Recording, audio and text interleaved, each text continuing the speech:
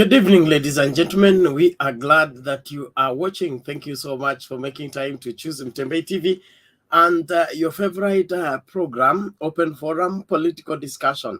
Thank you so much for making time to be there always and follow through the discussions and air your views on what is happening on our political front.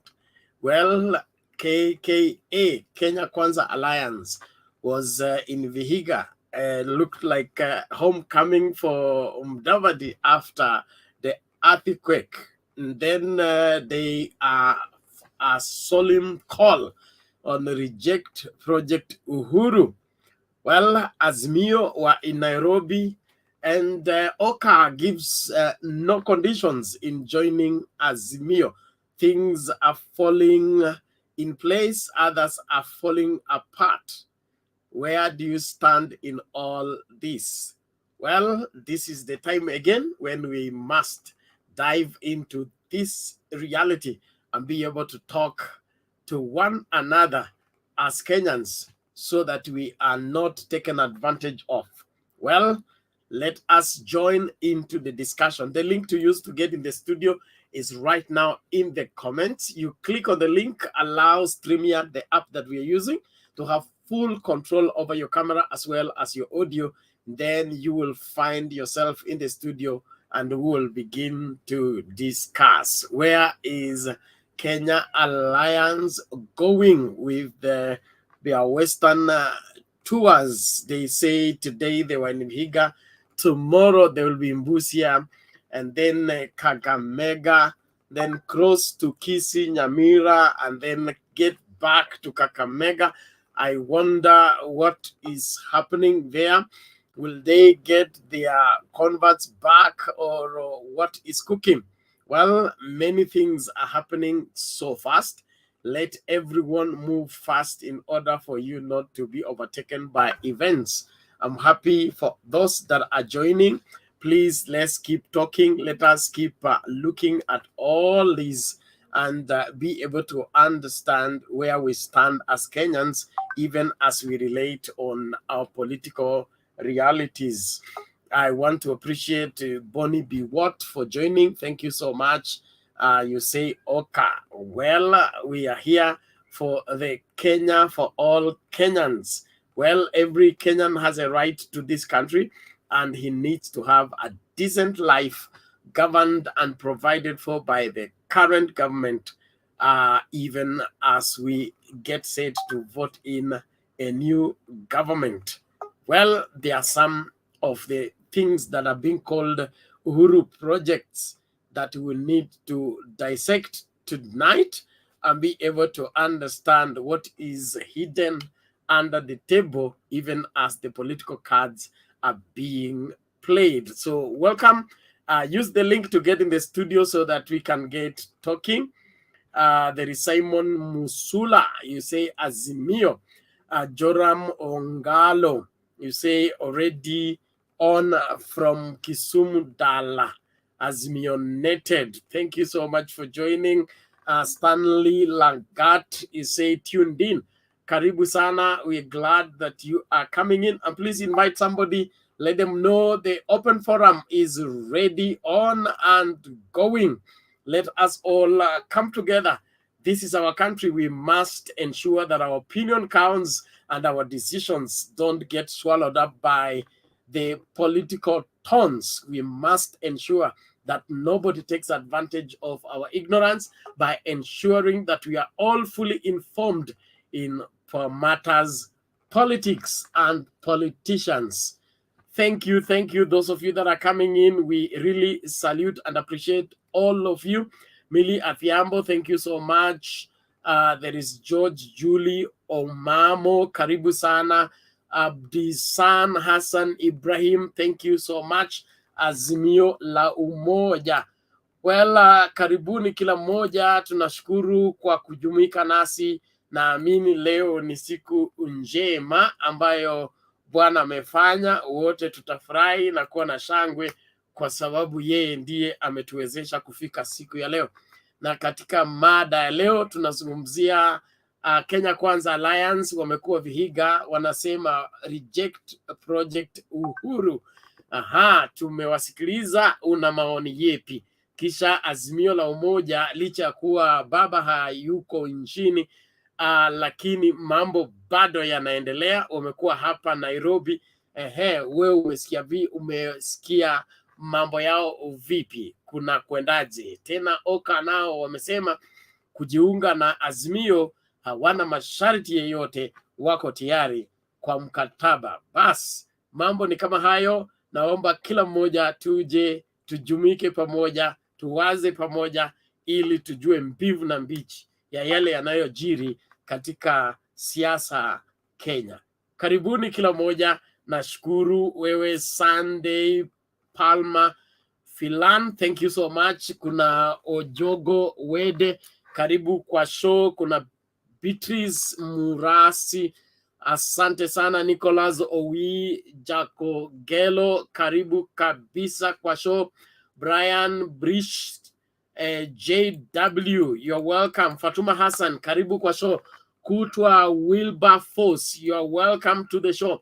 Thank you all of you that are coming in. Please invite somebody. Let us get talking. Many things are happening so fast. We better move with speed to keep abreast of all that are happening. Now, Bwana Boni, how are you? I'm good, Bernard. Thank you. You are hiding. Thank you. At least now we can see you. What is your take on what is going on now? First, let me talk about the KKA at VIHIGA. I know it is season of politics. You know, these guys, they want to pick anything. You see, they should not be actually seeing Raila as Uhuru's project per se.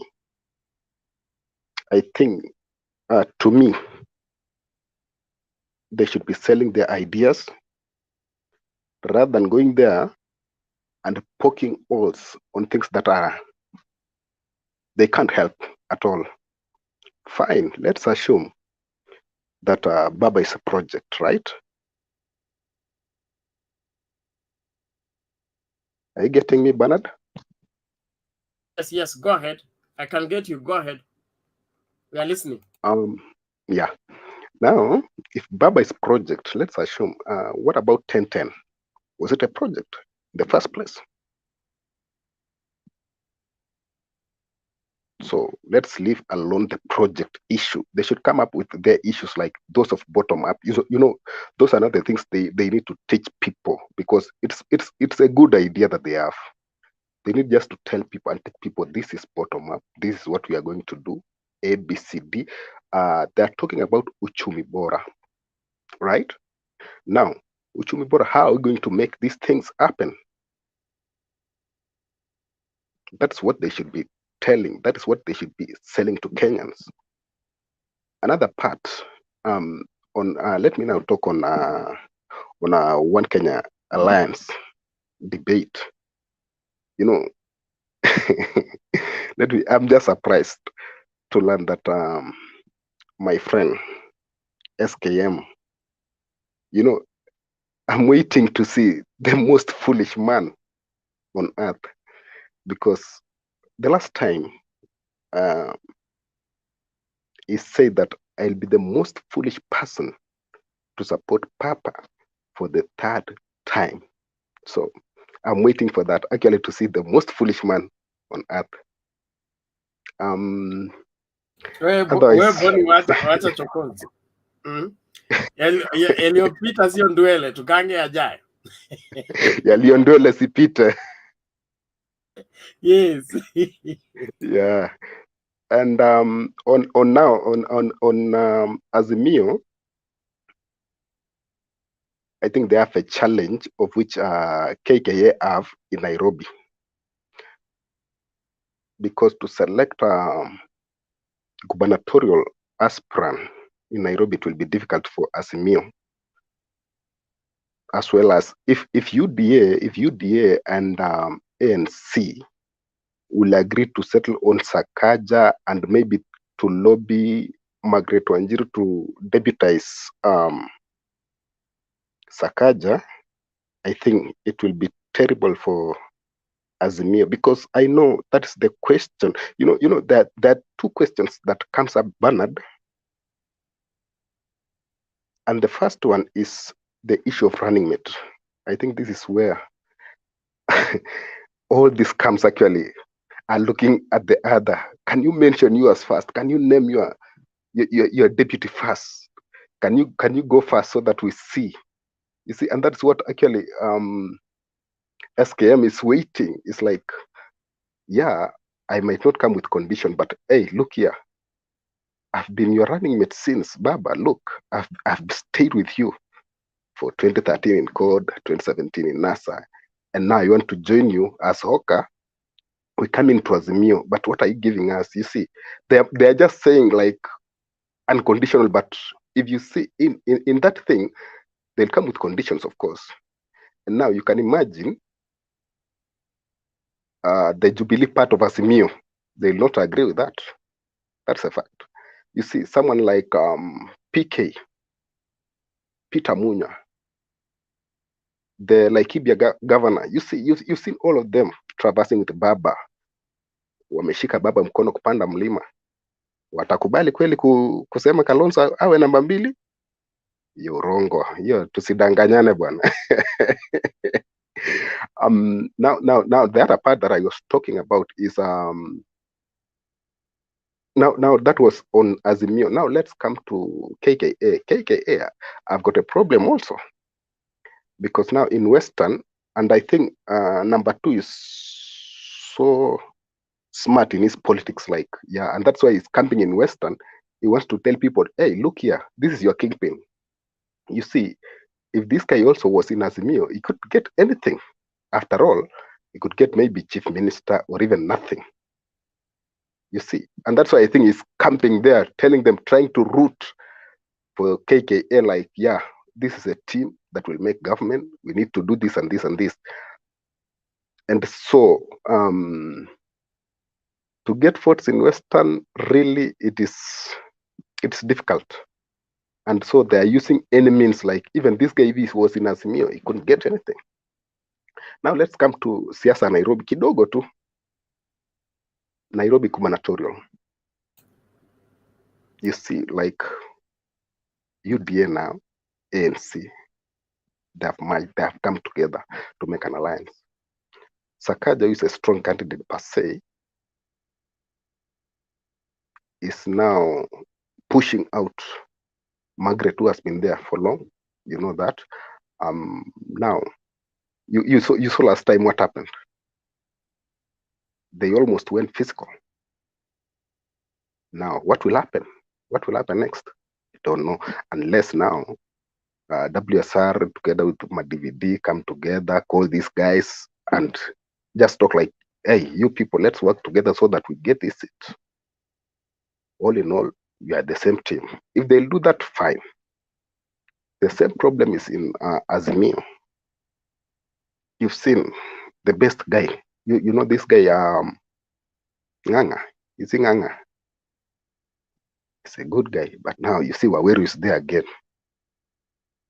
What will happen? I don't know. So that's all for now, Bernard. Maybe the next speaker can get him. Thank you. Okay, thank you. I would love to challenge you on the gubernatorial, whatever, for Nairobi, but in the meantime, wacha niachie hapo kwanza, nitarudi kwako baadaye. Tumsikilize Mama Selina, alafu kila mmoja peana your opening remarks, then we move forward. Mama, vipi leo? Salama sana Penat. Yes, tunaona mambo yanaendelea. Niliona Kakamega, VIHIGA, nikaona Kalonzo akiwa kanisa. Nikaona 2 teams ya Azimio katika Nairobi kwa mambo ya governorship. na nikapata nafasi ya kuona bunge la mwananchi katika Kasarani.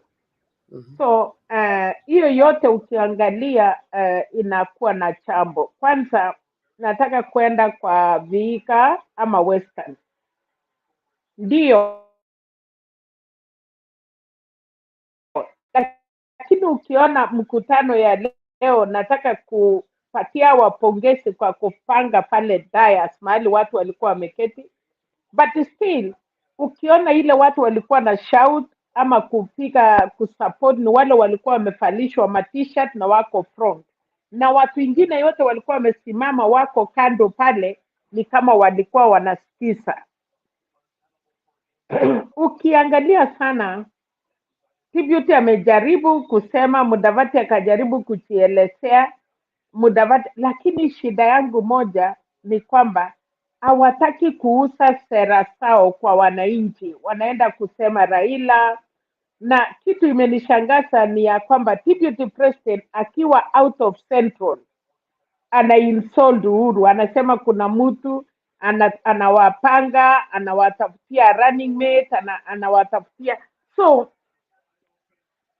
shida yao ni aambie watu akiwa rais atawatendea nini. Ndio amesema Chemelil, amesema hiyo companies zilifungwa, na mimi nikafurahi kwa sababu hata wenye walikuwa naongea saa zingine walikuwa na chapa serikali wakisahau ya kwamba Deputy President ni mmoja ya serikali. So ukiona hiyo mkutano Penat, ni hasira mingi wanaongea. They have a lot of bitterness. Wanastahili kuhusia Wakenya sehera sao, wasijali na mambo ya Azimio. Wacha Azimio na baba afanye yake, wacha Uhuru alete baba kama ni hivyo, lakini hawa wangekuwa na vile wanaambia wananchi waungane na hawa.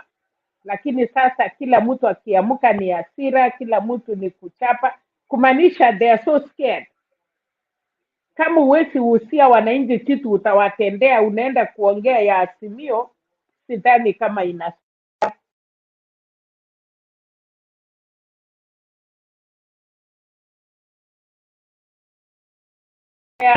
ya Kalonzo Penat, sijui kama nasikika. Ulikatika kidogo lakini umerejea. Oh my God, kuna simu iliintervene. Hello?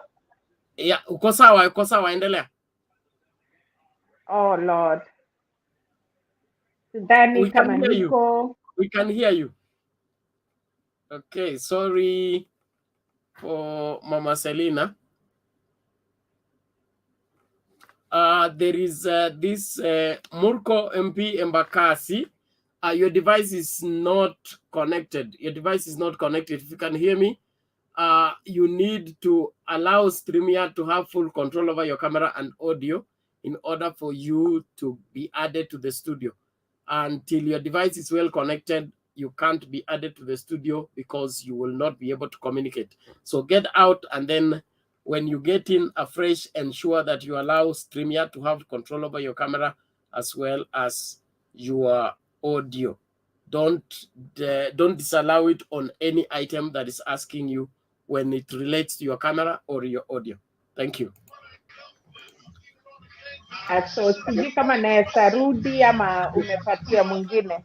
No, endelea Mama Selina. Okay, thank you. So nilikuwa nasema nikitoka huko VIHIGA Western nikakuja kanisa mahali Kalonzo alikuwa, na vile alisema kwanza alisema eri kufanya kazi na Raila kuliko Kenya moja, hiyo ya TV.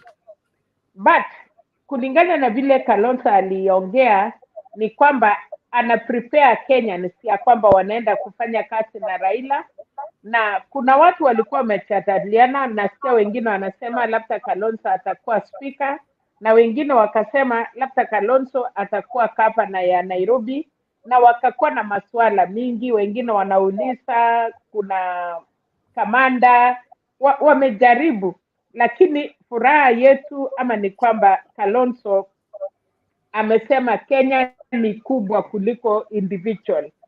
So hiyo ni moja. Sasa ukikuja mambo ya Nairobi, kati ya the two teams, timu Wanyonyi na kuna Waweru na kuna Estabasaris, naona watu wengine wanasema Sakaja. Ukisikia kwa bunge la wananchi where Luyas na Luos na watu wengi wanaunga Azimio, they are very ready kwa anybody ula atatolewa na Azimio akuwe gavana yao, but pia watajipika kila team kwa sababu lazima waende mchucho.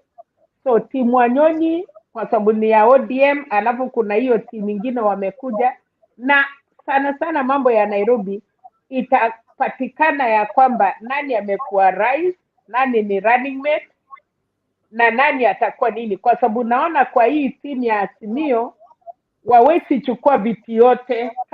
Kama Raila amekuwa president, tuseme running mate yake imeenda Central, actually kiti ya Nairobi lazima itaenda kwa Kalonzo ama watu hiyo group ingine, kwa sababu sidhani hiyo viti ya Nairobi watakaa chini, watakawanya kulingana na vile wameshikana, kwa sababu kuna viti kubwa Bernard, kama speaker of parliament, kama senate, watakawanya. So watu wakiambiwa hivi ndio tumeenda, na sana sana naona Wakenya they don't even care about these other seats. Wanataka sasa kwamba wamejua Azimio isipokuwa na enough governors, Azimio isipokuwa na enough member of parliament, governors, wanaona itakuwa ngumu kulingana na vile His Excellency Uhuru Kenyatta imekuwa ngumu kwa serikali yake, mpaka ilipiti aenda aongee na ODM ndio aweze kusimama kumaliza kazi yake.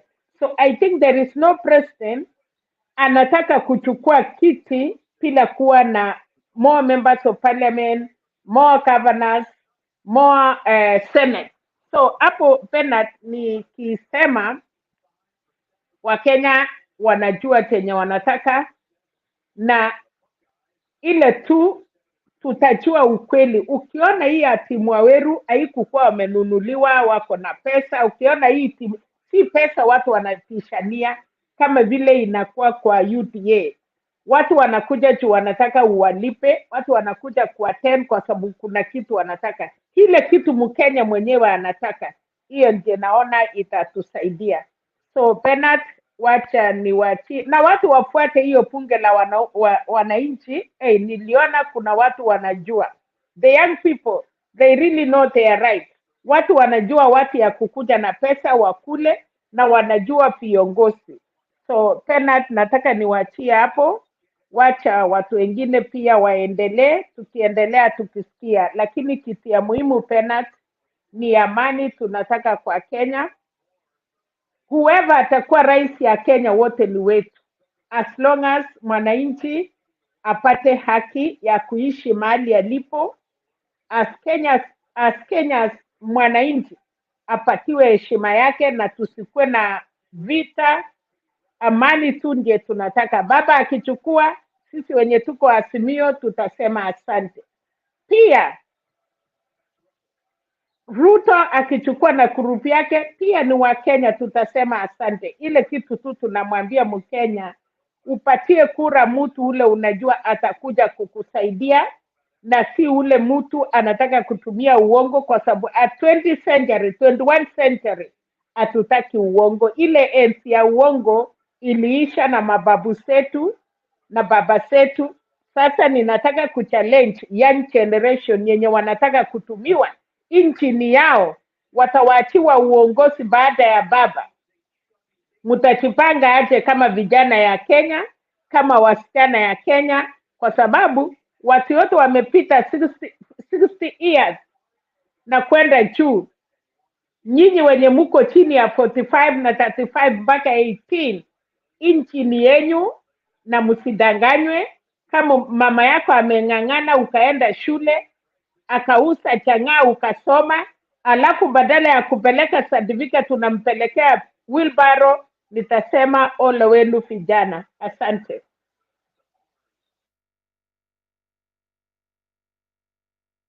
Okay, thank you, Mama Selina. We appreciate your observation and perspective. With your advice, I believe everybody is getting us loud and clear. Let us observe time and be able to continue with the discussion openly and freely. Thank you very much. Tumsikilize Bantu Warriors tukisonga mbele.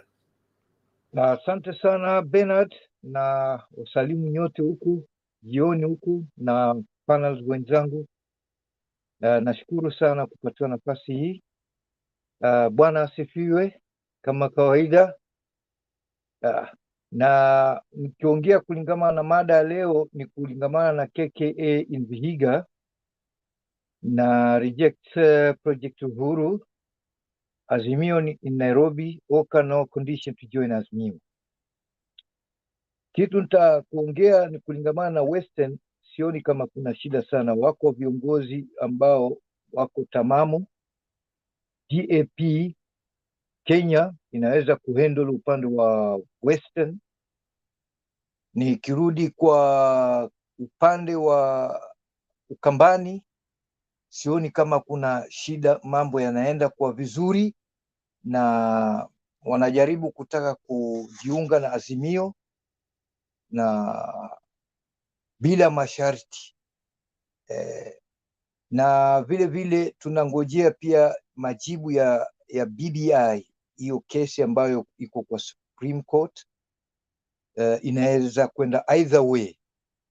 Inaweza kuja ikawa ni imekubaliwa, na itakapokuwa imekubaliwa, kwa hivyo itakuwa kuna room na space ya kuchukua watu wote kina Kalonzo na wengine ambao wanataka nafasi za juu.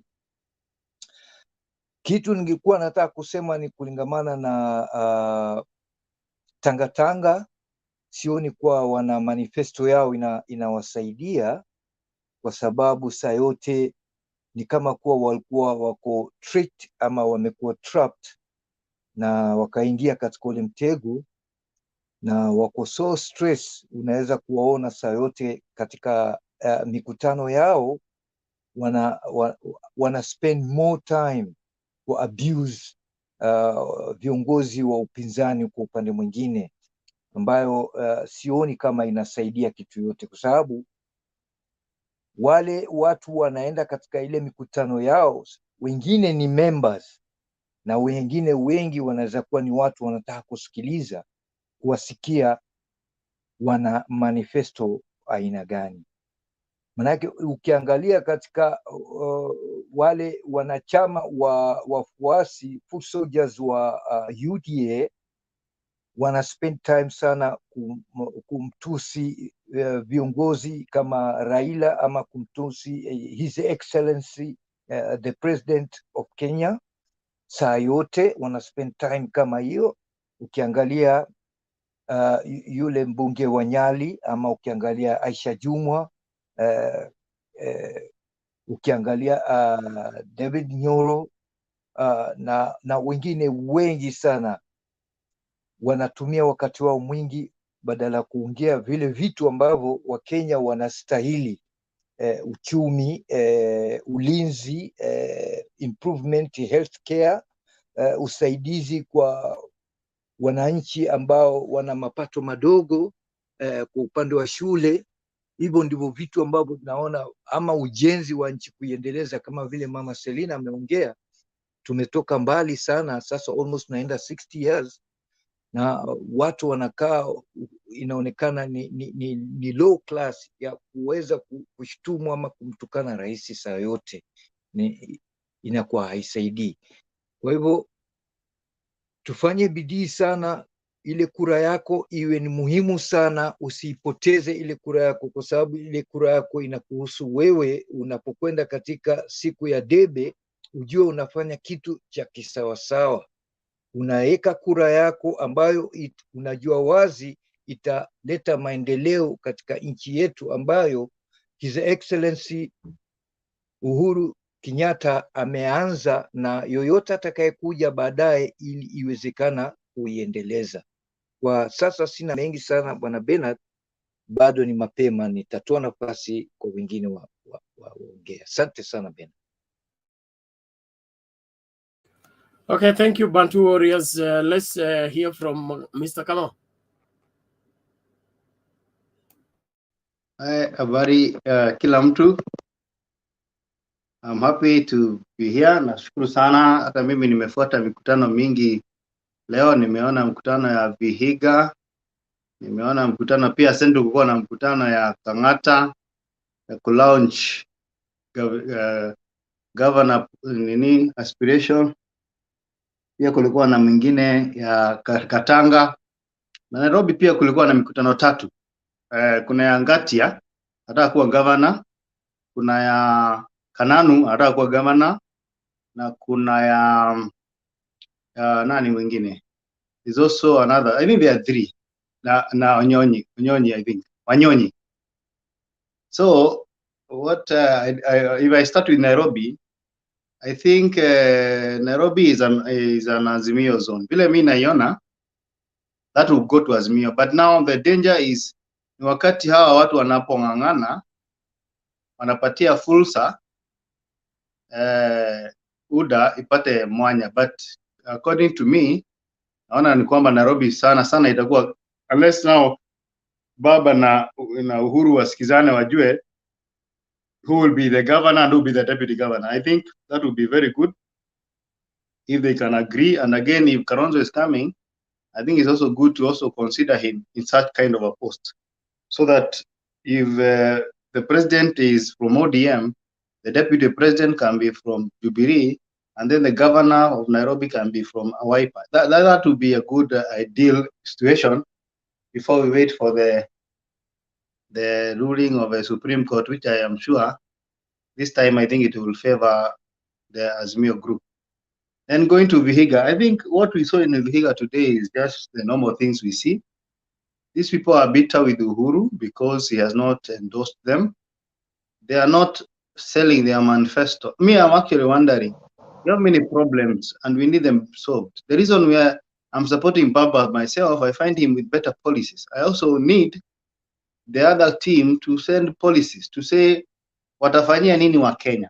We dispense 1 million people from school. Mr. Bernard, yesterday you said, this is a country that has a lot of human resource. We have enough educated people. In fact, how I should put it today is that Kenya should even not focus so much on the normal cash crops, like where I come from, Kiambu, we have coffee and kahawa.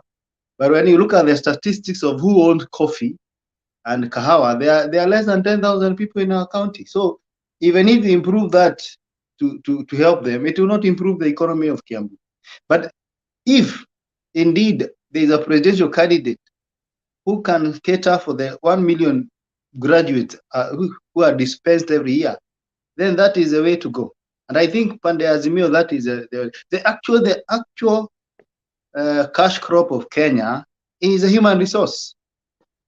Hiyo ndio tunatakiwa kuuza, export. Yeah?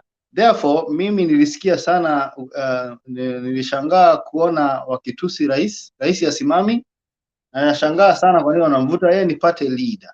Na kama party leader wa Jubilee ako na haki pia, kwa sababu anaishi hii nchi, na hata akilitaya atabaki hapa Kenya, ana haki ya kusupport yule mtu anataka.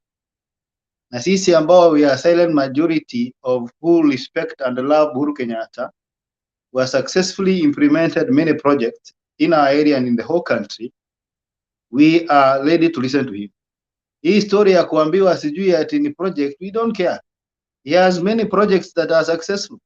The overpass in Nairobi, the port in Kisumu and in Mombasa, Lamu.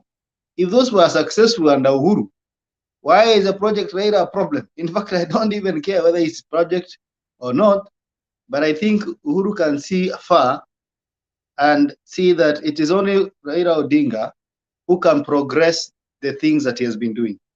The other team is full of that, unfortunately. And if we give them a chance, God forbid, hata kibiriti tutakosa, tutahakisha moto na mawe. You know what I mean? Itafika mahali hata kupata You see, where will you develop and steal at the same time? I don't find that whether it can work. However, for me, I will say that we are ready for 9th. We want to place them where they belong so that Kenya can move forward. I've never voted for Baba in my life, but this time I think he's the best option. Asante sana. Hey, thank you, Mr. Kamau. We appreciate your perspectives and contribution. The people on the comment section, please make sure that you remain civil. There's no need of going personal with anybody on matters politics. We are all entitled to a different opinion and our different views based on our understanding. Don't call anybody's comment or anybody's perspective of politics as old-fashioned or new-fashioned. There is what you don't see. I have used this example before. I always say God did not make a mistake creating you with 2 eyes and putting both of them in front of you and none behind you. The significance of that is that we will always need somebody to watch our back. We can't watch our back when we are looking at the front. And so for us to have a nation that we call Kenya in coherence and in unity, we must see the value in each other. And for us to be a solid nation, we require both the old and the new. The Bible says the kingdom of God is like a man who went in his house and removed both the old and the new treasures. If you think you are so youthful that you don't need the elderly, you are lost. And if you think you are so old and elderly that you don't need the youth, you're also lost. Life is enjoyed when we draw from the wisdom of the elderly and apply it into our youthful energy for us to pave the way forward for the betterment of the nation. So don't be prejudiced and think that you can't learn anything from anyone. Any person who thinks he can't learn anything from anyone, he's not a learner and he has no future. It doesn't matter how great or how nice they look. So let us all obey the standing orders, remain civil, respect one another. We have all met here, and so you don't know me, I don't know you. Let's respect each other. You may run into me. You'll be applying for a job, and then the other day you go to the panel and you find I'm there, and you called me all sorts of names here, okay? Then now I am the one to ask you questions whether you deserve this job or not. What will you tell me? Utatoka hapo and say, that man is biased. He's always biased. Hawezi nipatia job. Nilijua tu siwezi pata job. That is the same sickness you are suffering from on this particular platform. Sitaki kwenda sana, ningependa tu kila mmoja ajitahidi, hakikisha kwamba una heshima inadumu na sisi tunajadili kwa pamoja na katika umoja ambao tunahitaji kama nchi ili tusonge mbele. We cannot be starting every new election. We need to make progress. For us to make progress, there are things we must put at our back and forget them so that we move forward. Keep respect. Thank you very much. Now, naomba tumlete Nelson. Nelson, leo mimi nakushikia saa. Okay? Wewe ndio unakuanga wa kwanza kuvunja sheria ya saa na kutime na stopwatch. Lakini hiyo tai iko poa sana. So nitakuongeza sekunde zingine 30 for the nice tie. Okay? Welcome. Nashukuru sana kwa kupewa nafasi. So hilo teka, lakini tutajaribu. Mimi ningependa kusema I've confirmed kwamba kura yangu iko sawa na niko tayari kupiga kura. Nimetoka tu embassy kuconfirm kwamba watu wameshikashika kura na nashukuru Mungu watu wamejaribu. Though kuna wenye wamefungiwa juu ya timing. We are Kenyans, but we hope they will travel home na waweze kufanya hivyo. The next thing I would like to speak is that I have seen what has happened in VIHIGA, but actually I am not really happy with what happened on the UDA side. You know, the politics that has started in Western and in other areas from the UDA and the Kenya Kwanza group, it's embarrassing. It's not good for the young and for the youths and for those who are voting for the first time. Please let us not be used, because abuse is not going to help us gain anything. I've seen a lot of abuse. The issue is just Uhuru Kenyatta and Raila being a project to the government. My question was, what if Uhuru Kenyatta today decided to say that Ruto Tosha? Will he be a project?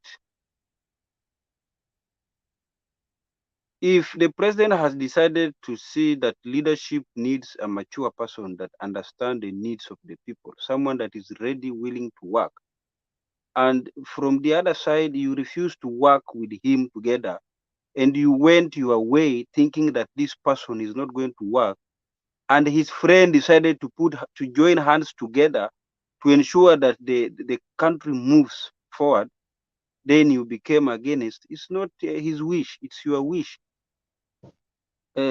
Actually Ruto alijizika mwenyewe for not having kufanya kazi na rais, and in few days to come we have seen people are resigning from their jobs.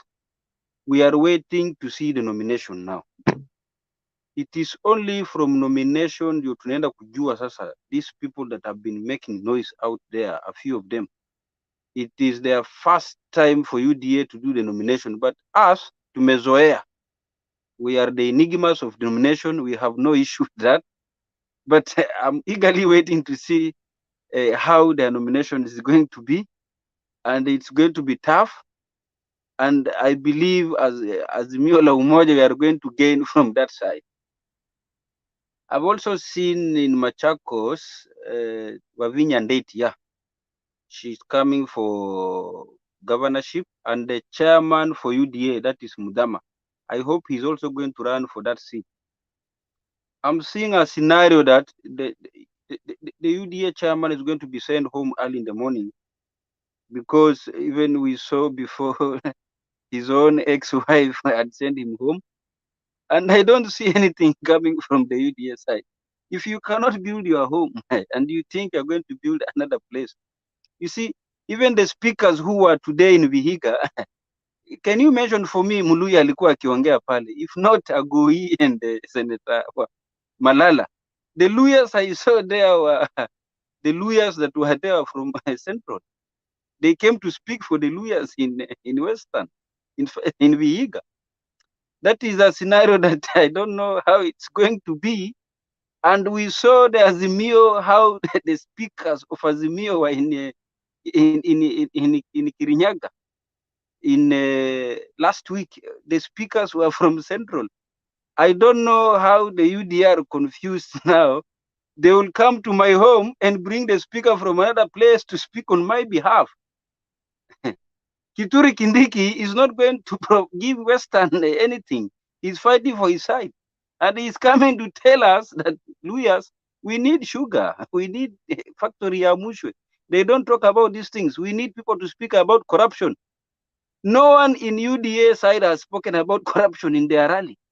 If there is one of them, please just tell me it's a lie. These people, their agenda is, they have taken Ndindi Nyoro to come to speak to VIHIGA, and he's shouting that Muluya, tumeletewa Muluya from side nyingine akuja tuongelee. Actually, You are in your last 30 seconds.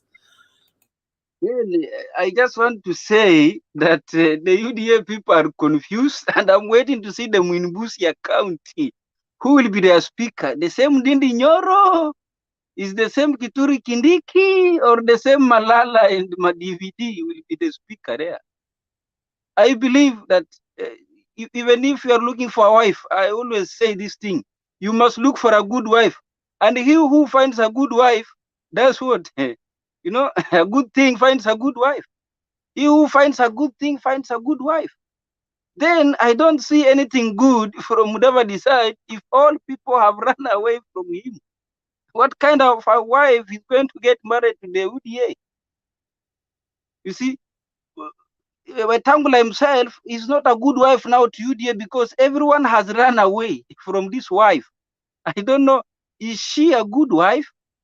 You know, if we are going to look for a wife that people in the village have run away from her, then you are the Tamatisha tafadhali, muda wako umeisha. Utarudi wakati mwingine. Yeah, ningependa kusema mimi kura yangu iko intact to send these people home very early in the morning and I'm ready. Hiyo tu ndio kitu naweza sema. It's my vote that will pick. And I would like to tell everyone here, let's maintain peace. Let's have a peaceful communication to ensure that the ninth transition iwe ni kitu yenye itaingia vizuri. Na I believe in God that he who finds a good thing finds a good wife. Uhuru Kenyatta has found a very good thing from Nelson, the proverb goes, he who He finds who finds a good wife has found a good thing. You have reversed it. All they say, we are a good preacher. Leave you it there. can bring it back. But these people, they got a very wrong wife. A very wrong one. A rowdy wife. Everyone has run out of her. The family memukata, watoto wamemkataa, wajukuu wamemkataa.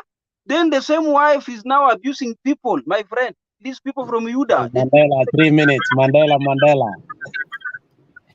Order, thank you. Now I will send you to quarantine since you don't want to conclude.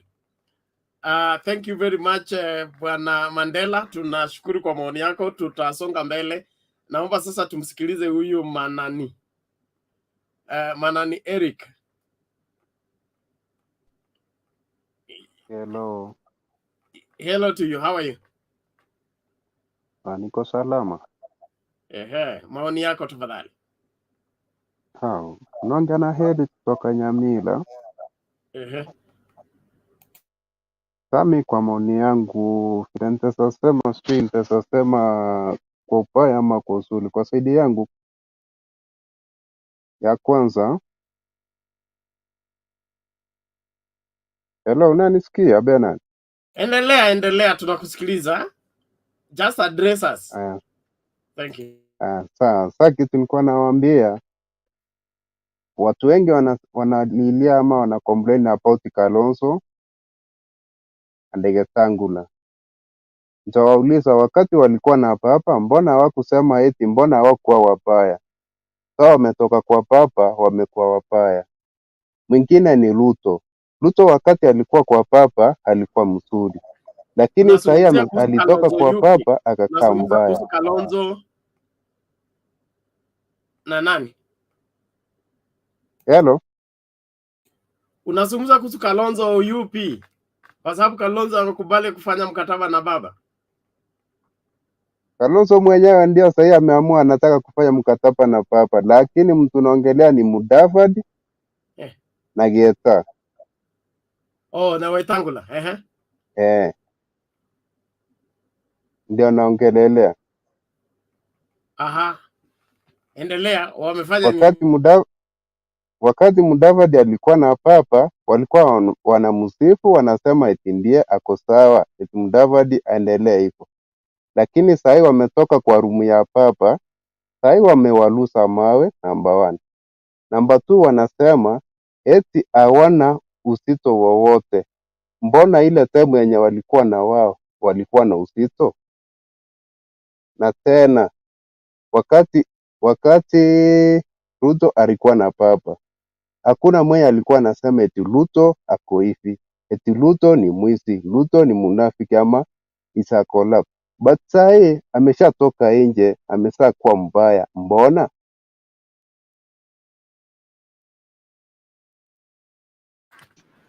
Okay, unataka jibu kwa maswali yako? Mimi nimeuliza tu mwenye atanichipu anichipu. Hao watu wametoka wanasema uzuri gani kuhusu Raila? Hao watu wametoka, unazungumzia kuhusu Mudavadi na Weta. Umewasikiliza hivi juzi, wanasema uzuri gani wa Raila na wa Rais Uhuru Kenyatta? Tangu wa Raila umesikia Mudavadi akisema Raila vile ni mzuri na vile Uhuru ni mzuri? Haya, nitasajibu kitu moja. Yes. Mudavadi alisema walikuwa na Raila pamoja, lakini Raila akamtapeli akaenda. Kwa hivyo yeye ameshakuwa kwake, ameona usuli wa Raila na ameona upaya wa Raila akatoka. Ndio maana akamtapeli nini? Namba 1 Mudavadi wamesema kuna hiyo pesa ya party hawakupewa. Kwani Mudavadi wamelilia hiyo pesa ya party hawajapewa. Mudavadi ni member ODM. Hapo hiyo swali hapo ajibu. Hiyo pesa gani? Manani pesa ya pesa gani? Party gani? Pesa ya party. Nataka tujue hiyo ni pesa gani anauliza. Which party? NASA. Hiyo pesa ilipewa NASA ama ilipewa pamoja na NASA? Hiyo pesa ilipewa nani? According to Alex, you're out of order. Ngoja kwanza. Manani? NASA, Yes. NASA ilikuwa coalition, haikuwa party. Haikuwa political party. Ilikuwa coalition ndio. Yeah. Lakini ndio nitasachipu, mimi nitasakuchipu kwa upole. Mali nitapotea, sawa muniambie, lakini nitasakwambia wao wenyewe ile kiatu yenye wanasema ile kiatu yenye umeshafalia, wewe mwenyewe ndio unachua usuli wake na upaya. Sasa wao wenyewe wameshajua hiyo usuli na upaya wa hiyo kiatu ya Raila. Ndio maana wakatoka. And then mlikuwa mnasema wewe bwana Manani, mimi sikupingi. Yes. Kile mimi nataka ni tuelewane. Okay? Umesema pesa zilipeana kwa NASA. NASA haikuwa party. So NASA did not have parliamentary rights to receive any money from political party fund. Okay? Wakati NASA walikuwa na mkataba, ilikuwa wa field members wa parliament kwa pamoja, ili watu wasirun kama Ford Kenya ama ODM, wote waran kwa ticket inaitwa NASA. Ford Kenya na ANC wakakataa, wakasema kila mtu atupe watu wake kwa kiwanja, tujue mbivu na mbichi dakika ya mwisho. Sawa sawa. So katika kuingia kiwanja, ODM ndio ilipata majority of members of parliament from the NASA fraternity. Yes. It qualified to be a parliamentary party. Ikiwa parliamentary party, iko entitled to get party funding. You understand? But ANC and Ford Kenya did not qualify. Hawakuwa na wabunge wa kutosha to qualify for the money. Sawa sawa. So mimi nikipokea check kama ODM na wewe ni ANC alafu Ford Kenya, unanidai nini? Mr. Bernard. Yes. Sawa. Hiyo nayo umenishanipea, mimi nitaenda kulivise ni kujibu kesho. Imeshanilemea. Lakini kuna yenye nitakwambia unipe tu ama munipe tu muda. Sema, tunakusikiliza.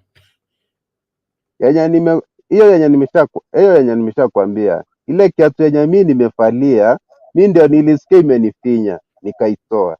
Kwa sababu Mudavadi alisikia hiyo kiatu imemufinya akatoka. Angalia ama msikie, kuna mtu mwingine Miguna. Sai Miguna anariria wapi? Canada. Walikuwa na nani? Walikuwa na mzee. Mzee akamtoroka akaenda handshake, akaacha Miguna huko. Na Miguna anaendelea kulalamika. Uliona juzi Miguna akisema hadi pesa yenye ametumia imekaa mingi kuliko ile yenye alikuwa ni expect.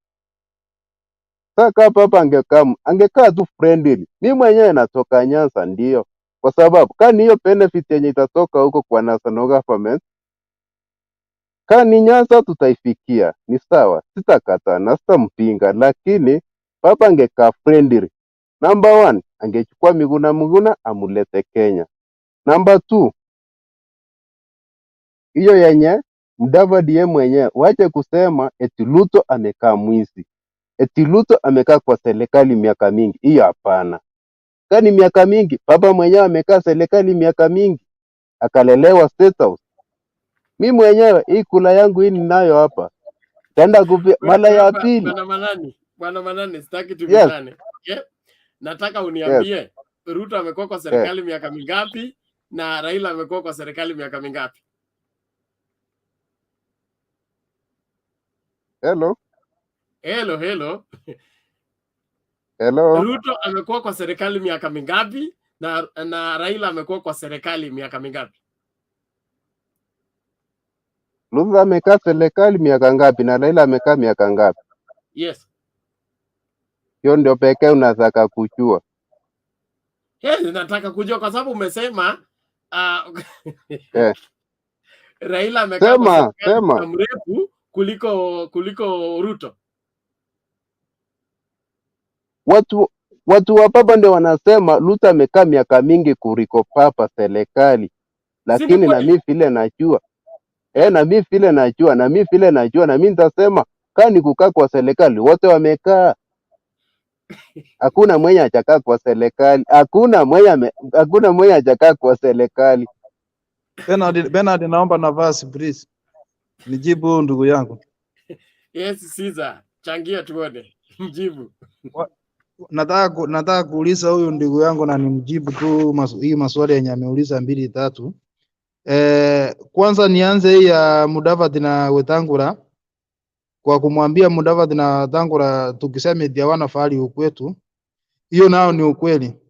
Ndugu yangu, ukiangalia hii wakati wote Raila amekuwa akisimama, mtu kama Wetangula na huyo Mudavadi unasema, na tukisema hawana fahari ni ukweli. Angalia mahali tuliviachia Wetangula 2013, 2017 Bungoma. Jubilee ilipata wabunge wengi na ilipata kura mingi. Hiyo sasa hakuadi any value. Mudavadi pia hivyo. Na kitu kingine, hata wewe mwenyewe unajua ukiwa na bibi yako, hata bibi ni mbaya, uwezi, na kama unaishi na yeye kwa nyumba uwezi enda kutoa siri yake huko nje useme eti huyu mtu ni mbaya. Lakini ile siku ndoa yenye itaisha ndio utaanza kusema ubaya wa huyo bibi. So Mudavadi na Wetangula tutasema ubaya wao kwa sahihi, sababu sahihi hatuko na wao, ndoa ishaisha. Lakini wakati tulikuwa na wao tungesema wangesema sasa utakaa aje na bibi mchafu anakaa hivi na hivi, si umfukuze. Sahihi ndio maana tunasema hivyo. Hiyo nimekujibu. Kitu kingine ya pili, mambo ya wizi, kuwaita waizi. Eti kwa nini hatukuwa tunaita Raila au kwa anaita Ruto mwizi? Kama uko na historia, enda uangalie. Raila alikuwa mtu wa kwanza kufuta William Ruto wakati wa Mahindi, yeye na Samu Ongeli. Wakati kulikuwa na utata, alimfuta Kibaki akamrudisha kazi. So Raila alisema huyo ni mtu ni mwizi, si eti sasa ndiye ameanza kusema hivyo. Alianza kusema kitambo, si eti ni saa hii. Alafu kitu kingine yenye unasema eti Ruto na Raila ni nani amekaa kwa serikali miaka mingi? Hata nikikuhesabia since 2013 mpaka saa hii Raila hayuko kwa serikali. Ruto ni namba 2. Hizi vitu zote anatuambia angekuwa ametufanyia. Wakati Raila alikuwa kwa serikali, wakiwa ile serikali yake na Kibaki, huko unaona hii maneno yenye unaona saa hii. Serikali remove, Kenya iliendelea, si kama saa hii. Na huku sikia Raila akicomplain wakati alikuwa kwa serikali eti kitu fulani nitakuja kufanya. Kazi ilifanywa. Hiyo tukubaliane ndugu yangu. Alafu kitu kingine, hizi kura zote, hii mambo yote unatuambia, mimi sioni Ruto. Ile kitu najua, ile rekodi Ruto ataweka, atakuwa mtu wa kwanza kuuliza kiti ya urais for the first time na apate kura milioni 2. Yeye hiyo ndio historia ataweka. Juu mtu wa kwanza kupata kura mingi mara ya kwanza kuitisha ilikuwa ni Matiba, alipata I think it was 1.8. Nataka unisikize. Mwingine ilikuwa ni Uhuru Kenyatta. Kalonzo mwenye mara ya kwanza kuuliza ikakuja Raila akapata 1600. Mudavadi 1300 sijui na kitu. Sasa ile rekodi yenye Ruto ataweka ni kupata kura milioni 2. Tukiangalia hata vile mnashinda hapa mkituambia sijui UDA, mimi sioni kura za Ruto. Angalia Rift Valley, zile counties ziko huko. Tutapatia Ruto Wasingisu, tumpatie Kericho, tumpatie Nandi, tumpatie Bomet. Laikipia pale ni 50-50. Tukienda Kajiado hata tumpatie 50-50. Narok pale ni kwa baba. Turukana tutapatia Ruto. Ni gani nyingine mpaka ya Rift Valley na Nakuru? Pale hata Ruto hata pata kura mingi kuliko Raila, hiyo tuambiane ukweli. Na kura za Ruto zenye zinaweza mleta juu ni za Mount Kenya. Na Mount Kenya itategemea na vote turnout vile itakuja. Na the moment vote turnout itakuwa maybe ni 80%, wewe jua Ruto ameenda saa 12 asubuhi Sugoi. Ikikuja 80% vote turnout na Raila apate 20%, that means atapata 50% from Central. Saa 12 tunamtuma Sugoi. Sikudanganyi. Wewe angalia hizo figures zako vile unasema. Na uhesabu za Raila. Tunaongea na facts my friend. Wacha makasiriko na ukubali piga mahesabu zako. Wacha kuchukia Raila. Heshimu Raila na ujue ile Raila kitu yenye anasimamia. Si mambo ya unajua Ruto anaongea double standard. Leo anaongea hii, kesho anaongea hii. Sasa hii anaita Raila ni project ya government. Yeye vile Uhuru alimwambia atamsupport miaka yake 10 na hii nyingine 10. Uhuru ni president na ni kutoka anatoka. Angemsupport sisi atungemuita project. Kwa nini Ruto yeye amesupport mwingine na muita ni project?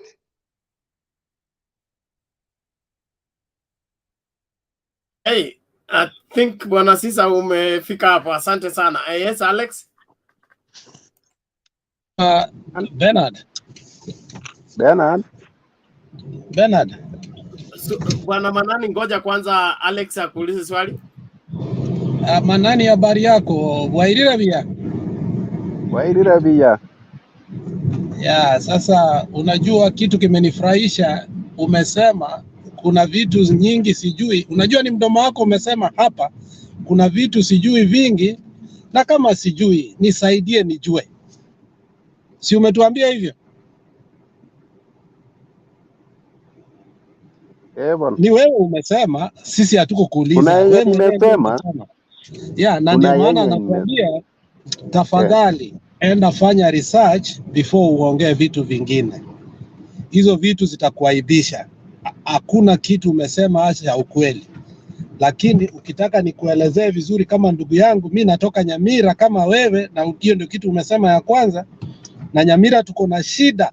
Juzi iko kijana amekuja hapa kama MCA akatupa aibu hapa ambaye hatujaipata. Na tunataka kutoa huo utapeli. Huo ndio utapeli. Electing people who cannot even speak on Mutembei TV. So ndio maana nakuambia we nipe namba yangu hapo chini yako tuongee, kwa maana you need to be told the truth. Kwa maana kuna vitu nyingi hatuwezi ongea hapa. Tafadhali. Iko vitu umesema hapo ambazo hatutaki kukuweka kwa rada. Asante. Okay, thank you Alex. Manani. Hello. Bernard. Ngoja kwanza, everybody stay in order. Mute your mics. You lift your hand, then you'll be picked upon. You don't shout. You don't call my name. Thank you. Now, Bwana Manani, it's your right of response, but to give your number to Alex, there is something called private chat on the side. You click on it and then give your number there. It will not go public. It will be only viewed by the people in the studio, not on the public wherever channel. Yes, Manani, respond kwanza ndio watu wengine waingilie ndani. Bernard. Yes. Sasa kuna kitu ya kwanza nauliza Alex. Kama we mwenyewe unielekeze number 1. Nataka uniambie mali nitatumia Alex namba yangu kwenda. Okay. Unaona hapa na type on the side Aba mali imeandika text ama chat.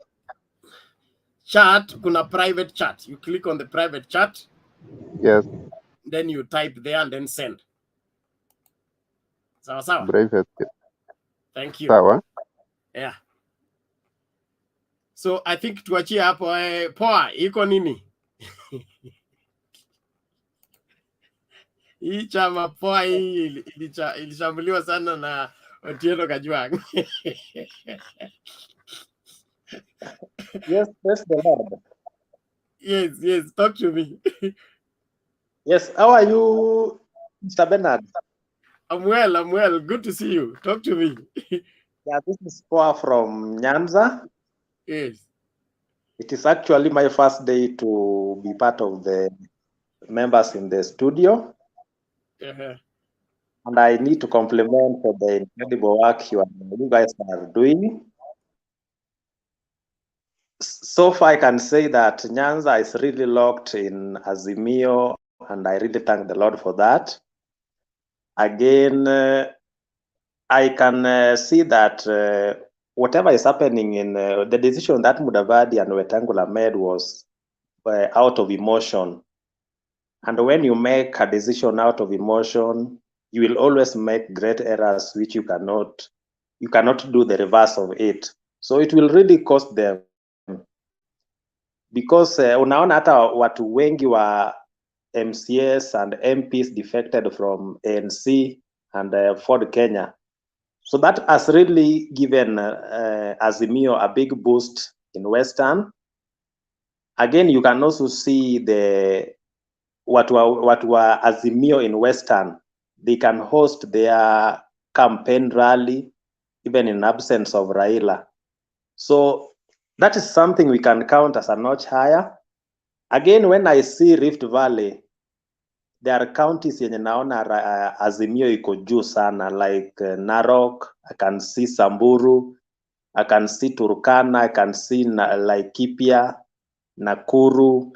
Even in Uasin Gishu, Azimio is going to get a lot of votes. So that's really powerful, and I thank God for that. Again, we see Nairobi is locked under Azimio. We see Coast is locked under Azimio.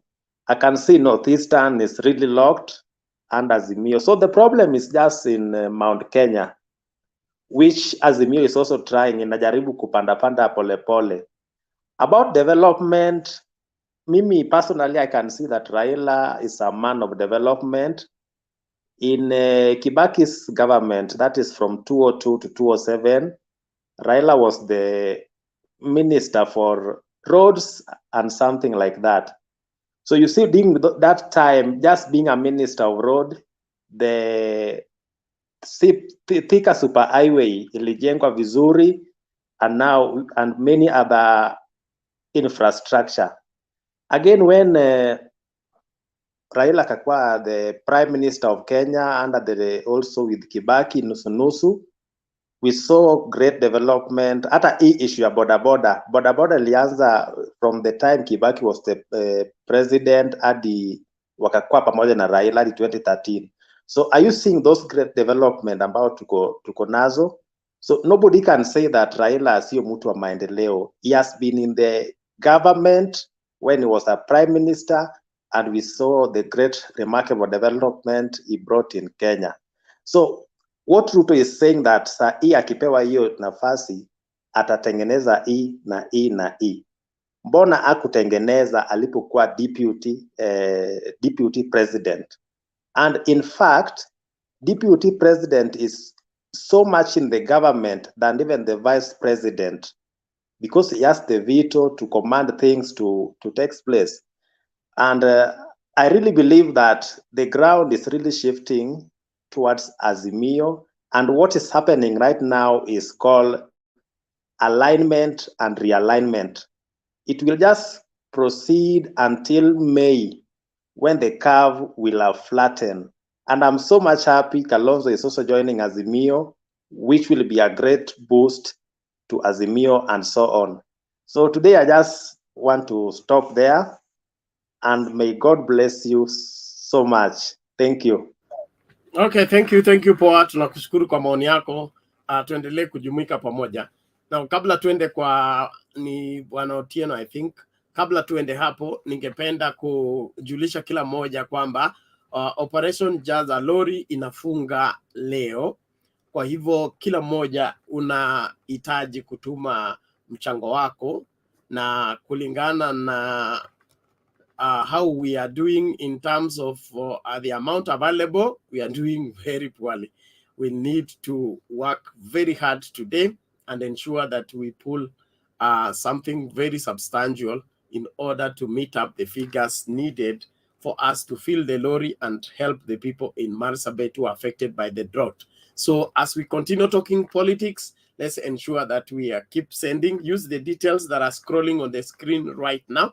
I want to share them on the comment section or in the description on the post. In the description, you'll get full details on what to do in order to send in your contribution. Now, before we bring in Otieno, I want to share this video with us. It will also help and guide us into the discussion. It is an amateur video, but it's a good one. Let us listen to the mountain. Everybody's talking about the mountain. Uhuru sio mjinga, anajua sababu kusema mzee ndio anatakiwa kuongoza Jamhuri ya Kenya. Saide walienda Uhuru Garden, aliambia mzee, amka unene na watu yako hapa. Kwa hivyo kuonyeshana kwa heshima yake, alipatiana uongozi kwa mzee aongoze Jamhuri ya Kenya. Kwa hivyo nyinyi wote watu wa Kenya, mjue ule kiongozi mmepatiwa ni mzee amekomaa na amejua maneno utawala Kenya. Kwa jiri wale sasa mnaambiwa mara tuende wapi, mara sijui mara tuende wapi, uda sijui inaitwa sijui hurubaro. Nikuuliza hurubaro, mama ataweza sukuma hurubaro au nikusaidia yeye? No, yeye hurubaro. Heri wambie mtu unampatia trakta baada ya kumpatia hurubaro. Ajisifanye huyo wa hurubaro anaenda na helicopter, sisi atupatie hurubaro. Na majina yako? Mimi naitwa Joroge, mimi naongea kwa niaba ya Uhuru Kenyatta, vile alituambia mwelekeo ni hii, na hiyo tu tunafuata hadi mwisho. So wewe ni mtu wa baba? Mimi ni mtu wa baba. Hata wote mpaka watoto yangu mpaka bibi yangu wote sisi tunafuata baba.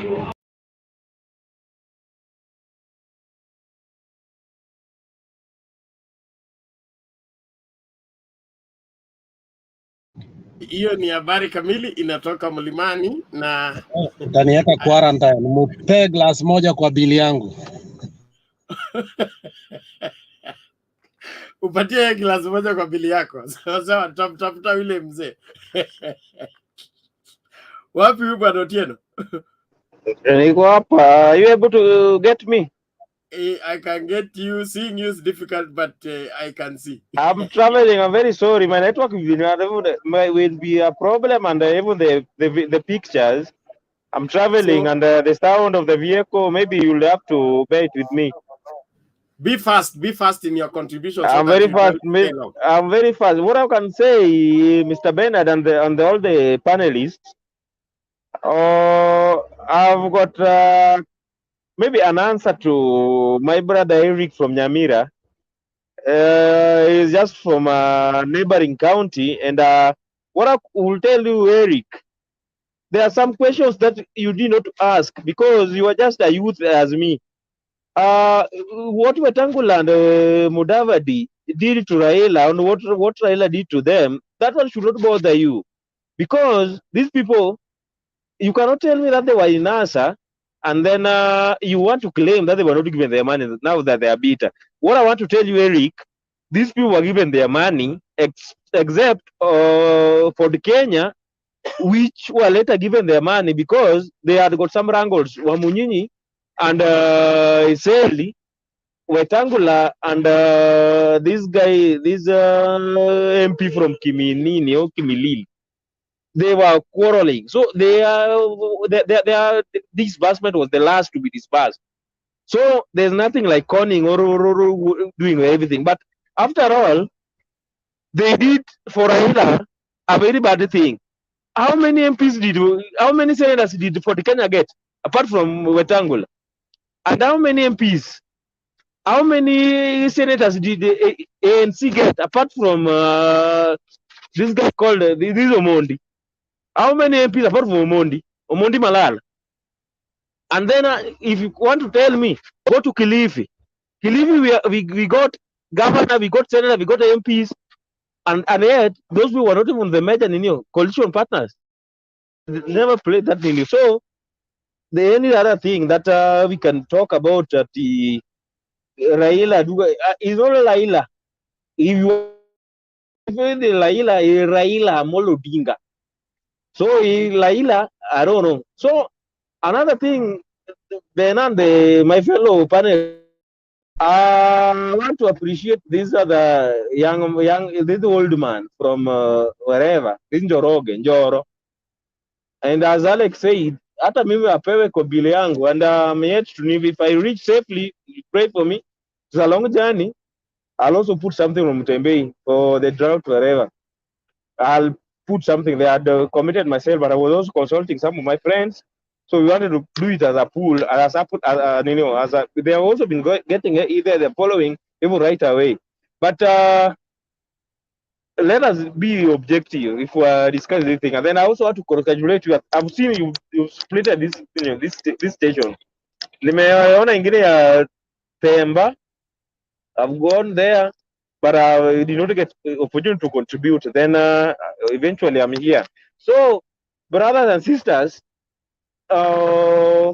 sisi huku kwa lake tunasema kama yamo imeloko, yamo loko. Inamaanisha ati wind has just turned around. This time around, let us not dilly-dally. My friend from Nyamira, do not be left. Imagine your senator, Omogen, did a lot when we were at the Supreme Court. And the logarithm, if it was not him and Utiende Amolo, we could not even got those people. Come home, Alex, do your part. But Alex, on a light note, are you a truck driver? Whenever I see you, you are on track. You are driving every way. Otherwise, I'm there. I will still follow. Let other people know, Bernard, if you can take it through. Thank you, Otieno. We appreciate. Alex, do you want to answer that? I'm a hard worker. You're a hard worker. We work. No, I'm not a truck driver. I'm not a truck driver, no. Okay.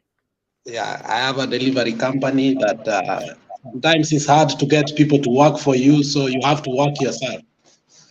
Kuna kazi huko ambayo mpaka huwezi pata mtu wa kusaidia.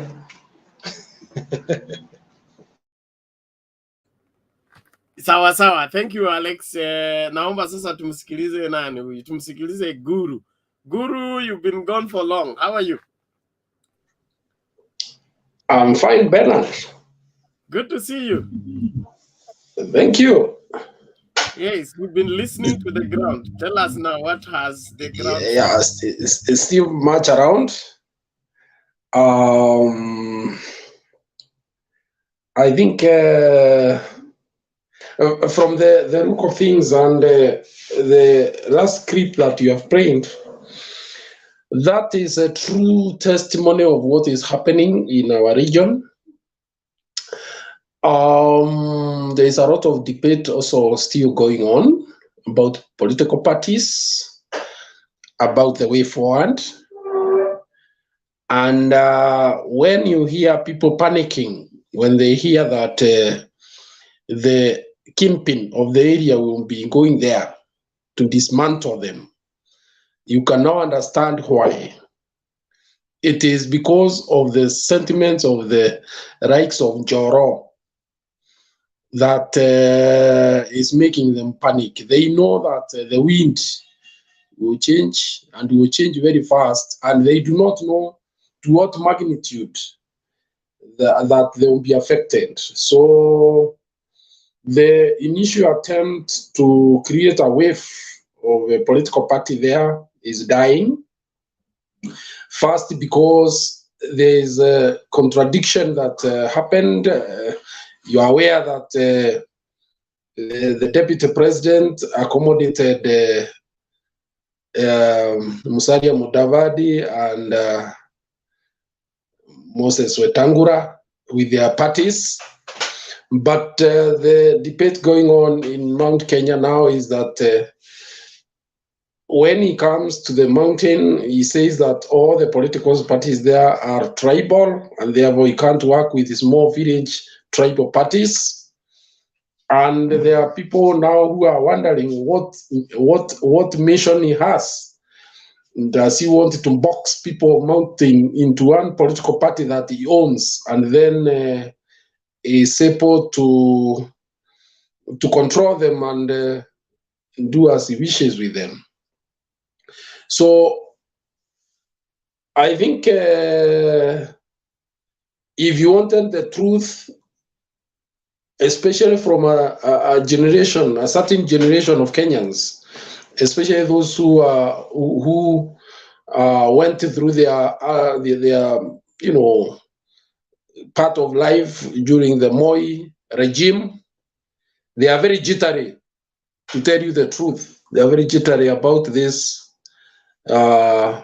man, because his actions actually reflect what they fought for many years to overcome. Therefore, the word from the president, which should be coming maybe early next month, perhaps, will change the tide in the region in a manner that many will be shocked. Forget about these people talking about resistance. When you go to a marketplace and give 100 youths who are riding boda, you give them money, and then you expect that you have swept the area. It's a big joke. It's a very big joke. That's not the way you play politics. Mark you, some of those youths, majority, do not even have ID cards. Some of them even don't have voters' cards. So for them, it is what they can make from you that day. You can even see through the voter registration, they are not taking the votes because that is not their purpose. The people who will turn up to vote are more discerning. They are more restrained. Most of them don't attend political rallies, but they are able to discern and debate, interrogate, and be able to know who to trust with their lives and the lives of their children. Coming to KKA in VIHIGA, I think I saw a much smaller crowd. I do not think that is a crowd that should come to welcome you after a momentous political direction that you have taken or one has taken. You can also see there's an organization that was done before that rally, which shouldn't be. If you are going to your home area, you should naturally interact with the people, not going and giving people t-shirts. The people should come out in their large numbers to show that they support you. So I think you can also see the crowd behavior through the patterns of interaction in terms of how they respond to the utterances that are being made on the platform. You can tell if you have followed crowd behavior very well. Those people are not rhythming with the kind of message that were being given. It is too late. I think Wetangula said it would be messy and will have casualties. Unfortunately, he is the casualty himself. He seems to be one who will face the consequences of his political action, together with his brother, Musalia Mudavadi. What is happening in Mount Kenya right now is that, was the reason why Mudhama rushed to issue a statement, was they are waiting with bated breath to see how they are treated by the UDA. They are jittery that the position of deputy president could go to Western Kenya, and yet they claim to have more votes, and they have invested over a long time in this party. So how he is going to handle this is also a challenge. You are aware that those who have bolted out, like Ngirichi in Kirinyaga, is doing much damage there on that party. She is no longer going soft. She is gone bare knuckles against the parties that she helped build, and the messages are resonating. So what we are expecting in Mount Kenya is not one party sweeping through the region. We are expecting people to scrutinize the personalities who will be asking for votes as individuals. They may come with parties, but they also go through a scrutinization for them to be made MPs and senators. So the issue of saying because you have come with this party, you will sweep the board, I think that will not work this time. Asante sana, Bernard. Okay, thank you, Mr. Guru. We appreciate your contribution. Kuna mtu na swali kabla tuende kwa Sospita? Okay, Sospita, karibu.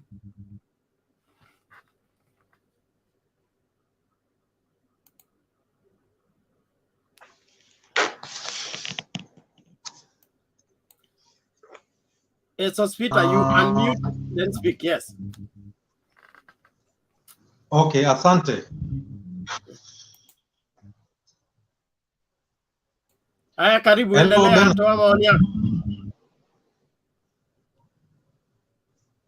Unapata? Endelea.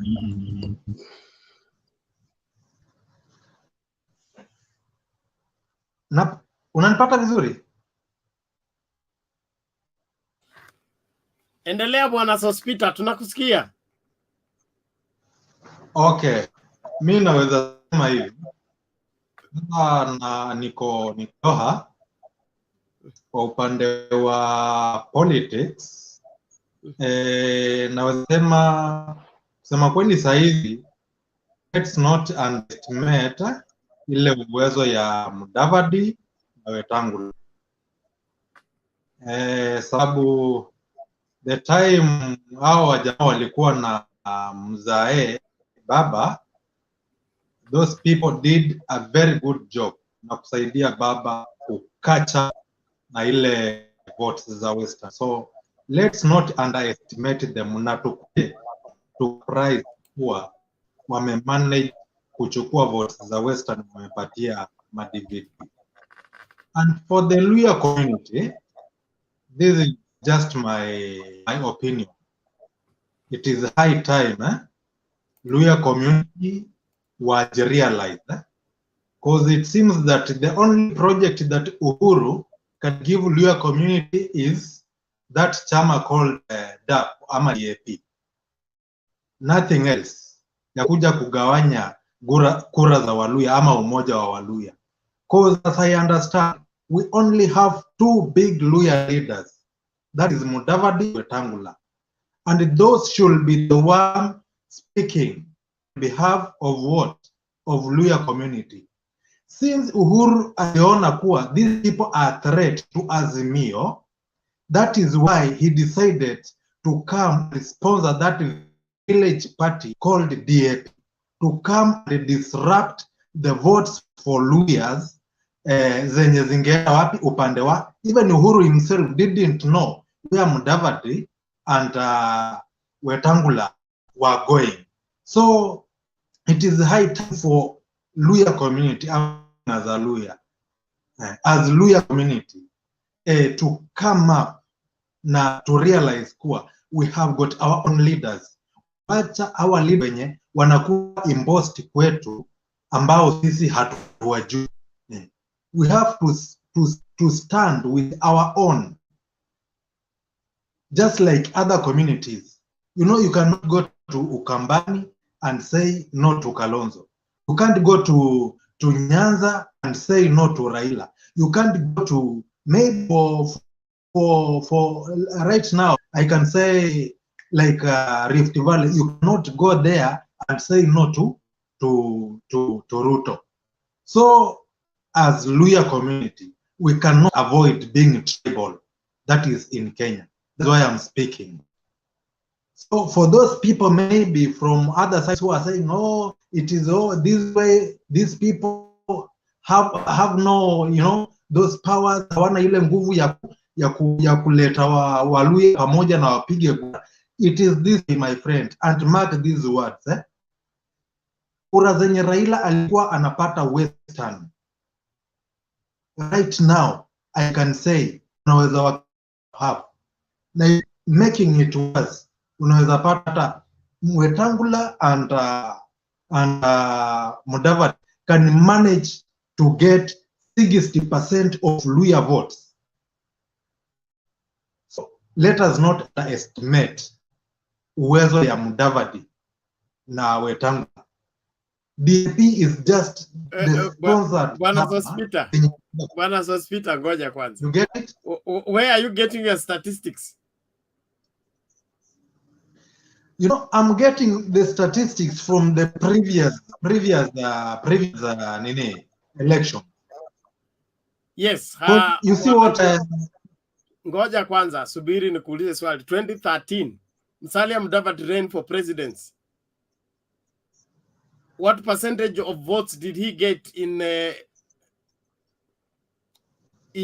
Western Kenya? They were both on the ballot, Musalia and Raila. And Raila won in Western. Yes, Raila won in Western. Mudavadi got a small percentage. We cannot deny that. 2017, Mudavadi ran with his party in terms of fielding in candidates, governors, senators, members of parliament in 2017. Okay, I hope, Sospita, you are aware that the governor for VIHIGA is ODM, governor for Busia is ODM, governor for KKA is ODM. It's only Bungoma that the old Kenya got Wangamat. So your statistics of Wetangula and Mudavadi are delivering 60% of Luya vote to whatever Murengo they are supporting. Where is it coming from? Okay, allow me to speak. You know, Raila had, you know, already taken a nation or Luya land way before. We only had for the Kenya in Western region, which was only rooted in Bungoma. That is what you have to know. So Raila had the roots in Western region, ambayo sahi kuanza kuiapproach lazima kuwe muda. Na hii muda, it is now the right time for Raila or ODM to be rooted out of Luya land. Yes. I think you can get me right from. Sospita. Yes. Ningependa kujua uko Western sehemu gani?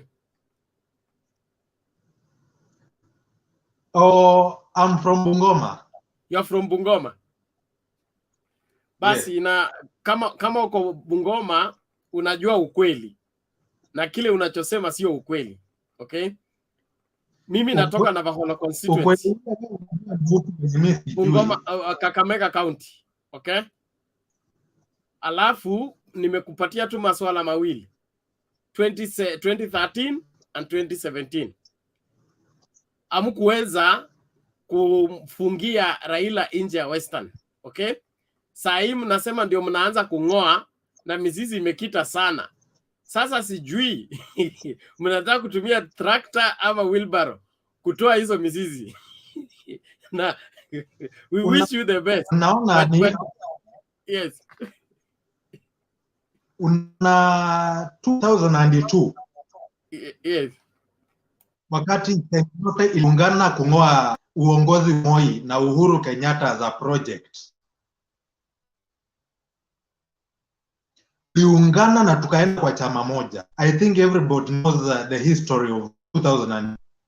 So during hiyo wakati ambapo Wamalo kijana alikuja akaondoka, ndio sasa Raila akawa sasa yeye ndio from Western, akawa mtu powerful from the Western region. That is when Raila became huge in Western province, the Western province. So now kung'oa Raila imechukua muda, and this is the right time ya kurealize leaders wao na kuanza kung'oa mzee Raila kutoka kwenye nini zile villages za Western. This is the right time, you like it or not. That okay. So Peter, subiri hapo, kuna maswali yanakuja kwako. Yo mpango wako tunaujua. Sikiliza kwanza, pokea swali kutoka kwa nani huyu Mkenya, alafu tuende kwa Guru urespond, tusonge mbele. Okay, thanks Bernard. One question to the speaker is that if Luo has been united, why has Musalia and Wetangula refused to disband their party and form one political party? Why? Kama wanataka to move pamoja kama Waluya, why can't they put their selfish interest aside or form party moja ya Western? Then number 2, Musalia Mudavadi has been a minister since 1989, Minister of Sales and Marketing and Minister of Finance. Tuambie chenye amefanyia Waluya. Guru, ask your question.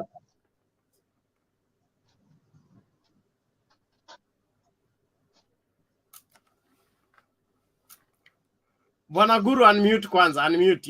You're on mute. Okay. I would want to ask Sospita, why is it that the parties of Musalia and Weta, they are suffering hemorrhage, severe hemorrhage, or to an extent that all the MPs, almost all of them have gone away to the new party, DAP. Number 2, is what he is saying his wish, the way he would want to see things work, or is he talking of what is happening on the ground?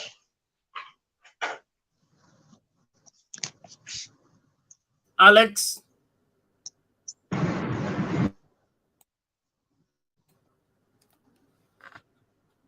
Alex, you are on mute.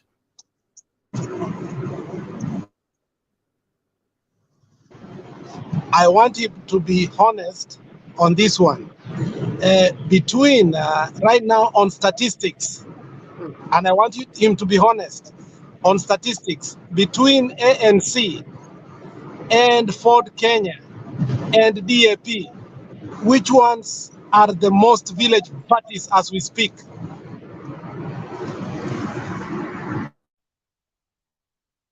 So Peter, jibu maswali tafadhali, mbio mbio, tunasonga mbele. Tuanzie kwa village party. Ford Kenya ni chama yenye hata mzee Uhuru mwenyewe alikuwa ndani, ndiye alikuwa mwanzilishi wa chama ya Ford Kenya. So you cannot say that Ford Kenya is a village party. It is only that Ford Kenya ni zile vyama za kitambo zikiwemo na KANU. So don't say Ford Kenya is a village party. Ni vile tu watu wana na majira. That's why Ford Kenya is still there na iko na wale watu wachache wenye unaona. Anyway, moving. Mzee Uhuru ni yupi huyu? Mzee Uhuru ni yupi huyu? Oh no, sorry, Odinga. Baya Raila. still bado for Kenya iko na wanachama wake wapi, si wako na mbunge, is it senator wapi huko Kisii, I think kuna one of, so we cannot say that it's a bit. Onyonka defected long time ago. If you are speaking about Onyonka, Onyonka is no longer in Ford Kenya. The only person in Kisii, he defected, my friend. Kemosi from Nyamira. Until Parliament. Order, everybody, order. You don't speak at will. So, Speaker, prosecute your. Please give your answers. We are moving on. Until the Parliament is dissolved, our bunge wote hata awe sahizi Hasula bado yeye mwanachama wa Jubilee because he's been elected and he is still a member of Jubilee until the Parliament is dissolved. So hatuwezi sema ati wale wame defect. Yeah. Anyway, na tukikuja hapo kwa movement, you know, every person sahizi akona democratic right ya kumove from this side to the other side. Saizi move sababu umepewa pesa, ama unaweza move sababu ya kukua sanitized, ama unaweza move sababu ya ile wave unaona yenyewe hapa ni spare chonjo, mimi nitaachwa na hii gari. So I think hiyo movement ya kama sijui ametoka DAP, ameenda DAP, wametoka wapi, I think it's all about, ujue DAP it's a government project to the Western people.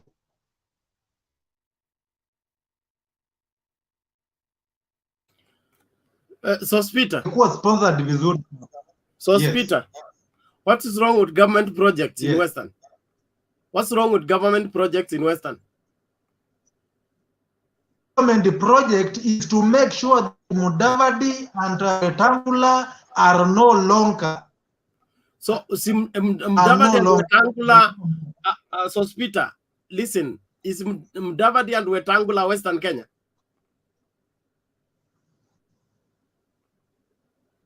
Is come on, please. Wetangula and Mudavadi, they are two individuals. Okay, are they? Yes. Are they what constitute Western Kenya? Please, as you are thinking, about, have you not people been sanctioning the government to come and revive Pan Paper and revive Mumias? Isn't that a government project? Concerning Pan Paper and Mumias, I think it is high time we reject all those proposals that we are going to buy or we are. So what exactly do you want? Quickly. It is this way.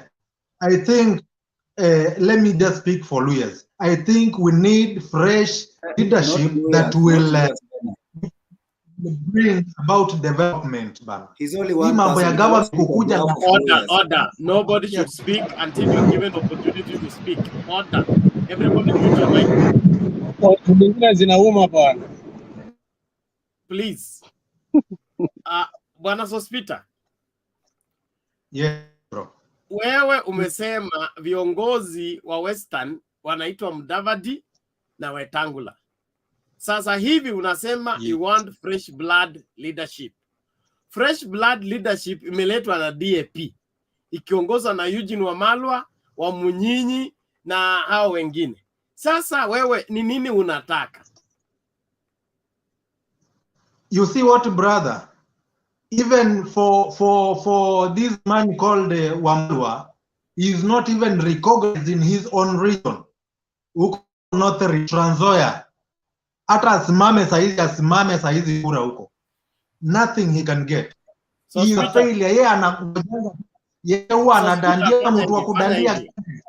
So Speaker, fanya hivi. Mtu kuna dada mbele hana kuu. Ngoja so Speaker, kuna dada mmoja hapa anaitwa Nancy Lusweti.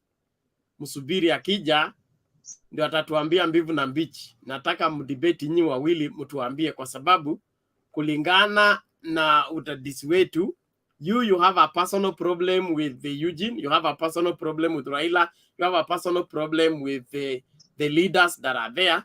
And you want to use this platform to propagate that. And I'm not comfortable letting that happen. We are here to debate Kenya. And for Kenya to take off, we need to be sober about it and not begin to incite people against individuals. Raila Odinga is a seasoned politician. You can't wish him away just like that. And you have already said, Mrs. yake wezi ngoa tu hivyo. So we relax, enda angalia statistics zako vizuri, ili ukija unasema maneno ambayo yanaeleweka. Hii maswala ya kusema hii ni government project, mara utaki pan paper ikwe revived, you should reject the proposal. You reject the proposal for Mumias. You have not told us what you want. We have given you over 10 minutes. You're still not telling us what you want. So relax kwanza, mpaka Nancy Lusweti afike. Akifika tu, na waweka nyi wawili mtuambie mbivu na mbichi kile kinaendelea Bungoma, kwa sababu wote mnatoka Bungoma, na report ambayo tumepata from Nancy Lusweti is very different from what you're saying. What we saw when Wetangula and Mudavadi and UDA went to Bungoma the last time they were there is different from what you are saying. So let's wait and see. Aya, kuna huyu jamaa anaitwa John Ndirangu. John Ndirangu, sijui shida yako ni gani. Fanya hivi. Hauwezi kuwa una post the same thing over and over on the platform. That will result into spamming around. You are putting this channel at risk, and we will not tolerate that. So please desist from sharing the same thing over and over. If you can't constitute a sentence for yourself, ask for help. But you can't come here and paint everything with one comment that you collected from wherever. It is unbecoming of you, and we will not take that. So desist from that, or we kick you out. That is it. Na wala ambao wanasema tunatisha watu, sisi hatuko hapa kubembeleza watu. Ningependa tu uelewe, tuko hapa kwa sababu kuna jukumu ambalo tunatekeleza. And you are free, you have your name. Anybody who is on YouTube with a name, he has a channel. You can open that channel and paint it as much as you want. Nobody will interfere with you. But coming to another person's channel and begin to share what you copied from wherever over and over again is not healthy, it's unacceptable. So John Ndirangu, if you can get me, please, if I see that comment again, you're gone. And that goes for every other person. Henry, don't respond to Ndirang about to Nini by the same thing. You are committing the same crime. Thank you very much. Let's do this. Alex has not made submission. Are you in a position to make submission? Ama ufike nyumbani kwanza? Niko Bernard. Aya, peana submission zako, alafu tuende kwa huyu nani, huyu Muhammad, alafu Kedi, and then dada. Kwanza taruka Kedi ndio tuende kwa dada kwanza, in the interest of ladies. Alex? Yeah, my submission will be very quick. I was happy that Nairobi is heating up because I think it's my greatest interest. After Baba, my greatest interest is Nairobi. The last election was a shambolic, and it was an abuse to Kenyans' integrity and intelligence. We elected somebody we knew very well that was not capable of leading Nairobi to a better city, to a point that we had to take an executive order and create a semi-autonomous government so that it can help Nairobians get out of the problems that we had. Otherwise, we could have had endless legal battles in the court, and that is what some lawyers were actually ready to do. From the Sonko links, you could almost tell that Sonko knew that that is what he needed to do in order to perpetuate his shallowness so that he can continue to lead a county So whereby you saw fightings all the time in the assembly, and there was no development that is done. So there was a guy, somebody who came here who was afraid that sasa tukifanya hivi UDA will get votes. It doesn't matter. If UDA come today and bring somebody who's capable to lead that city, and Azimio brings for us somebody who is not capable to lead that city, I tell you, Kenyans are better now off to make decisions. Let's leave everybody that will come that is capable to give us what he believes is the future of Nairobi, so that we can look and listen and watch and make that judgment, because 60% of our revenue comes from Nairobi. So we are not going to joke with Nairobi. Nairobi is just like a general election. Kama Wanyonyi, Wanjiru, and all these people are coming up, we should not be afraid. Actually, we should have even more than 50 people to look from, so that we will have the best bet for Nairobi. If Nairobi is better, the rest of Kenya is better. If Nairobi is ailing, the rest of Kenya is going to ail. So I believe that when we see more candidates coming in Nairobi, we should not be afraid. Who knows? We might get a candidate through proxy, yani from nowhere. Maybe even in Mutembei, somebody comes up and we sponsor him. And all of a sudden, him or her, and you find that that is the best thing we ever did as a country. So let us not be afraid of Nairobi. So far, I have seen people who are almost capable, but we haven't seen people from the corporate world, people from international relations coming on and fronting themselves and saying we are seeing politicians. Nairobi needs both a politician and a technocrat. We need somebody who knows how to mingle within management and policy. And we should not be afraid, whether be UDA, whether be Azimio, whether be Kenya Kwanza. If somebody is fronted who will change Nairobi, let us acknowledge that we must listen to everybody. So ya pili, it's jaza lori. Bernard, leo tutajaza roll. Leo I think hata tunatakana tuanze kuuza airtime. Mkenya akiongea point mzuri tunampea hata 100. Let us innovate something so that tuone vile tunajaza hii lori. We are not going to be lazy today.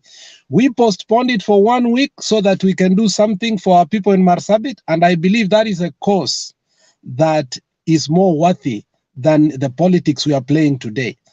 The good book says, when I was hungry, when I was naked, when I was thirsty, and so on and so forth. And the person, Lord, when did I do this? He said, the least you did to your friend or your neighbor, you did it to me. So today in Mutembei, we have the last day. And we have an opportunity to show Kenyans that we love our country. So politics aside, when it comes to Marsabit, every time, every 10, 20 minutes, let us remember that we have a project as Mutembei so that we can help our people in Marsabit. And that is a good gesture that we love our country. Patriotism is in the heart, not in the mouth. So let us take our hearts out to the people who are suffering and show the politicians that we love our country. Thank you, Bernard. Okay, thank you very much, Alex, for your submission and perspective, and then the appeal for Jaza Lori. Tafadhali kila mmoja tujisatiti kuhakikisha kwamba tunahusika kwa hii kazi ambayo ni nzuri, inafaa kwa mtu yeyote.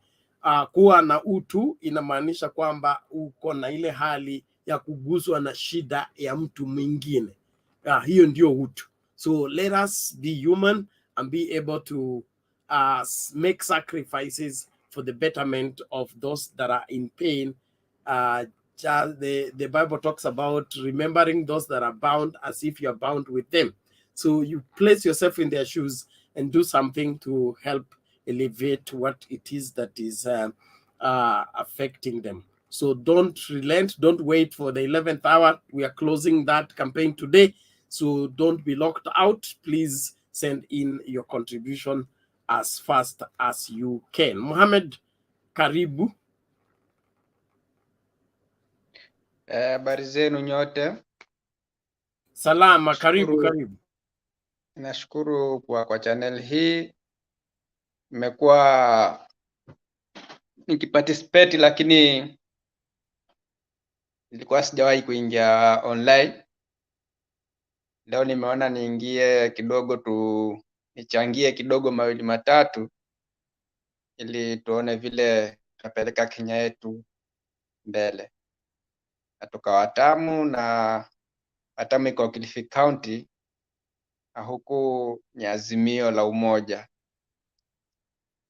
Japo wako wana UDA wanajaribu kuwaelimisha, lakini hawa jamaa nimeona mara nyingi huwa wana statistics zao huwa wanaangalia upande mmoja, kwa sababu kama Mkenya unafaa uwe unasikiza sera za viongozi wote wa Azimio la Umoja na wa UDA, alafu sasa unapima kila mtu anaongea kuhusu nini, alafu sasa wewe mwenyewe upime ni yupi ambaye unaona unaweza mchagua ili aweze kutuongoza. Kufikia sasa hii katika wale viongozi wote ambao wanaongea, nikiangalia upande wa UDA, kwa kweli mimi bado sijaona sera zozote ambazo sasa mtu unaweza sema kwamba hizo zinaweza kutusaidia mbeleni. Cha kwanza, mtu anaenda kwa kampeni, anachukua karibu lisali zima, mtu anaongea tu kuhusu watu wengine badala ya kuongea zile sera zake. Mtu ni vipi akichaguliwa atafanya Wakenya. You take 1 hour kuongea tu mtu fulani ana hivi, mtu fulani ana hivi, mtu fulani ana hivi, mtu fulani ana hivi, mwisho hakuna kitu cha maana chenye mtu ameongea. Kitu kingine, kuna watu wanasema kwamba Mudavadi na Wetangula kwa nini walienda kwa UDA, sahi wanaambiwa ni waizi, na wakati walipokuwa kwa baba walikuwa hawaambiwi kama ni waizi. Kumbuke hata Raila huwa si rahisi kushambulia mtu, hata akienda kwa kampeni zake huwa si rahisi atajie mtu. Lakini sasa kitu chenye kilifanya mpaka Raila ama watu wa UDA wanaongea kuhusu hao jamaa, kwa vile kwamba walitoka huku wakaenda UDA. Sasa walipofika UDA kule, badala wanyamaze wafuate yale ambao yaliwapeleka kule, wanaanza kushambulia kule mahali walikotoka. Na sasa kulingana na hiyo, sasa ndio inabidi sasa wajibiwe, na kujibiwa sasa wanaongelewa yale maovu yao ambao wako nayo, ambao sasa wangeenda kule wakaendelea na sera zao za kufuata yale ambao yaliwapeleka kule, hakuna mtu mwenye angewaongelea, kila mtu angefuata shughuli zake. La sasa ile mambo ya kwamba alienda kule alafu anatupa mawe kule mahali walitoka, hiyo ndio sababu ya kwamba mpaka watu wengi sasa wanaongea kuwahusu. Na sasa wao walienda kule kwa sababu ya maslahi yao, na sasa sijui maslahi yao yalikuwa ni nini, kwa sababu sasa walitoka kwa ODM wakaunda chama chao cha NASA kule wakashindwa cha OKA wakashindwa kuelewana wenyewe, wakabidi sasa watoke wajiingize kule. Na sasa chenye kiliwatoa kule kwa OKA ni kwamba Mudavadi alikuwa anataka yeye akuwe the president, Kalonzo anataka akuwe the president, Gideon Moi anataka akuwe the president. Sasa Mudavadi alipoona kwamba hiyo nafasi ya akuwe president haiwezekani, akatoka akaenda kwa UDA. Lakini sasa UDA nako ukifika kule, watu wa UDA wanasema Hasla ndiye atakuwa president. Ukisikiza watu wa Mudavadi nao wanasema Mudavadi ndiye atakuwa president. Kwa hivyo kufikia hapo mimi bado sijawaelewa kama ni kipi chenye wanapanga. And wale ambao wanawaelewa watu wawili watuelezee kama ni nini chenye kinapangika hapo, kwa sababu sasa kama itaenda iwe Mudavadi yawe hata pewa hiyo chance, atakuwa sasa hana kitu cha maana chenye kimpeleka huko. Hiyo ni kwanza. Pili, yeye alienda kule akidhani akienda kule ataenda na watu wake, lakini sasa hakujua kama alipoenda kule watu wake wote walimwacha na akaenda peke yake. Kama alikuwa na MPs 14 na ni wawili tu walibaki nao, na hao wengine wote walimwacha. Kumbuka hao wenye walimwacha wote pia wako na wafuasi wao. Kwa hivyo yeye alienda peke yake akaacha kura nyingi nyuma, ambapo sasa wengi wanakimbilia kwa DAP, wengine wanaenda kwa nani, wote hao ni wa Azimio. Kwa hivyo hakuna kitu chenye walipeleka huko. So watu wa UDA mimi huwa siwaelewi, kwa sababu sasa hakuna kitu cha maana chenye wanaongea, sababu mtu ukimuuliza sera za UDA ni zipi, anakuambia bottom up, sijui bottom up. Ukimuuliza hiyo bottom up, hata sio wengi, yani hakuna mtu mwenye anaweza kuelezea hiyo bottom up ukaielewa ni vipi.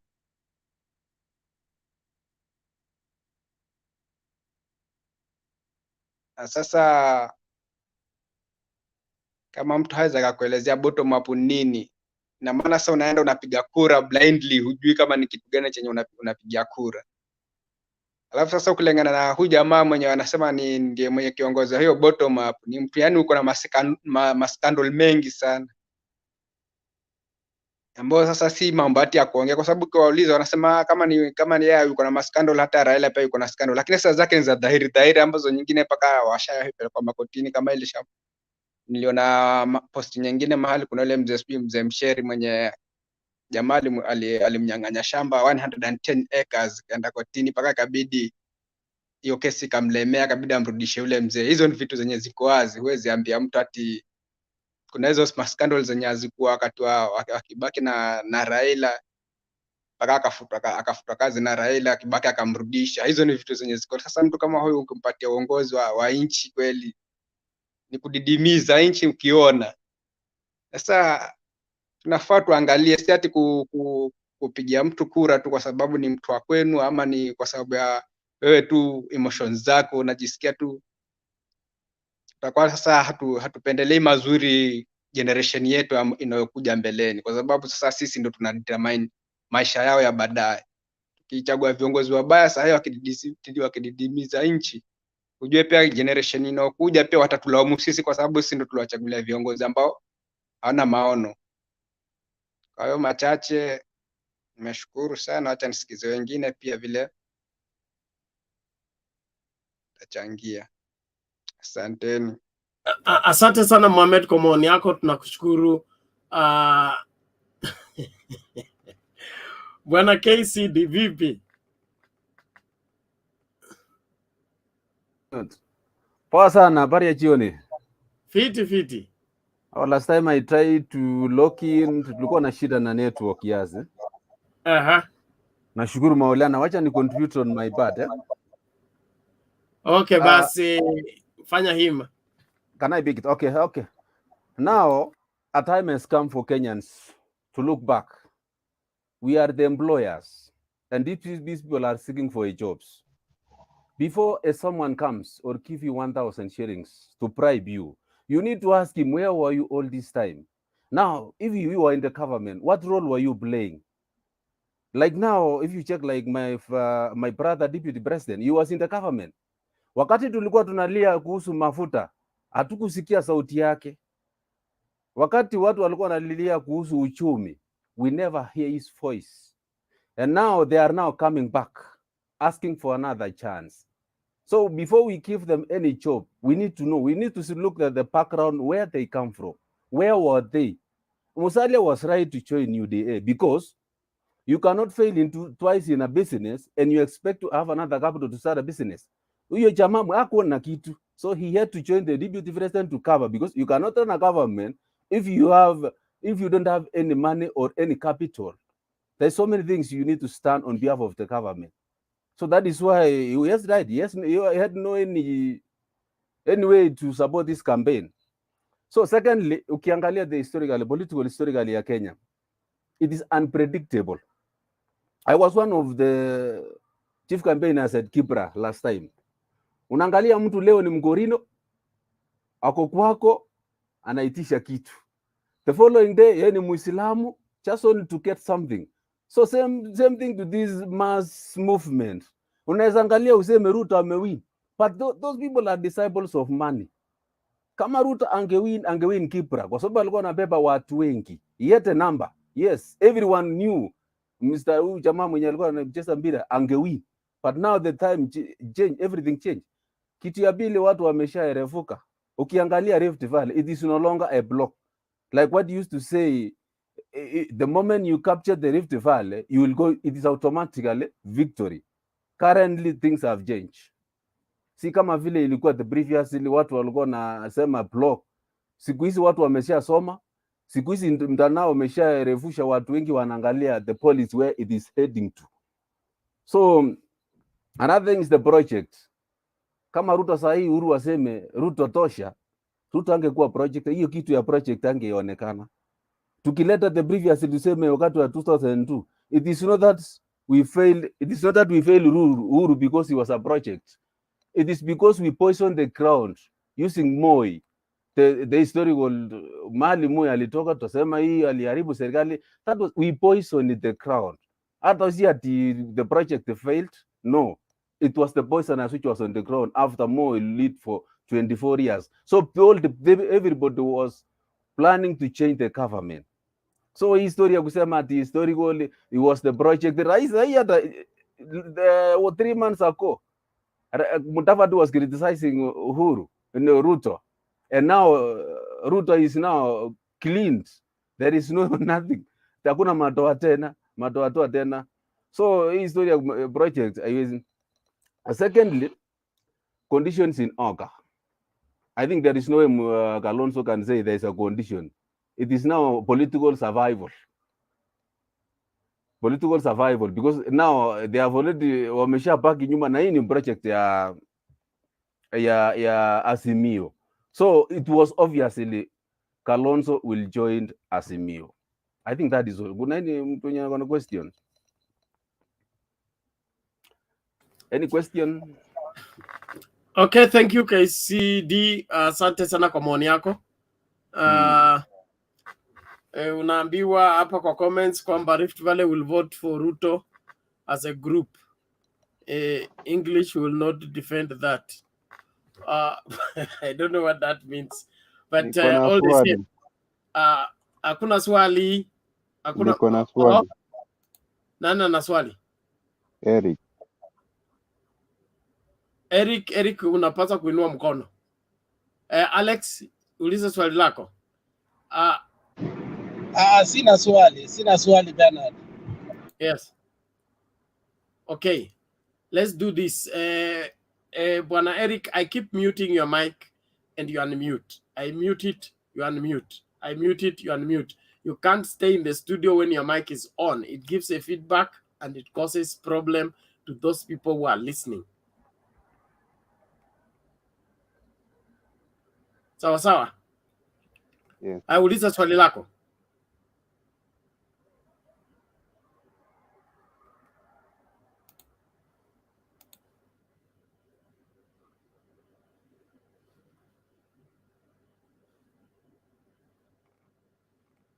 You unmute, ask the question, then mute.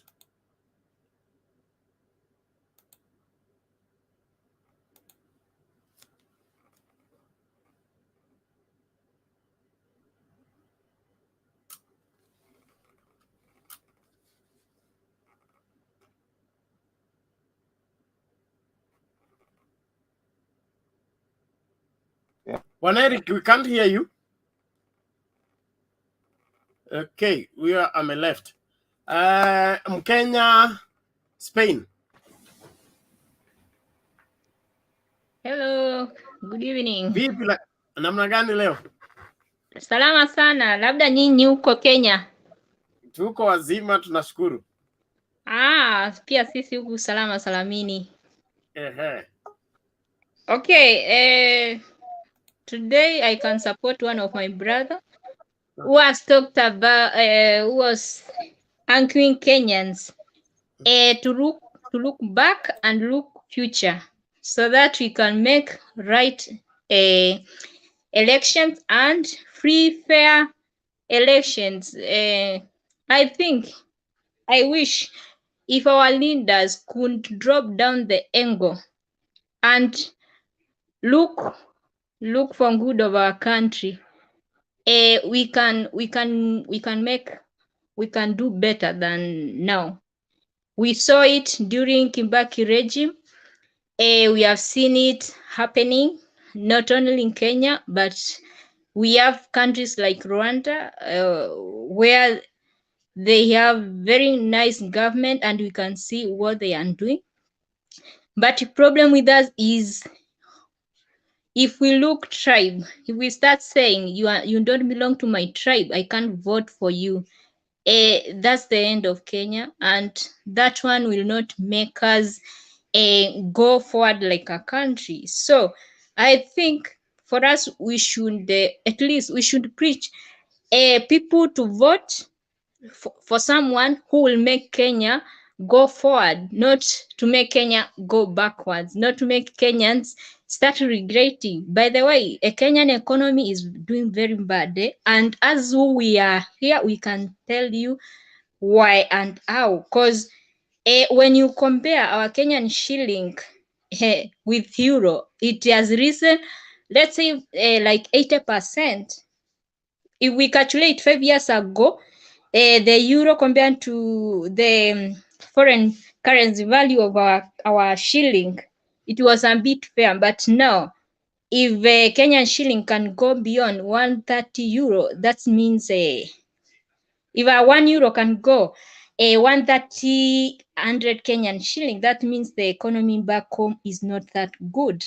So I think many people they chase around those leaders who are asking for votes, but without thinking what are the effects. What will I get after I vote and do wrong choice of my leader? I will suffer 5 years, and that will be that. We will not change even if we vote our own, but person who is not there to make Kenya great, to make Kenya at least grow economic. A person who is just there looking for individual development, looking for self, whatever. If we choose people who are there to make our country go forward, we will win it. But if we choose people because they belong to my tribe, because this one has given me 1,000, because this one has given me t-shirt, by the way, I just wonder, a t-shirt is 50 Kenyan shilling. Everyone can buy himself a t-shirt, but we fight one another to get those t-shirts without thinking those t-shirts it's just our money. Those people have taken our money. They have published those t-shirts. They are giving us t-shirts. They are cheating us with t-shirts. And at long last, we are the people who will suffer. People will, after making wrong choice, we will suffer and we will be regretting. We will always be saying, oh, I can't get sugar raisin, I can't get maize flour, unga ya ungali imekuwa hii pesa. And that's a big problem, because kama nikiwa Kenya siwezi kanunua unga ya ungali, what will I eat? Will I always be eating githeri? Will I always be it's painful, because we should look for good of our country. We should not look good for individual. There's a lot of individuality in this world, in the current world. People are just looking myself. They want everything for me, And what about others? Why don't we let others have what we have? But that's the problem with the leadership. If people, they don't look others, they just look, I want everything for me. I want to have the hotels here and there. I want people to know that I have this and this. What for? And everything, we will just leave it here. Even if you can be, even the Bible says, the Paul says, even if you are given the whole world, what will you benefit from it if your brother is crying? People are crying for justice. People are crying because the economy is very bad. And we can see how our leaders are becoming rich day and day when we have poor people in our society, when we have people who can't even access to education. Why? Are those leaders the same people who cheated us, who told us we will buy computers to every primary kid? Where are they? Why don't we as Kenyans come together and say, enough is enough. Let's vote for a leader. Let's not vote for individual who just want to gain from us. And then after 5 years, he comes back and start giving us another excuses, another promises, which we know they won't be fulfilled. So I think if we come together and think twice of what has been happening in our economy, we can make a good choice. Thank you, Mr. Bernard. Okay, so thank you, Mkenya. We appreciate your perspectives, and the screen is dark, so I'll be forced to get rid of everybody who is behind the camera because our viewers are having difficulty watching the show. You can see even the number of viewers is dropping because they can't stand the black screen anymore. Please, let's get before the camera. For you to stay behind the camera, you must obtain express permission on a valid reason. Where is this?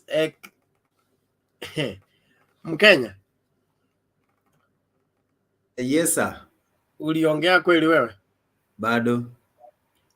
Wewe kwanza nakuweka kwa bench kwanza. Kwa sababu wewe ni Mkenya, you are the representative of Kenya. Lazima mzigo wa Kenya ubebe. Oh, okay. Kwa kuvumilia. Okay. Just a moment. Let me see. Dark screen. I need this place brightened up. 1, 2, 3, 4. Okay, Mkenya, make your submission before we hear who you are MD. Okay. Excuse me, Bernard, before Mkenya makes his submission. Excuse me, Bernard. Who is that? Murunga. This is Murunga. Before Mkenya makes his submission, I want to request that I be behind the cameras because of my network. Yeah? Oh, because of your network. If you choose to remain behind the camera, Yes. you stay short in the studio. You go behind the camera, we give you time, you submit and go because you can't stay long in the studio. Okay, so acha nikae the screen dark.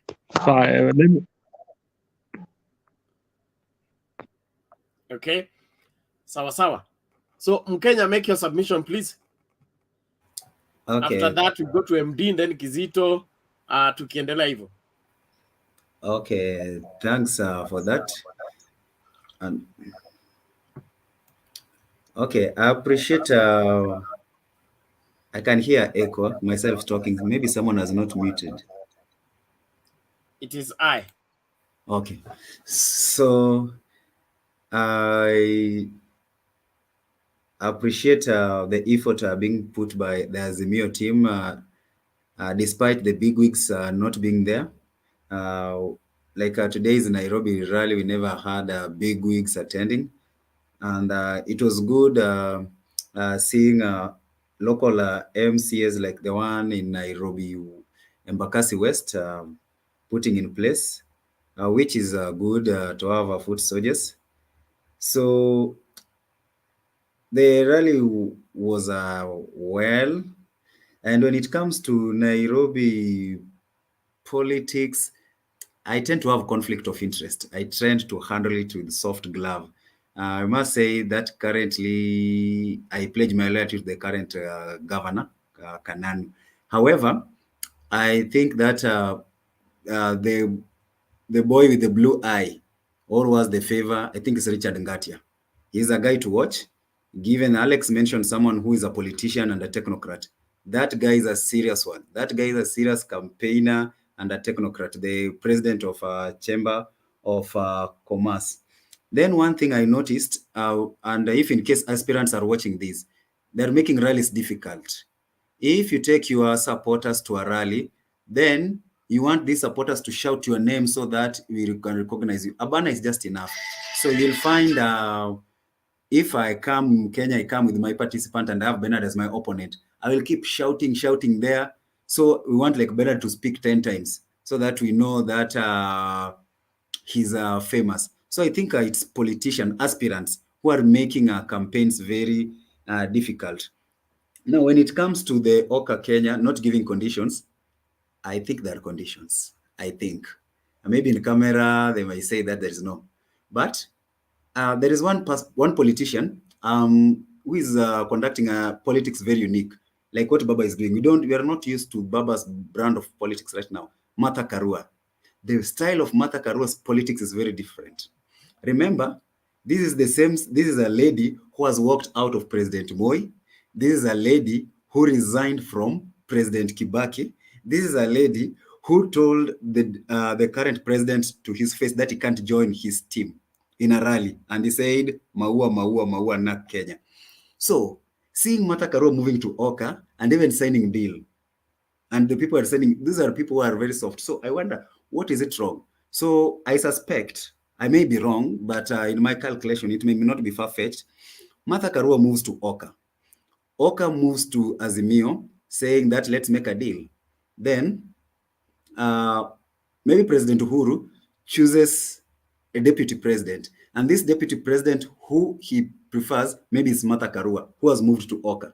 Then OKA be told that you've produced a candidate. Then Kalonzo and the rest be given a share of government and maybe Senate Speaker. I may be wrong, I may be right, but time will tell.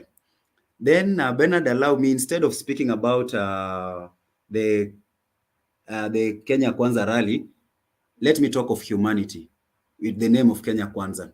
And I champion for the call about supporting the project, the people in humanity. Now let's take example. Right now we are here chatting. We have eaten. There is someone in Marsabit who is sleeping hungry. There is a child maybe who is just gasping, who is the body is consuming the last fat or protein in the body. We must thank God we have the little. At least tumekula tunaweza kaa hapa. We have the power to buy bundles to enter the show. There is someone who is lacking even a simple meal. I have been raised in a street. I know all this. And like Mother Teresa says, we give not because we have too much, but we give because we know how it feels to have nothing. So it doesn't matter the political affiliation that you are, whether you are in UDA, whether you are in Azimio, we are all human. And remember, a threat to humanity anywhere is a threat to humanity all over. So I choose not to today to debate more about Azimio versus the other side, the Kenya Kwanza Alliance. I choose to debate humanity. So we move together as humanity. This is my rallying call today, Bernard. I choose humanity over politics today. Thank you, sir. Okay, thank you Mkenya. Wapi huyu MD?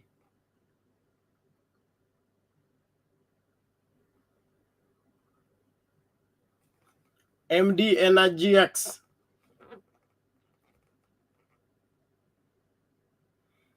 Unmute and speak.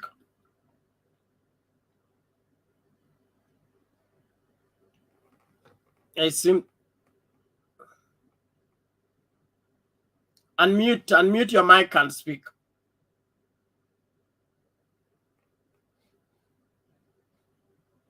I think you still have technical hitches. Kizito, namna gani?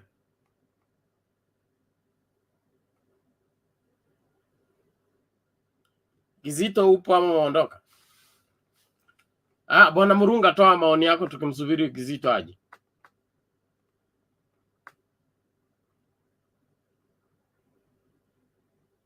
Unmute and speak, Murunga.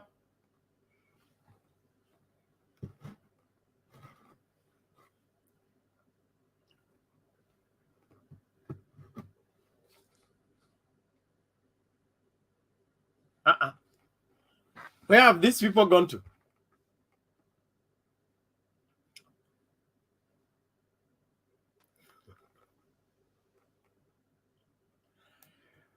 Bwana Kizito. How are you? Fine. Mr. Bernard. Thank you. Thank everybody for... I would like to join today. I just joined today not to talk about politics, but to encourage everybody to just a Lori Leo. And I want Alex today to challenge me. I'm very ready for him. Okay. Kizito. Out of 259 people, let them give out 100 shillings when we just the lorry. Alex, challenge me. I'm ready. Okay, Kizito. Yeah. I want in the next 10 minutes, me and you to raise 20,000. 20,000 Kenya shillings or 20,000 what? Of course, Kenya shillings. You know, I don't want to play a game where somebody's going to. I've already given out my money, but No, I don't want don't to challenge. worry. You have said I should challenge you, and I'm giving you a challenge. So we have people here who are panelists. They are going to help us. So No now, problem. Okay, no problem. yes. So In the next 20 because, minutes, I'm sending my money to Bernard Ngozi. yes. So please let everybody contribute. Then we see whether we can reach 20,000 now. No, that challenge you have brought it, and I've told you the limit is 20,000 for now, and we'll have another challenge. So since you are the challenge chairman here, tell us Yeah. how much you are giving, and we will tell our sister from Spain. She has a very good smile. I know she's near you. She will top up a little bit. I will top up, and then we will ask Mukenya to do something. Okay, right now, the way I'm talking, I'm already from. I was in Unterwex. I traveled, but tomorrow I'm sending 5,000 Kenya shillings. Kenya shillings. You know, when I say I don't joke, I send. That is good. You are sending 5,000. Okay, 5,000 tomorrow to Bernard Ngozi. I know the number. I already said it. It's my list. So continue the challenge. I will give you 3,000 right now. I'm sending to Bernard. You have 13,000 remaining. Yeah, No, 13,000 remaining. Continue. Let somebody give. Okay, tomorrow I'm sending 7,000. So 7,000, 3,000, that is 10,000 Bernard. Now Bernard, tusaidie kuchanga hiyo 20,000 tuende for politics. Wacha tujaze hii lori ndio hii maneno iishe.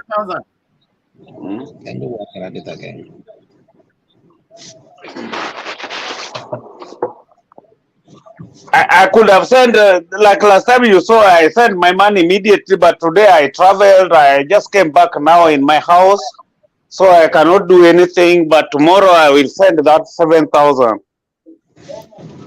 No problem. We hear you. So who is helping us again? Mukenya, my sister, are you going to help us? Yeah, I'll send something to Bernard. Don't worry.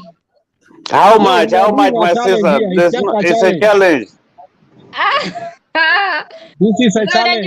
That one is a charity. A charity you don't announce to public. No, don't worry. We are doing a challenge. We are like brother and we are sister. going to get money. Yeah, I said, don't worry. No, we want to reach 20,000. So you just tell us if ningapi tumefika, so we get to the 20,000. Don't usiogope my sister. No, don't count mine kwa hiyo 20,000 because unajua sasa napeana because I want. My sister, sorry, maybe you are getting it wrong. We are just trying to just a lorry, but we are giving it as a play. We just give it as a play. Yeah. I understand. So, let me not announce what I want to give out here because it's from my heart. I don't like. You know, even us, we are contributing now at this challenge. We have already contributed. We have already contributed. Yeah, Kinzito, I understand you, but nitatumia Bernard. Don't worry. Thank you. Mkenya, how much are you sending? Saidia Mkenya. Yeah, nitatuma lakini don't usiulize amount. Don't worry. Wachana na Mkenya Mspain. Mkenya Mspain anatuma sahi, atatuma vile anataka. Tunataka ile Mkenya. I'll send now. Thank you. Mkenya yule mwingine, Mkenya yule wa everyday. Mkenya wa Kenya. Yeah, Mkenya wa Kenya. At 1,000, it makes nothing. Bernard, next time when I join this podium, when I've not given out my money, I promise tomorrow, you just shout my name here. I accept. Okay. It's only that I travel. I don't want so many things. I just joined because today is the last day.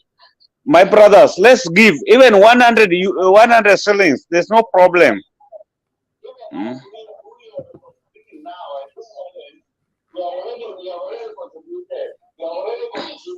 Now you mute your mics, please. You mute your mics, and those of you on the comments, you can still changia the 20K. Yeah, this 20K is already.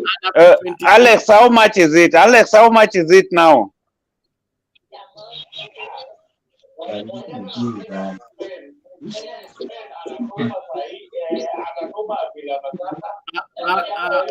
Kizito, you are listening from 2 feet.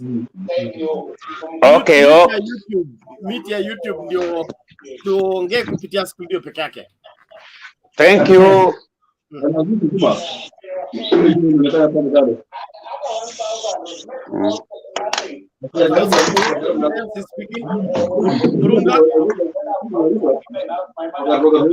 Wacha tujaze lori tafadhali, tujaze lori ndio tuendelee na politics.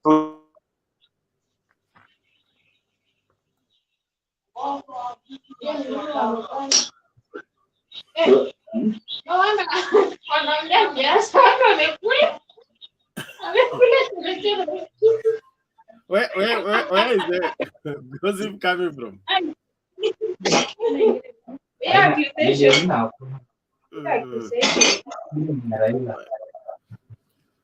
Okay, Bernard, continue with the politics. I just wanted a challenge. When people are not ready, they will just allow it the last day to see weke pledges for long. Mwenye atatuma next or the other day, bado itaingia tu. Na nyinyi ndio mmejua vile mtafanya. Okay, sawa. Thank you very much for the challenge, and let's keep doing the right thing because it is right and is needed at this point in time. Let's not shy from doing what we can do to make a difference in somebody's life. It is one of the greatest values and virtues in life. Thank you. Bwana Murunga, toa maoni yako ya siasa. Maoni yangu ni kama hayo sasa. Hello. Bernard. Yes, endelea. Leo nimekuwa nikiona rally ya watu wa kabla sija. Okay, good evening everyone. Yes, leo nimekuwa nikiona ile inaitwa KKA rally in VIHIGA. And there are people who have been telling us a lot of stories about how lawyers are going to vote for Musalia Mudavadi, how lawyers are connected to Musalia Mudavadi and Wetangula. Now, this is what I want to tell them. That in Western Kenya, we are 17 sub-tribes. 17 sub-tribes. And these sub-tribes vote according to how the direction, they are given their direction by the kingpin, actually their leaders. Let's start from Mudavadi, from actually VIHIGA. VIHIGA is predominantly occupied by 3 sub-tribes. Tiriki, Maragoli, and Banyore. And the major sub-tribe in VIHIGA County is actually Maragoli, yes, followed by the Banyore. And all along, when the Maragolis, when they are voting, Maragolis vote alone, Tiriki vote alongside the Banyores. Of course, the numbers will likely outweigh the Maragolis. And currently, as it is, we are seeing 2 Maragoli gubernatorial candidates. Let me not indulge into that, but that is how it is. Musalia Mudavadi is Maragoli, for those who don't know. And for those who know, you know what it means. that Maragolis have not been voting for with the rest of the Luyas. Now let's head straight to Busia County, and I'll start straight from Busia itself, Busia town, which is actually divided into two. We have the Teso, South Teso and North Teso. And then we have on the upper side, we have the Samia, Banyala, and we have the Bahayo of Nambale heading towards Munami and Mungati, where we have the Wanga, who are actually neighboring the Busia County, who are actually at the center of Busia and Busia and Kakamega County. And we have the Marachi, who are at the center of Busia County. These sub-tribes vote for Raila Odinga, and they started voting for the father to Raila Odinga, who is Jaramogi Oginga Odinga. They have never voted for any other candidate, and that's why we are saying that Busia County will vote 100% for Raila Odinga. Yes, we may say it may be low based on the numbers to the turnout, but the numbers, that's how they are. That's the reflection of Busia County. The Marachi, the Bahayo, the Samia, the Banyala will vote for. Yes, when I say the Banyala, we have the two Banyalas. We have the Banyala of Kakamega, and then we have the Banyala of Busia County. Then we go straight to Kakamega County. Predominant sub-tribe in Kakamega County, of course, is an obvious thing. We have the Wanga of Mumias. We have the Trick. We have the Idaho. We have the Isuha. We have the Banyala, wale tunasema Banyala wa Ndombi. We have the Cabras, we have the Batoto, we have the Atwoli and Oparanya sub-tribe, who also, and when they vote, of course, they have been voting alongside the Wanga. If the two sub-tribes vote in the same in the same basket, of course, it means that the governor will definitely, obviously, come from that region, and that's why we are saying that Malala now becomes a non-contender in Kakamega County, and he becomes, let me say, he will likely come a distant fifth, basing on the numbers and basing on the sub-clans and the clanism and the sub-tribes in Western Kenya. That's why we are saying that those who are saying, unless you do not understand the dynamics of the Western politics, at least I've been able to tell you how we vote. Since it took on wazee wetu, actually being a leader of the Western Kenya, has a say. Bernard have come from the other studio. I've been in the other studio where Themba has been hosting, and this is exactly what we were discussing. This is exactly what we've been discussing, Bernard, and we are saying this. Musalia Mudavadi has no standing in Western Kenya, and going by the numbers, Musalia Mudavadi is not going to bring anything to William Ruto. Look at the crowds they had today. There was no excitement in the Bunyore region. There was no excitement in the Tiriki region. The only excitement was there. We had a handful of Maragolis who were paid up to go and cheer him at the podium. That is in Mbare and Moses Mudavadi Stadium, and that's what it is. That's exactly what a reflection of what happened today. So hii mambo ya kutuambia ya kwamba that Luyas are united behind Musalia Mudavadi, that is a lie. Tutaenda sasa upande wa Bungoma. Of course we have the Bukusus. And it's an obvious thing that Bukusu's vote basing on the clanism. Clans.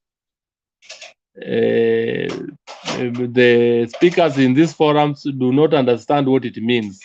Sababu watu wengine wanajua ya kwamba sisi ni Wakikuyu na sisi ni Wakikuyu, we just vote as Kikuyus.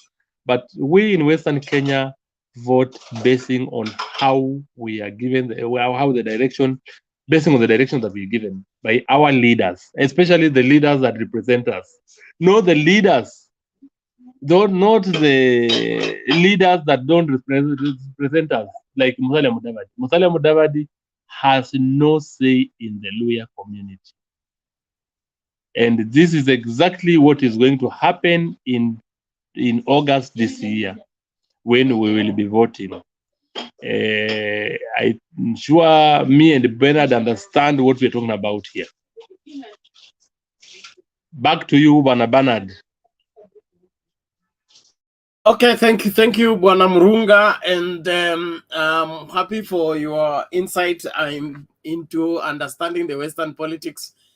We had Sospita here. He was giving us some statistics that were wanting. I wish he was here to get your version of the story, but all the same, let's keep the conversation going. Confirming on the challenge, Alex yako kwa quarantine. On the challenge, we have received 3K to add on the challenge from Asil to TV. So we are at 13. We are looking for 7 to get to 20. Ama ilikuwa vipi? Yes, we'll get there, Bernard. Thank you. Asili, asante sana. I'm missing you in the comments. Nakuja in 10 minutes in the comments. And then Sister Mkenya naye ametuma ya kwake, amesema nisiseme. Na sijasema chochote. Haya, asante. Mwambie pia abarikiwe. Thank you very much. So MD NRGX. Hello. Yes guys, unanipata? Hello, are you getting me? Yes, we can get you. Go ahead now. Okay, asanteni sana. This is my second time to be here. Yesterday I tried getting in, but I had some challenges. Okay. Yeah. Just one moment. I confirm, George Ndege, your contribution has come in. Thank you very much. God bless you. Go ahead, MD. I'm new here, but I've been watching you for a very long time since you started. And I believe this program is very, very important for the politics of this country. And I would like to inform those people who are thinking that maybe Mudavadi is destroying for us. Mudavadi is in UDA for a mission.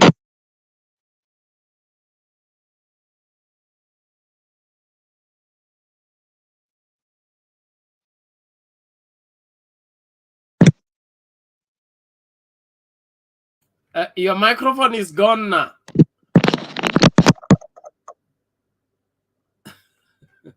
Sorry. We can't get what you're saying.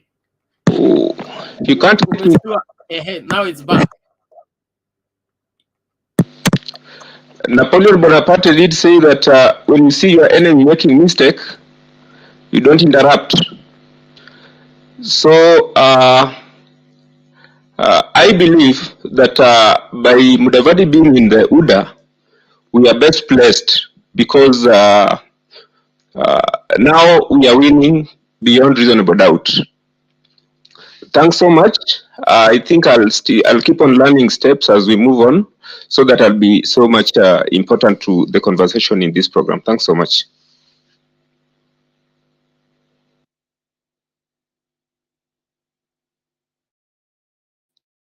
Thank you very much for your brief whatever submissions, and let's keep the conversation going. Confirming Samuel Kamboy, your contribution has come in. Thank you very much. Who else? Okay. There is Richard Okemwa. Thank you. Your contribution has come in.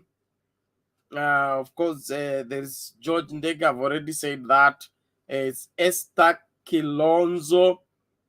Thank you for your contribution. Let's keep the contribution going. On the till number, we have, who is this? There is one or two. On the till number, we have Isabella Kerubo Malimu. Thank you very much. There is Roger Molera.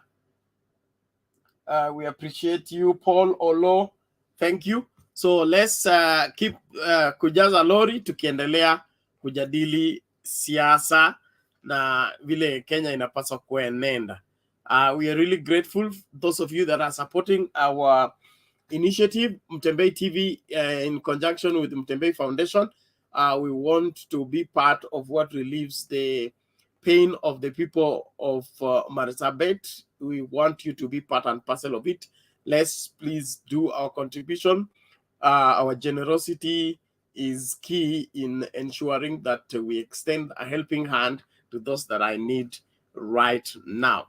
Let's do our very best and we trust God to do the rest. Thank you. Sasa naomba tumsikilize nani huyu? I should share the link. Naonekana hiyo anasema Sarah like a baby. Okay, let me get the link. Those of you that need to join, let's do that. Thank you. Haya, tuendelee na mjadala. Bwana Alex, hujafika?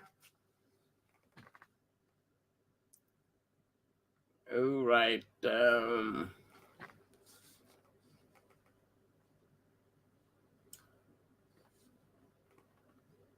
Thank you, Jesus. Bwana Murunga, naomba nikuulize swali. Niulize swali. Yes. Niulize swali. Kuna mtu hapa kwa comments anadai kwamba watu wanahama vyama vingine wakijoin DAP, hakuna ila na join ODM. ODM is a shell in Western Kenya. What's your take on that? My take on that is that those people do not understand what politics is in Western Kenya. People are joining ODM. Actually, Busia County, you will not be, those who want to be elected will be elected on ODM, Busia County. Kakamega County, majority will be elected on ODM. But Trans Nzoia and Bungoma County, as it has been the tradition, they have always had their own vehicle. Now that we had the Ford Kenya, the other vehicle that they are now going to likely to align themselves with will be DAPK Kenya, because we know Bukusus have not been there in ODM, owing to the history of Ford Kenya and the Ford Kenya, and of course with NDP.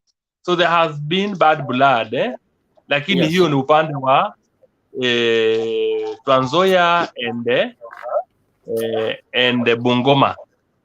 But for those in Busia County, Tesos will opt for ODM. Bahayos will go for ODM. The current candidate for governor in Busia County, that is Otuoma, comes from Samia, who is a Musamia. Samia, him is likely to come. He's actually in ODM. So anyone going against ODM in Busia County will not be able to be elected. So that's how it is. So for Bungoma, DAPK, Trans Nzoia, DAPK.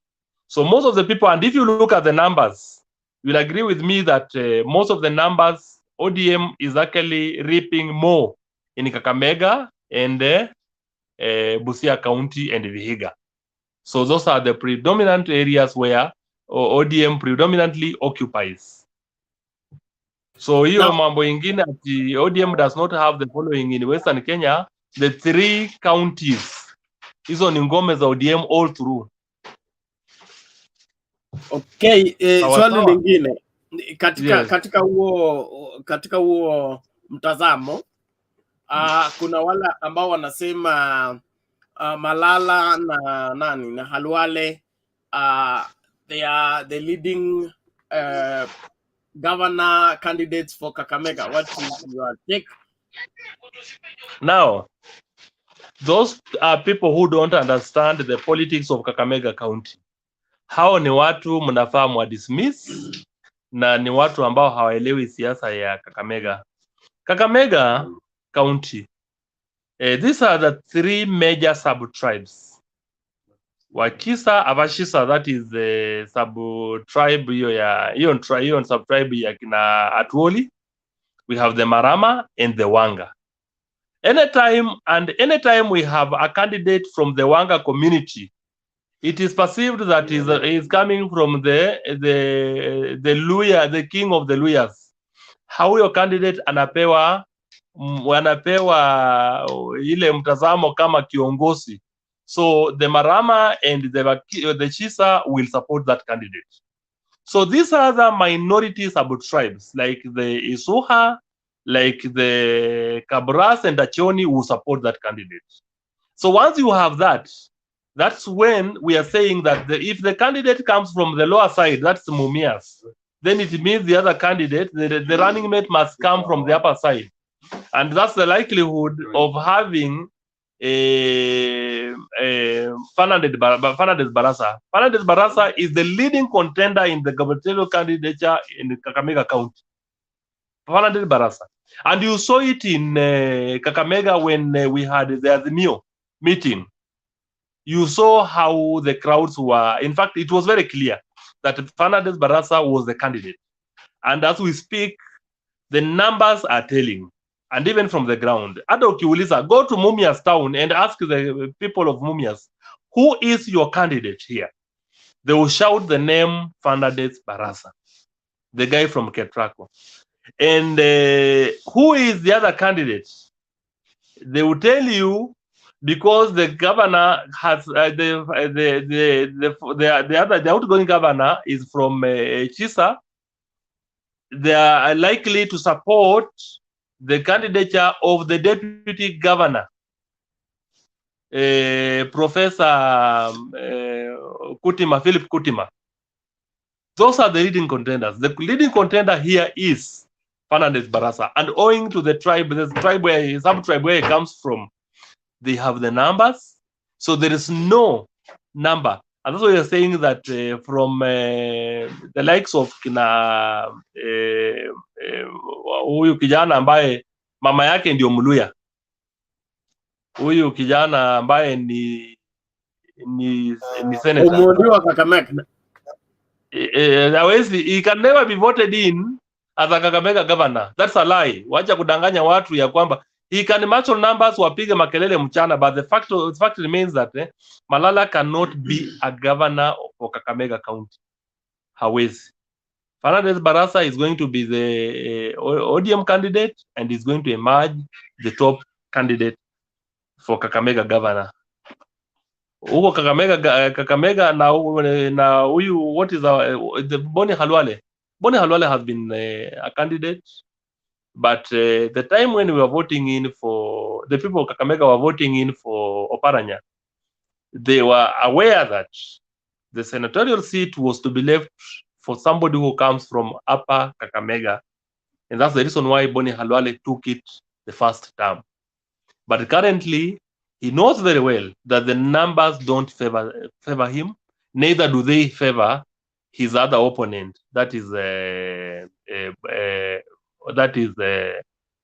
Malala, because ukichukua namba za Wawanga, namba za Wakisa, namba za Kabras, then it's obvious that you cannot beat the others. You can't beat them. So that's how it goes.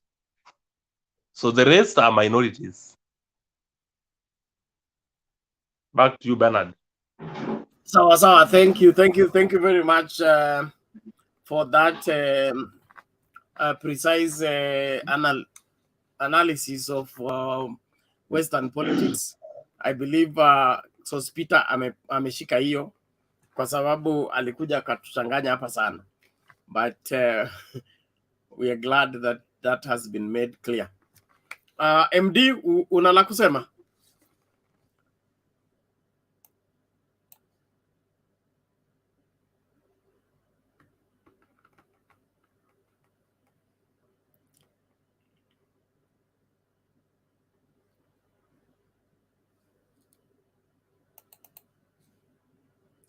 MD, we can't get you. You are still mute.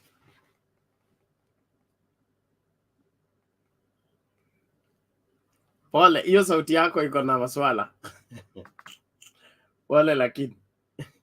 So, Bwana Murunga, labda nikirudi kwa kuuliza sasa swali hili ambalo linasemekana watu wa Kenya Kwanza Alliance wameteta kwamba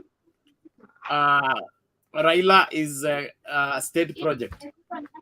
Lakini ukimsikiza Malala leo, Malala amesema hata sio Raila project. Sasa Uhuru mwenyewe ndio project. So, kunaendaje kuifafanua? Unajua, you know, when I listen, nikisikiza Malala is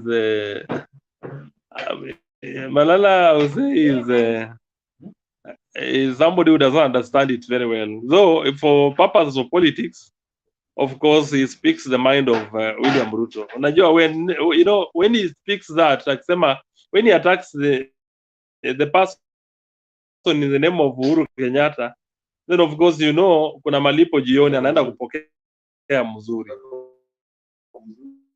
But the fact of the matter is, we, the people who support Raila Odinga, Raila Odinga is our project. Raila Odinga is our candidate. There is no way Raila Odinga will be a state project, because it's Raila Odinga who can make a government, a sitting government, to fail to function. Yes. Hata nani Ruto mwenyewe has been singing, if he was a project, hangefanya kitu kama hiyo. You get it? So ile kitu tunasema ni hii. Hiyo yote ni semi ya watu ambao wanataka kuchafua jina la Raila Odinga. Malala yeye akifungua mdomo wake. You know, these days I don't even listen to him, because when you hear Malala speak, you know the guy is full of venom. Hakuna kitu ya maana ataongea. And you know, now if you want to know it, follow his page. Like 70% of the people are actually attacking him. Na hata yeye mwenyewe ameanza kujua hilo. Somebody very close hinted to me that hata huko Luanda today, of course, there are people who are shouting, the pro Azimio people who are shouting them down. What I'm saying is this: ukitumia kusema ya kwamba Uhuru anataka kuingia kubaki kwa ofisi kupitia mlango wa nyuma, that's an obvious thing. You're attacking the president. You're attacking Uhuru Muigai Kenyatta. But let them now watch the space, because Uhuru Kenyatta is now going to be out there campaigning for his candidate, who is Raila Odinga. Because I don't expect Uhuru Kenyatta to come from Western and Central Kenya empty-handed. Uhuru Kenyatta is going to ensure that the Central Kenya or the Mount Kenya region votes Raila Odinga. And this is where there is that fear. So they want to poison the people so that the people believe what they are saying. They are trying to poison the people, the electorate, so that people believe what they are saying. Like what William Ruto was saying. Sasa Sahi is not, you know, previously he has been sending his attack dogs to attack the president. Now he's all out attacking the president. Kumwambia vile yeye amekuja na project yake, vile project yake imefanya nini na nini, and you know, he forgets that his agenda, na wakati anaenda ku articulate the issues huko nje, he reminds us that Jubilee has built this road A, road B, road C, and who is doing that work is Uhuru Muigai Kenyatta. So how do you now cling on somebody's agenda, somebody's vision, somebody's what Uhuru has been doing, that is the project Uhuru has been running, to use them to actually win over the electorate? That's a lie, because that is I would say that is trying to, you know, use a narrative that is not practical, is not workable. And now, sorry Bwana Murunga. Akitumia hizi project, Bwana Murunga, I want you to address yourself on the kwamba hii issue. barabara imejengwa road A, road B, road C, inasaidia yeye.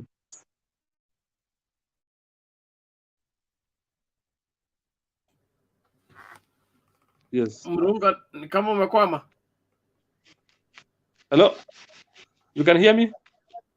Yes, we can hear you. I'm requesting.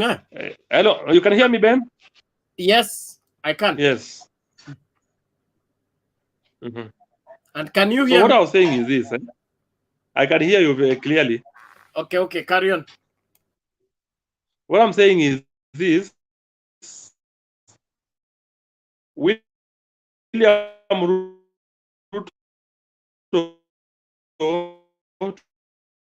today, no, Bwana Murunga, neti yako imeanza kufail. Neti yako imeanza kufail. The president. And then the same William Ruto comes. Let me disconnect and come back.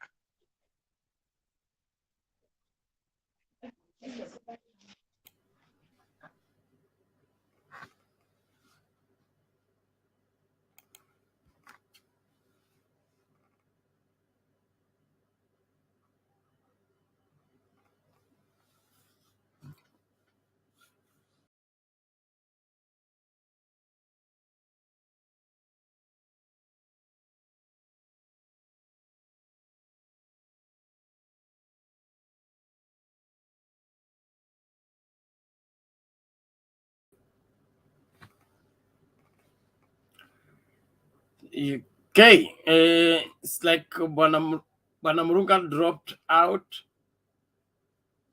MD, try your gadget again. If you remove if you remove the earphone, I think it will be able to pick. Remove the earphone. Remove the earphone from the phone, so that you use free hand. I think my Imekata tena.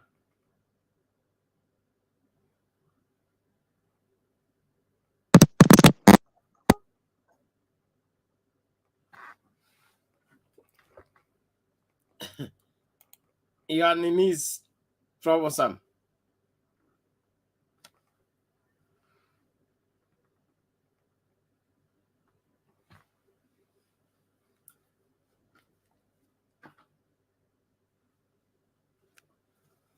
Okay, wanasema maybe you bring in Selina. Yes, I can hear you now. Maybe you bring in Selina Sego. My gadgets, I think, has problem. Yes, can you do without the earphone? You remove it from the phone so that it's free hand. You're using a phone or laptop? I'm using a laptop. Yes. But it has a problem on the when I use its speaker. All right. Okay, now I think I can hear you clearly. You can make your submission as we move on. I just wanted to note Asil TV anasema mchango ilifukuza watu. I don't know, but I think they are regrouping, they are coming back, so don't worry. This is Kenya and we are global, so let's do our best. MD, endelea. Yeah, you sound tired today, I think, because we are left a few people. Maybe you can bring in Selina Sego to maybe atuchangamshe kidogo. Sawa, Mama Selina. Due to public demand, karibu. Asante. Naona Kenya siasa inawaka moto, watu wataki kutoka wakati mambo inachamuka, kwa sababu tunataka kuchangia na kupata maoni na wale watu wenzetu wanasikia. Najua hii TV kuna watu wengi wanasikia sana, so wataki kuona kama kuna watu okay, huku kwetu ni mchana, najua Kenya ni usiku, but tumejitolea kwa sababu ya nchi yetu. Ningeomba kila mtu arudi ili tuweze kuchangia hii mswada ya, hata nimeona ya Murang'a, hiyo ya Kang'ata, nimeona Makrumen wakiongea.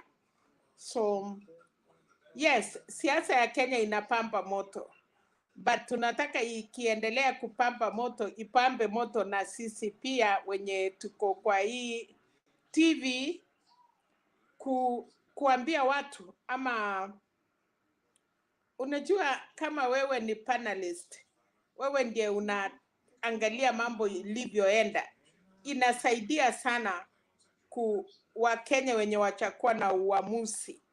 There are some people bado wako undecided na wanatutegemea kuwaonyesha njia bora. Kuna watu wengi pengine pia wameamua na kulingana na vile hawajaelewa. Ukiexplain kama baba amekuja na agenda 10, kama UDA wanasema bottom up, na hawajatuambia bottom up na nini, kwa sababu iwezi kuwa ni moja tu. So wakati unapofananua, wakati unapoambia watu inamaanisha nini ama itatusaidia aje kama Wakenya, ndio sababu tungependa watu wote wachae kama vile wanakuanga 10, alafu wengine tunangoja. Hata tungeomba ujue vile uta expand this house, wachukue watu 50 ama watu 20 mara moja, kulingana na singine. Kuna singine tunaingianga saa Uganda, kuna yenye tunaona inachukua watu wengi. So pena lazima, unajua nyumba kama umesaa, uwezi suia mtoto mdogo ingine asaliwe. Sasa wewe ulikubali, Mtembei alikubali kuwa na watoto, na sasa watoto wengi wamesaliwa na hawezi fungia nje aseme si watoto yao.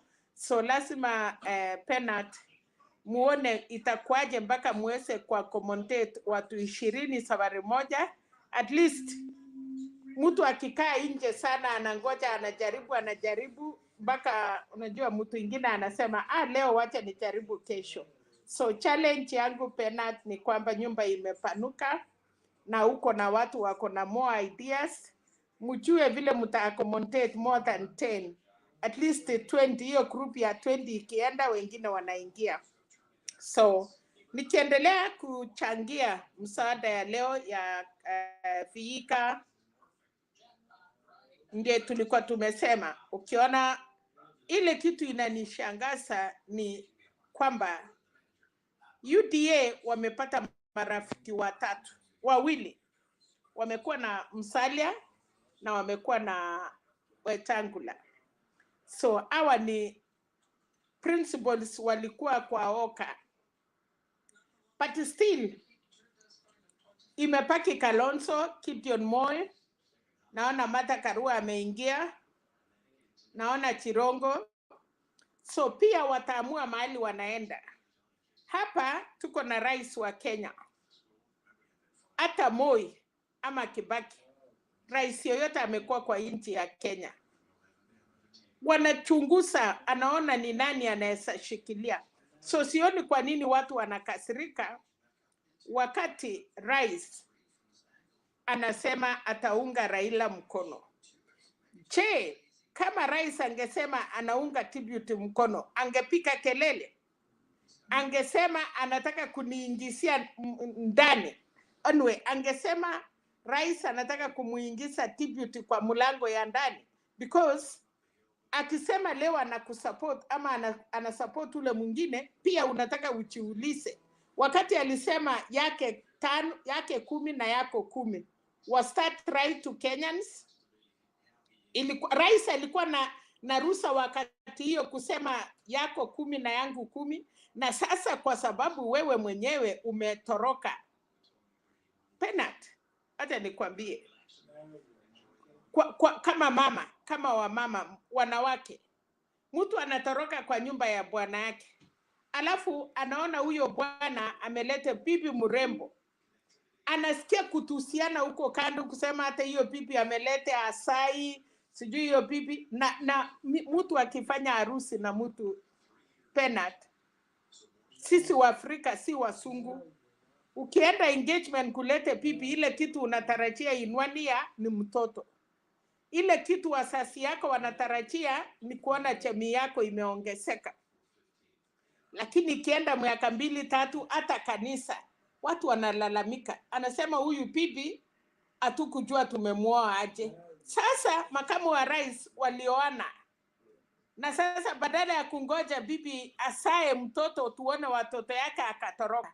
Sasa Uhuru amepata mali ingine, anaona nyumba yake itachenga. Kwa nini analalamika? Na ameenda kupata wengine. So mimi nilikuwa nasema kama aliona Mudavadi na Wetangula itamsaidia, hana haja ama hawana haja kutusi rais, kwa sababu walikataa kufanya kazi na yeye. Walienda wakataka kufanya impeachment ya rais, Raila na ODM ikasaidia. Na hata kama hakusaidia impeachment vile watu wanasema, but kuna bills kwa parliament ya muhimu sana ya serikali ya Uhuru. Kama si ODM hatujui ingeenda namna gani. So mtu anaenda mahali rafiki. Kwanza Raila na Uhuru wangesalamiana kwa sababu walikuwa wanapigana kwa kura. Na walisema waliingia room wakakaa 9 hours bila kuongea. Na huyu baba akasacrifice, akasema kwa niaba ya Kenya wacha tufanye kazi. Na akasema kabisa atiweki members of parliament ama siingii kuchukua serikali ya Uhuru, lakini watafanya kazi kama kuna. So mimi nataka kwa hii miezi 7 inakuja, nataka tujue deputy president fallout yake na rais ni nini. Alikuwa na agenda gani mzuri aliambia rais atimisa akakataa? Atuambie. Mimi nilitoka kwa serikali ya Uhuru kwa sababu, si kwa sababu handshake. Nani ajui handshake amani imetokea? Kuna watu walikuwa watembei Kenya mzima. Kuna watu hata ulikuwa barabara kama Nairobi, kuna barabara ilikuwa ya tuseme ODM ama hiyo watu wengine na watu wengine. But wakati walisalamiana tukakuwa na amani. Na hata yeye, hiyo amani ya Uhuru na Kenyatta ilifanya deputy kuweza kutembea mahali kama Coast kuchukua watu, kwa sababu Kenya ilikuwa kitu moja. So ile kitu tunataka kuona penalty, kama mimi kama wasikilizaji tunataka sasa Musalia awache kutuambia kuhusu Raila, kusema 2017 alikuwa na Kioni, Jeremia Kioni kama running mate. Hata yeye hakumpigia kura. Hatutaki sasa hiyo maneno ya siasa, imetosha. Tunataka watuambie kama Azimio, hii bottom up yao moja, hiyo ni kitu moja. Tunataka ingine 9.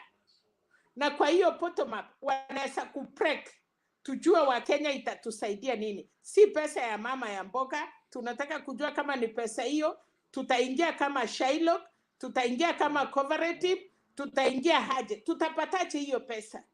Sisi wa mama wengine wanaenda kuuza huko barabara. Nitapeana nini ndio nipate hiyo pesa? Watu wengi hawana land, hawana title, hatuna banks. So tukiambiwa sasa this is the right time, unaambia watu hii ndio nataka kufanya hii, kwa kama Raila amesema ninapeana 6,000, lakini hiyo 6,000 ni ya familia yenye hakuna mtu anafanya kazi kwa hiyo nyumba. Akarudi akasema ukiwa town kama Nairobi ama hub country na ulikuwa nafanya kibarua na imeisha, inaeleweka. Sasa mi nataka Penat, wakati tunapoongea tusiambiwe Raila alienda na akakuja na akafanya. Hiyo yote tumejua, hakuna kitu new tunaambiwa sahi, na hatutaki kitendawili na hatutaki hiyo msee, kwa sababu Raila amekuwa msee, huwezi kumrutisha awe kijana. Hiyo ni miaka yake Mwenyezi Mungu amempatia. So hatutaki kusikia mambo ya msee. Usee ni tofauti, akili ni tofauti.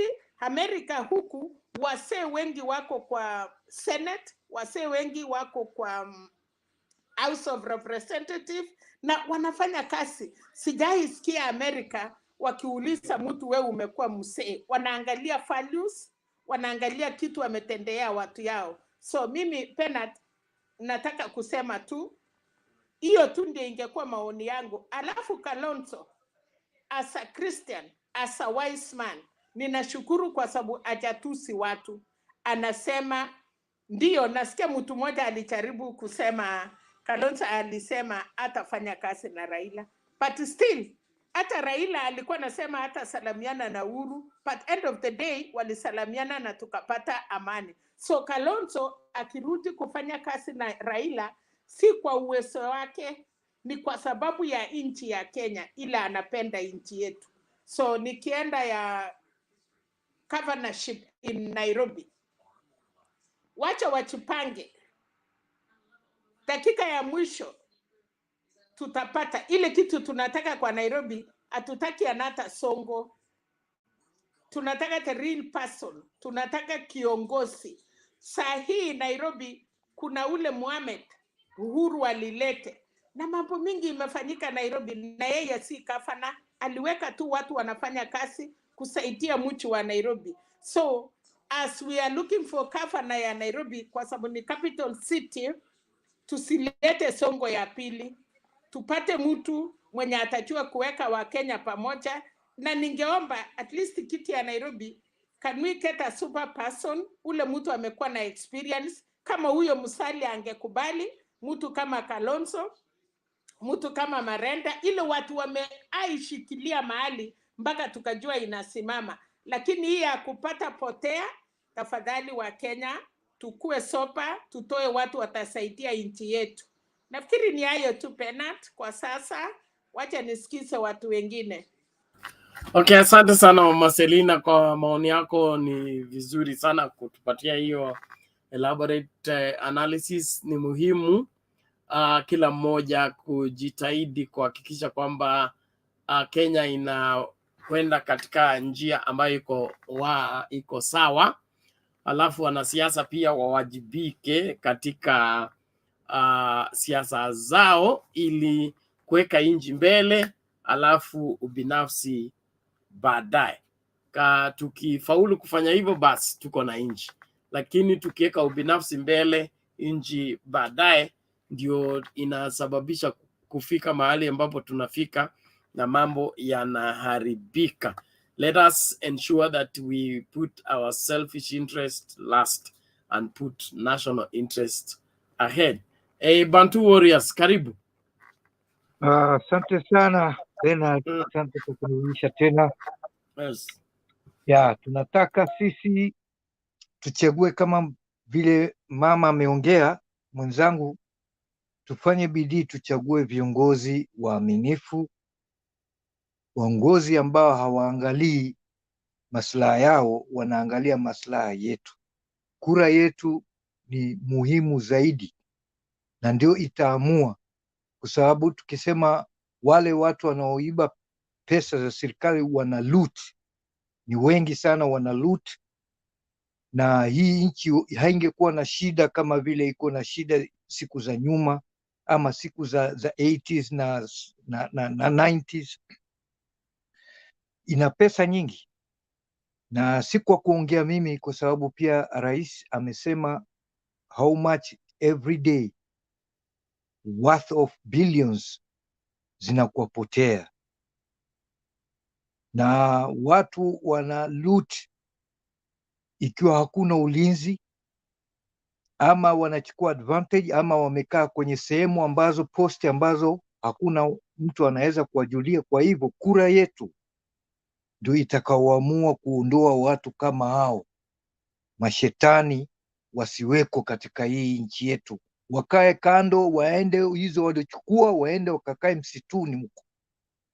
Na Tembea anafanya kazi yake mzuri huko, atahakikisha amefagia huko, ametengeneza Trans Nzoia huko, Western huko, hakuna tena Ford wala hakuna hiyo nyingine, hiyo sijui inaitwaje hiyo, kutakuwako kuko huko ni DAP Kenya inafagia huko, Kalonzo anatengeneza huku, Coast iko sawasawa. Wengine tunasikia wamesafiri wanaenda sijui wapi huko, Dubai huko. Na hiyo Dubai si tumepata kujua si Dubai peke yake, watu walienda mpaka Italy huko, mkifuatilia walienda mpaka Italy kujua hiyo mambo ya hiyo damu hiyo, na hiyo pesa ya hiyo damu ni kesi ambayo inaendelea Italia huko, inafuatiliwa. Kwa hivyo kuna mambo mengi yanaendelea, hatuwezi kuweka wakora. Country is bigger than anybody else. Hata wewe umevaa rangi ya manjano, umevaa rangi ya green ama blue, it doesn't matter. Unafanya bidii uingie katika uongozi, ukichukua advantage, ukienda ukifuatia watu makanisani, ama ukifuatia watu wanyonge maskini, ukianza ukijua huko ndio utapata support.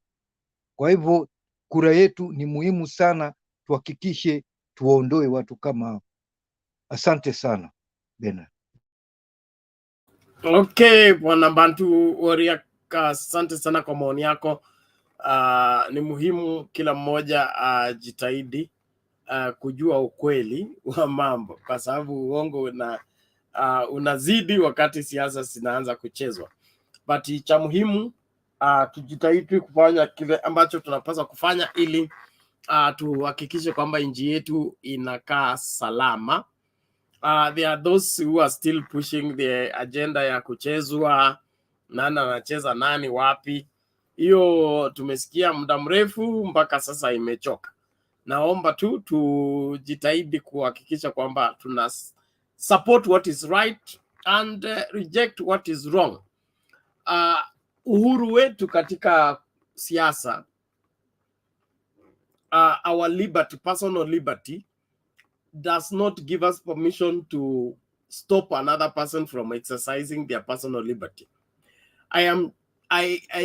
There is nothing unconstitutional about the president stating who he will support or who he will prefer to be his successor.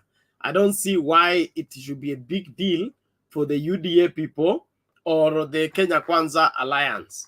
And then there was this twist that Malala alileta leo, anasema rais anapanga kumrithi makamu wa rais. Sijui Alex, umesikia hiyo? Nilisikia, unajua vile Stone PK alisema, unajua imefika wakati hata kujadili juu ya watu wa UDA inakuwa ngumu. Bernard, ukweli kabisa, you know, you reduce yourself into speaking some of their propaganda mpaka you wonder, why should I even rebut their propaganda? So Malala, I think, I don't know what I can say about him, but I think he's a young man who doesn't know that he has a long life to live. And when you start politics at a very young age, traditionally, when you look at people who started politics when they were very young, they were very careful what they said, what they did, because you don't start politics and retire. Ask people like Obama. When they got into politics at a very young age, immediately they retired less than 15 years before they even their politics matured. There is nothing you can do after that. In fact, ask somebody like Chiloba. I went to church with him in Lavington.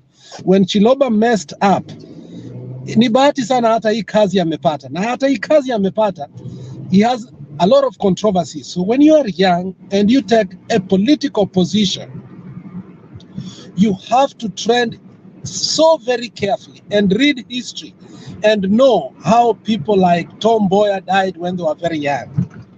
And then you ask yourself, how did Oginga Odinga live to be that long? Wakati Raila anapoenda, kila Matanga West, Central Province, huwa ninashtuka vile anarate huyu jamaa ni rafiki yangu, tumekuwa na yeye hivi, tulifanya kazi na yeye hivi. You know, Raila in his politics has made friendship even with people we are amazed when they die. Malala is too young to have too many enemies, Bernard. And I fear that he doesn't understand that politics is not about kiherehere, it's not about just scoring point. Politics is about building your people. And hiyo ndio siasa Omar Hassan alipiga. Just look at Omar Hassan now, Sarai. He cannot revive his politics. That is the politics of Halwale, though he came to politics a little bit late, but it will be very hard to resurrect his political life unless somebody resurrects him. Even if he resurrects him, he has been seen as somebody who cannot make a decision at a critical moment. So maneno ambayo Malala anaongea lately, I mean, hata watu wa Western, they don't want even to deliberate about it, because he has come out as a son of Mlembe Nation, as he calls himself, who does not think beyond tomorrow. But anyway, iko jamaa alikuja hapa pia akaongea kama Malala, akasema the fertilizer party is a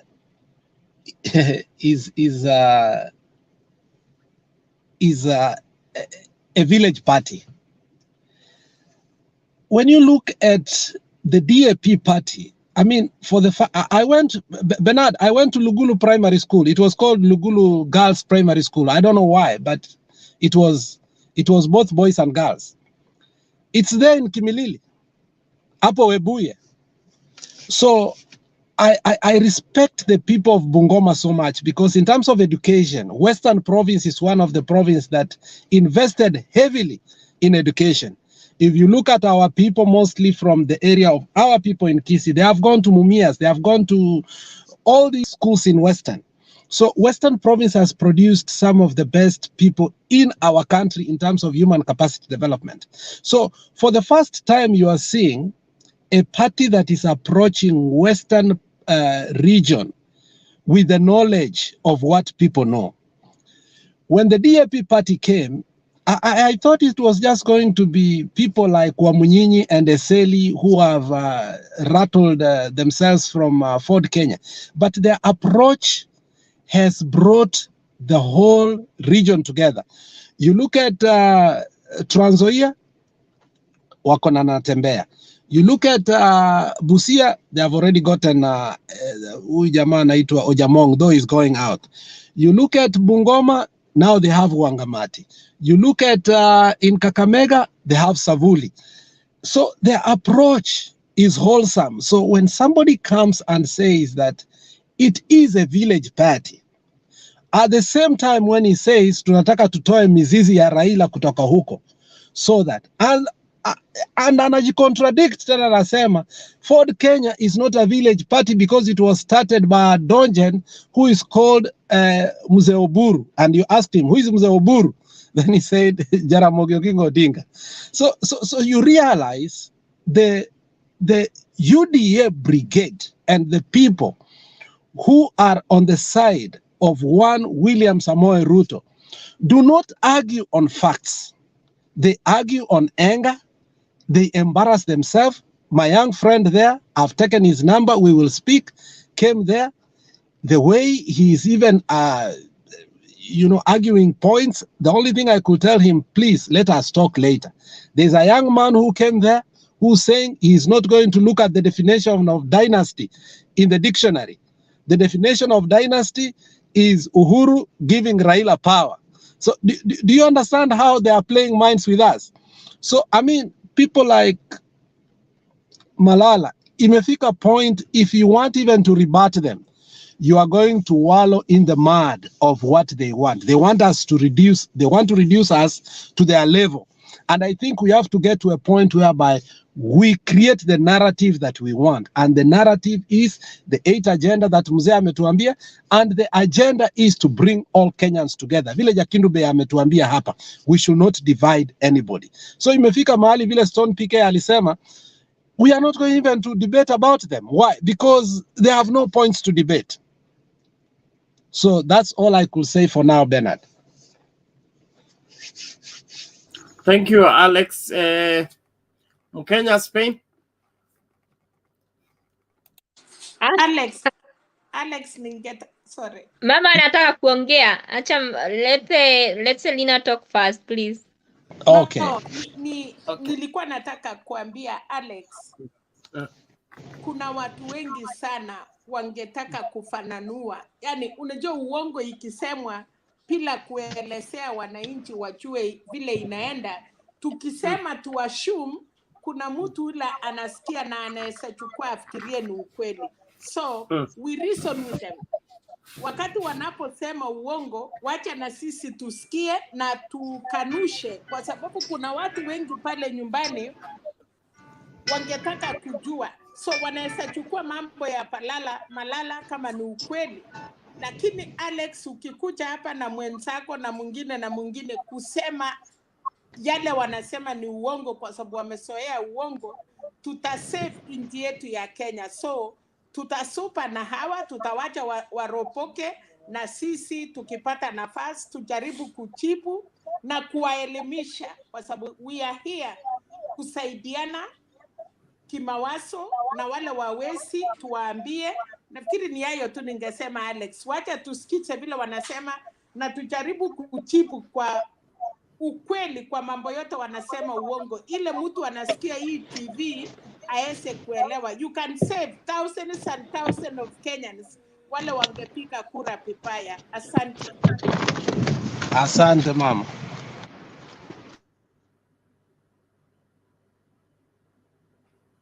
Mkenya ongea, Mkenya Spain. Bernard nilikuwa nangojea Bernard arudi. For me, I wanted just to support what Alex has said. These wheelbarrow people, they have a lot of anchor. What they know is just matusi, nothing else. Because when you try to challenge them, one of the nini hizo maasira they come up na wanaanza kuongea vibaya, they start abusing people, they will stand mambo ya matusi. But one thing I want to tell them is this, guys, if you don't want Kenyans to come together, you will die in poverty. This is the time we come together as Kenyans. We vote for leaders, but not for those individuals who want to profit from Kenyans. Well, nikasirikie, you either hate me, but I will never, never, never follow a wheelbarrow, because I know who I am. Na tena a wheelbarrow can't help any Kenyan. Utashinda hapo kusukuma wheelbarrow mpaka siku ngani? And another thing, if I endeavor from your reasoning or from your opinion, that one does not make me, that one does not mean that you hate me or I'm not a Kenyan. I'm a Kenyan, and I have a right to think and to think different from what you think. The same way as we accept you people, the wheelbarrow group, you talk whatever you want, we listen, and we don't abuse anyone, we don't hate anyone. But you guys, don't bring makasiriko huku. Tukisema we can't push wheelbarrows, mnaanza kutusi watu. Hapana. We are individual with different thinking, na tuko na each and everyone has his decision, and I can I'm free to vote for who I want, to do what I want with my vote, but let no one force us to think what they want. Thank you, Bernard.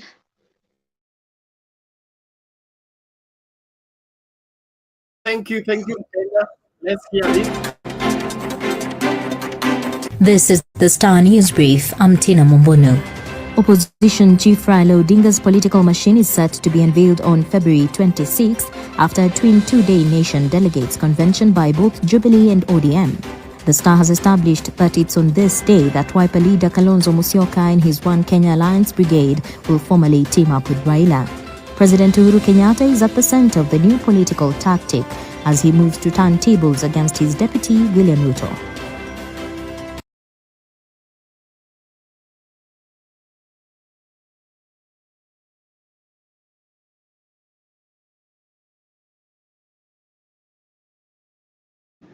Bernard, you're on mute. Sorry. I think I'm becoming tired. I'm waiting for them to come. I had a long day today. Where is this?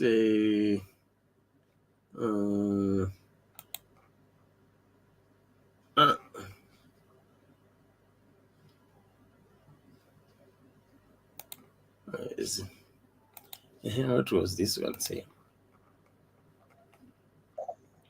Are very angry, and especially the youth are very angry. Some of them being ensuring that what did I hear? We will ensure that we give bursary to the people of Kiambaa in a transparency manner that has never happened before. Ensuring that we're gonna increase and ensure that we ensure that we well, I paid for your school fees to go and learn. Whatever is good for goose is good for those words. Is it possible to use them in a sentence together like that? Whatever is good for goose is good for You won't understand. I'm telling you. Oh, to see Azimio. We the want to very normal.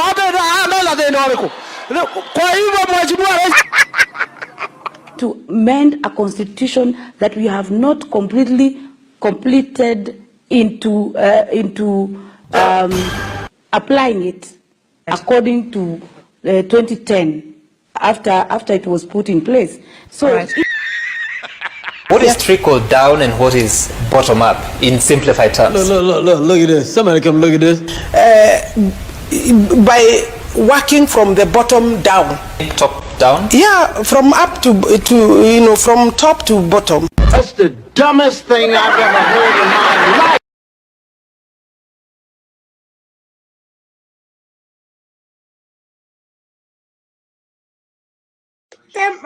Pena tumetoa wapi Nigeria?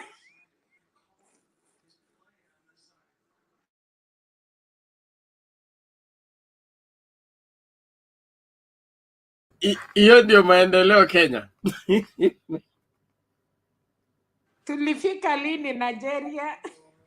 No, don't worry about that. That's created.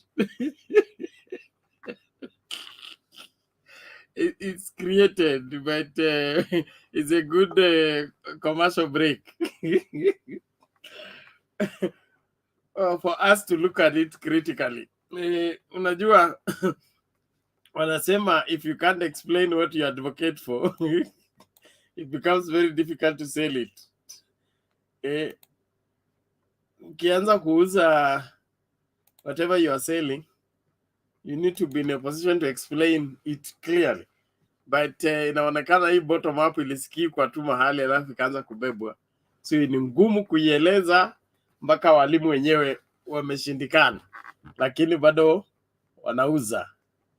Mungu atusaidie. Haya karibu. Kuna nani huyo ametujoin mpya? Abu. Huyu ni Abu ama ni macho yangu?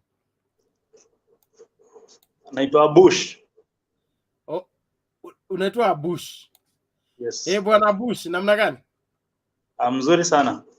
Are you here to ambush us or are you here to to build the nation with us? I'm here to build the nation together. Aya, karibu. Naweza changia kwa hii clip umeshaweka. Kwa Asara narrative. By the way, if I do support Ruto 20%, whereby if kama Riri alikuwa ako serious na vijana, ningempea kura yangu 90%. Lakini the fact whereby is na hasara anafuga kuku, whereby anasema anapata millions of money, if angecancel hiyo project aeka kwa every constituency, aseme mimi vijana nimewapea narrative ya hizi makuku, itakuja na correct hizo mayai ni watafutie market outside the country, wallahi billahi huyo jamaa ningempea kura yangu. Lakini the fact anasema eti bottom up kwa mdomo, in action ni yeye peke yake anafanya hizo vitu. Maindi huko ananyanyaza watu wa kwao. Kimwarel na Areldam alikura yote kabisa na watu wa kwao. Sasa hiyo umeona juzi alikuwa hapa Dubai, alikuwa na kura la kivyake. So the fact is anasema really the fact that ana support youths. Angeanza hata sasa hii unaona sasa hii aseme hizo cooks apeane every constituency na vijana au like a circle. Awambe after 3 months hizi broiler zimeanza kuuzwa. By the next 6 months zitakuwa karibu zina saa hiyo mayai tunauza. Lakini the fact anaongea hapa na mdomo, I'm sorry for him. So that's my point about the bottom up yenye anasema ni ya mdomo tu. Sasa I'm interested in this 20%. 20% ni ile the time alikuwa education, for the fact alikuwa on the government, he did something. We can see that like alikuwa ana sponsor, alikuwa anapeana that motisha ya kubuild technical schools, whereby but at the moment now what we need in Kenya is technical guys, is only technical, because we have a lot of graduates, millions of graduates, they have nothing, and those graduates, they are doing technical work.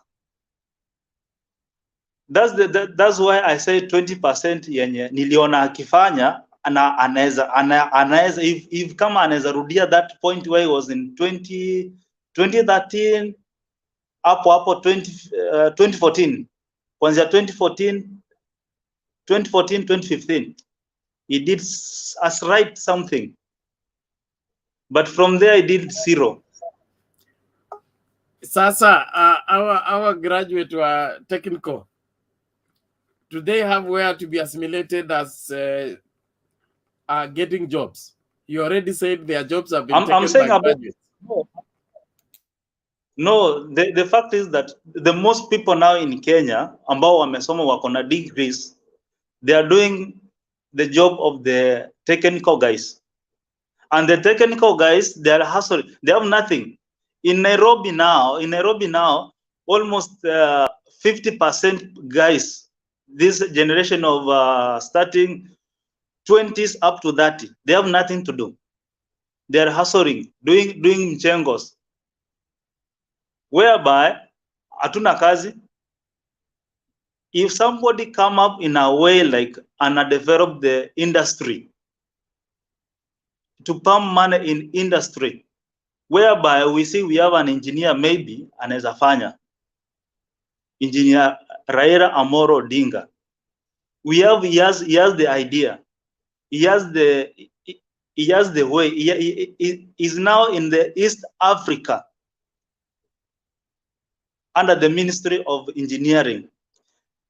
He has that way, he has that one. He says that he'll build the road from East Africa going to the Congo, that side. There's this road. He has the narrative that he needs to build. If he come to the government, through that way we can have jobs created.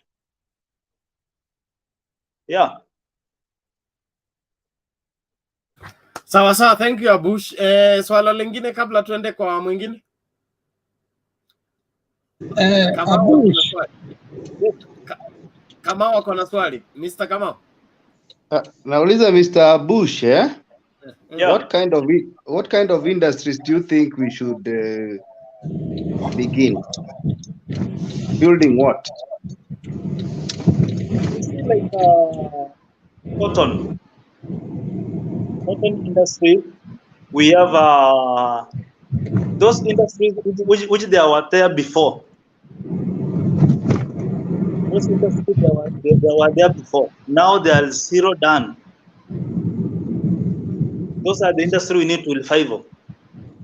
In Kenya, if we can say we need to do a product, a certain product made in Kenya, and we market it in international.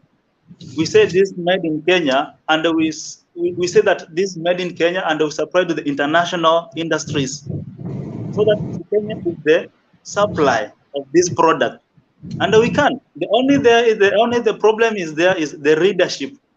The leadership need to find the market outside Kenya.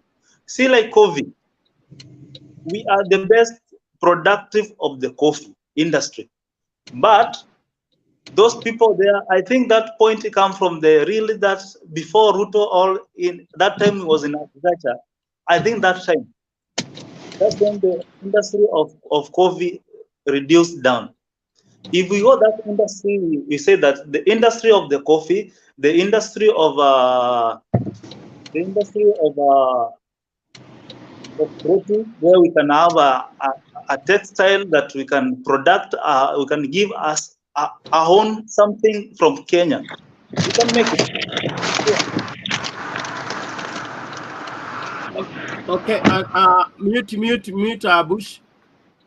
You keep your mic mute until it's your turn to speak. Thank you very much. Alex, you had a question?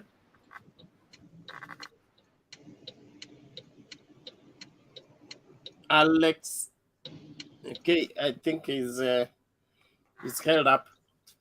Well, Abush, you've had Baba talking about one county, one product, and the Kitui County is the best leading in production. We have shoes, we have honey, we have what else? There is other things that are being produced from there. So it's possible to make industrialization work in Kenya. Yeah, in Kenya, yes, we can. We can make it. The fact is that we need the international market, not in Kenya. The international market is available. The international market is available. I don't think there are any more embargoes on the international market as long as what you are producing meets the international standards. Nyinyi mnataka kututengenezea inaitwa nini? Yogurt ya hapa Kikomba. Alafu tupeleke wapi? No, Bernard, let me tell this one. If we see like if we have a product, we say this is a Kenya product. Where as Kenya we support the product, and in real sense, if you go Kenya, you find this product is a government product where we push it. We see like in flowers, we had flowers. We see President Uhuru Kenyatta going to the England. The president going to the England for the marketing of the flowers. Where can we find a certain product where we say that this is a government product, like let's say like meat. Let's say like meat. If we say this meat in Kenya, we do packages of meat, and our country we supply to the certain countries. You know the problem in Kenya is brokers. The brokers have killed the market where the young youths. You know that I'm talking under the young youths. The fact is that in Kenya we have these brokers who have killed the source of where the guys of under 35 where they cannot able to do a certain business which they can export something. That's the fact where we have that's the fact, and that's the challenge we have in Kenya. The issue is that we have something we can do, But those guys, they have already propped everything.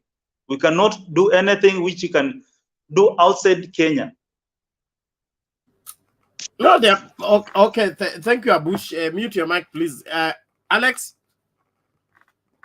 I wanted to tell my brother Bush a few things. The first one is Kenya,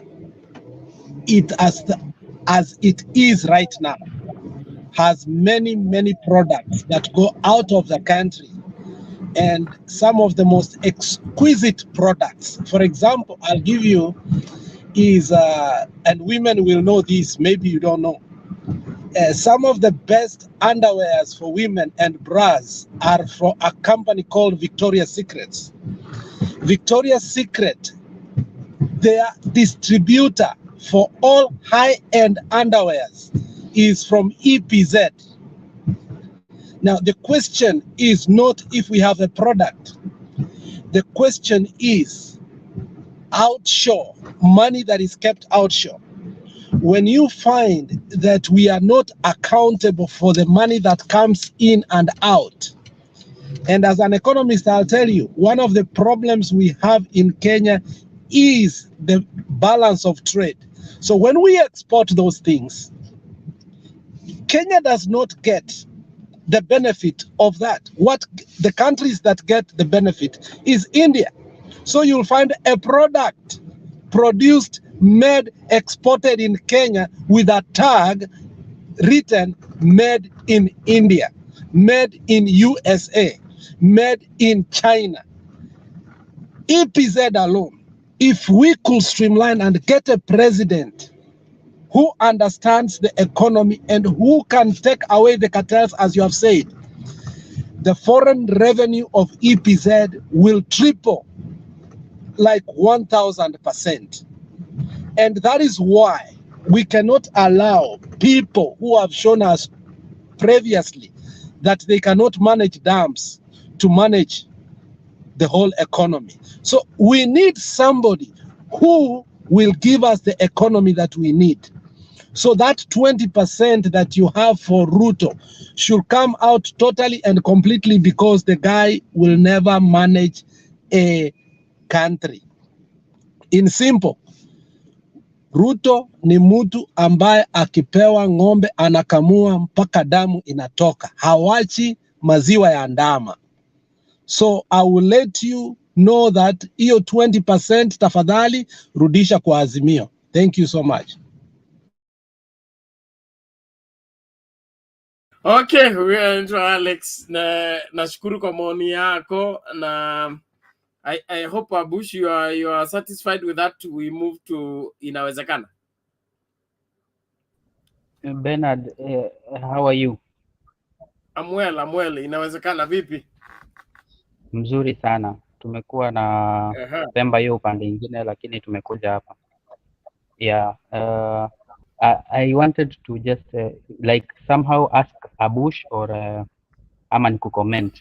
He's talking about the 20% that is anapatia Mr. Ruto. I don't think that one Ruto deserves the 20% that you are giving him. Hata umevalia blue, hiyo blue ni Azimio. The 20% that you are saying, I don't think it adds anything, because first of all, tulikuwa hiyo TVET ambayo watu wa UDA huwa wanasifia sana, DDP alikuja nayo. In other words, bado ilikuwa tu hizi colleges. Zilikuwa zinaitwa aje hizi colleges? Someone can remind me. Technical colleges? Yes, Polytechnic. Exactly. Zilikuwa polytechnic. So the guy just twisted, akabadilisha jina ikaitwa TVET. Maybe someone can prove me wrong, but it was, and nothing changed. The best thing that can be done is what Raila is fronting, whereby factories zinatengenezwa so that kunakuwa na outflow of labor. Yani labor iko kwa wingi sana. I'm a good example of exported labor. Tunaenda hizi nchi zingine, watu wengi sana wako, they are ready to work. Companies,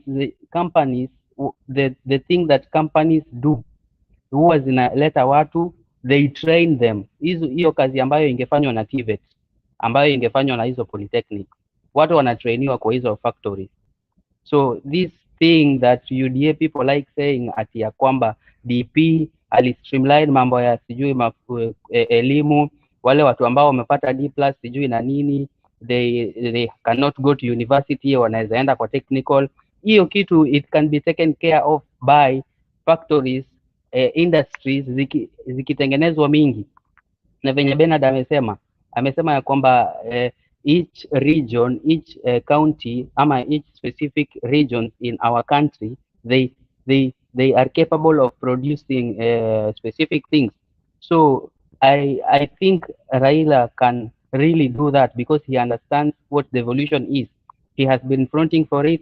Devolution has been his brainchild, and ndiye we are very sure ya kwamba ataanzisha mambo na industries, na hii leba mingi ambayo iko Kenya, the main youth that are in Kenya, badala ya kufanya jua kali ambayo I'm sorry to say haina mwelekeo ama haina kebs, if I can put it that way. Tunaweza jieka kwa hizo factories, tunaweza ekwa kwa hizo companies, and tunatrainiwa in those companies, and we become the largest producing economy in East Africa, if not Africa, you know. So that's just what I wanted to say. Na watu wa UDA, hiyo mwachange hiyo story. You cannot attribute that thing that ni jina tu ndo ilibadilishwa. Thank you. Okay, thank you. Unajua sifa ya mtu haitaji kutafutwa, aidha una sifa ama huna. Okay, wakati tunahitaji kwenda kutafuta, kugoogle, kuresearch ili tupate sifa yako, inamaanisha hiyo miaka yote umekuwa katika limelight. You did not do much. That's why it's difficult for you to be defined. It's difficult for you to be explained, and so you attach yourself to things so that those things can explain who you are. Everything about Kenya Polytechnic, or rather polytechnics, was part of 844 system, which was started by Moi, and the target was the same thing. The technical department of life should have people who can take care of it. I do publishing, and one of the requirement in publishing, or rather printing books, is the book, after you have done everything else, it has to be trimmed, and there's a machine that does the trimming. So when you go, the people who are controlling those machines were old people. So I was wondering what's happening here. No young person is coming up. And now this old man was telling me, after I go for retirement, you may not get somebody to trim your books for you. I even had to engage him to get some young people to go and study under him. He now trains them physically, no going to the wherever college, but it's an anafundisha on the job. So these are things that need not to be discussed in terms of somebody's political whatever qualities. You either have the country at heart or you don't. And as far as I'm concerned, we have people who want to broke for this country. Broke in the sense that wewe unakuja tu kwa sababu umesikia kwamba watu wanalala njaa ama watu hakuna job, then you capitalize on the joblessness of Kenyans to use it as a narrative you want to use to get into power, when you have not thought about these people for over 9 years. That makes you not just a pretender. It makes you an inhuman in the sense that you are taking advantage of somebody's misfortune to make your own fortune. That's how I see this UDA movement in terms of what they want to do for Kenya. I've never understood what they want to do for Kenya, because I don't see Kenya in their hearts. I don't see Kenya in their vision. I don't see Kenya in their voice. I can't hear it when they are speaking, because it's all about them and them and them and what they will get and what they need to get, who has blocked them, who has resisted them, who has frustrated them. mkataa wengi ni mchawi. Waswahili wanasema, sio mimi. Bwana David, umefika namna gani? Poa sana, mambo. Salama. Yeah, good to see you. Good to see you too. Mambo imekuwaje Vihiga? Naona watu wa Kenya kwisha wako wamekita kambi Western. Wanasema kesho wasijua wako Busia, wakimaliza Kakamega warudi Nyamira, tena warudi Kakamega. Kuna nini? Okay, thank you very much. I just want to contribute a little, alafu nitoke tena. Yeah, so nataka tu kuchangia hii headline inasema ati Project Uhuru, Azimio, sijui nini. So nataka tu kusema those UDA guys who are saying that Raila is a project of the government, they are really messing up. They just don't know, because to Raila's diehard followers, they are very happy about that, because the government is what has been denying Raila victory. So I think for Raila supporters, they are happy, and this one is going to make them to wake up in numbers to vote for Raila, because they are sure that this time Raila is going to hit the bull's eye.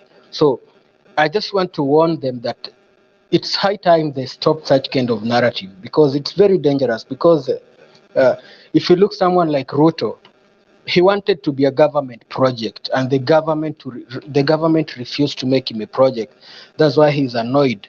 So I just want to warn them and warn Kwisha Kenya Alliance plus their supporters that they should stop that narrative, because it has broken wheels and it will not go anywhere. Cause hata leo niliona ile mkutano Mudavadi alikuwa nayo huko kwake, that one is below the standard. Ile si bedroom ile si, the numbers that I saw, they are not the numbers that he should get in his bedroom. So that is all I can say, unless if there is anything that I can add. I can only say again that you see, in Kenya our problem is just tribalism and corruption, because if you go to other countries that are doing good, you just wonder how things are marvelous there, until you ask yourself, kwani sisi wa Kenya ni nini tulikosea?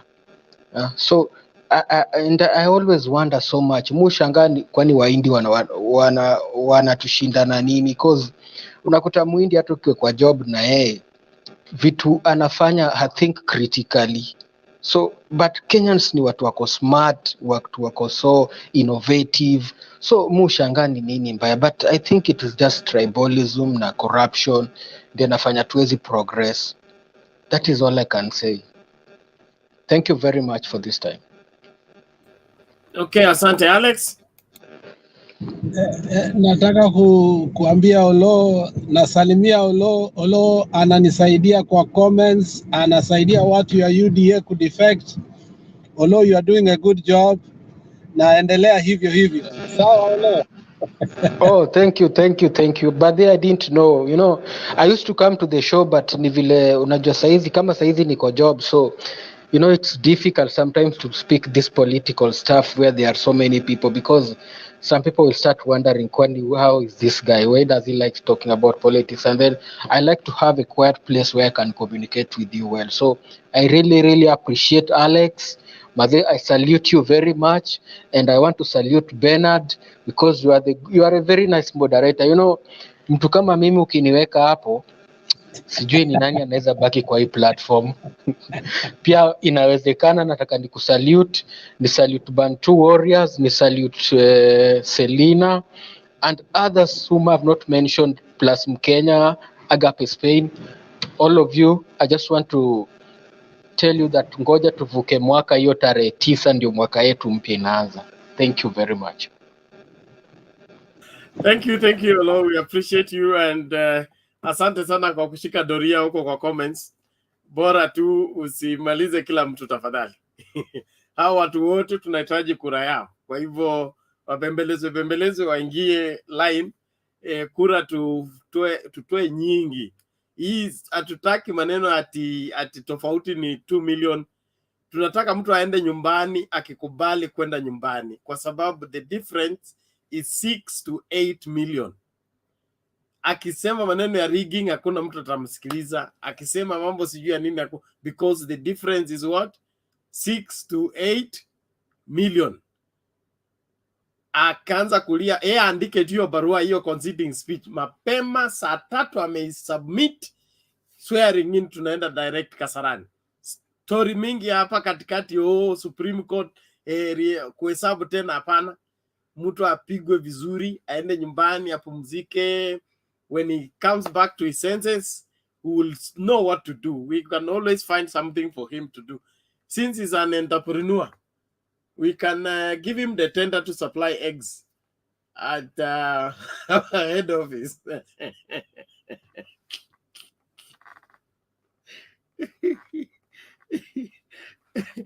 Sawa sawa, naomba tuendelee. Nani huyu?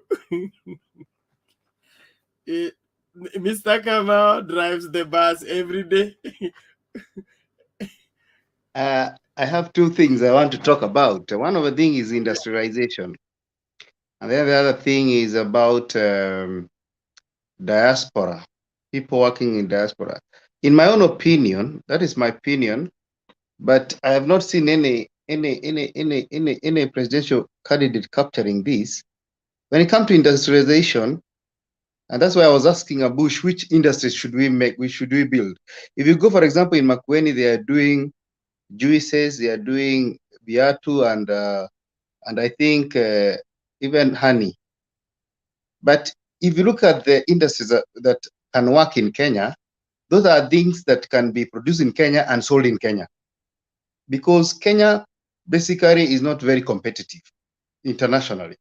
And when you talk about, for example, when Alex said about the underwears, it is still not that we are the best producing country in underwears. So I think when it comes to industrialization, we should have what we call a paradigm shift, so that we get the edge of producing and making a country industrialized. If I had an opportunity to speak to Mr. Raila, I would say, right now, the biggest foreign earner in Kenya is diaspora money that actually people who are working abroad are bringing back to Kenya.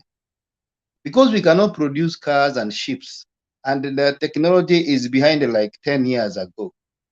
I think it is important to equip people in our country. And in fact, the Ministry of Foreign Affairs, what it should be doing, that's my opinion. I know it will bring out of controversy. What it should be doing, and it should advise the president on the areas we should train our people, whether technical or professional, so that at the end of the day, the president, when he goes to Djibouti or Botswana, for example, they need a lot of teachers, then he negotiates positions for these people. We are in a global village. The issue of brain drain nowadays is not the most important. So what we need to do is to industrialize our country by training the professionals in this country. Because as we speak, I was reading an article about Philippines. If you go to the world, if you go to Dubai, you go to anywhere, even the US, even here in Kenya, because I've been in a hotel called Pajeta in Nanyuki, you'll find that most waiters in the world are Philippines. And I asked one of them what happens, and they said this is a government initiative. They realize that they are not competitive in many areas, but they know majority of people are ready to do this work. So they took an initiative to train those ladies and those young people, and then they decided now to negotiate with countries all over the world, so that you'll always find, even you go to any country, the Philippines are number one, and then there are Indians, and then Kenyans come there, but Kenyans struggle to go to that position. So my own opinion, if we had to industrialize, before we get those companies, because we won't sell so many things, we need to train our people on the right things and then export them. Or let me put it this way, let them be our cash crop.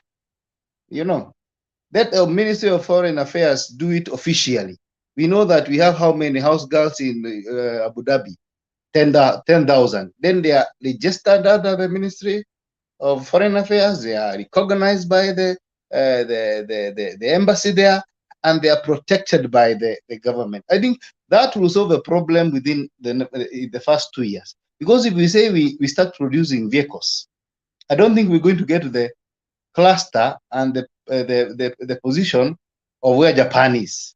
If we say it's clothes, we're not going to get to a point whereby Turkey is and whereby Italy is. We can do it, but it will still not have a big impact to our country.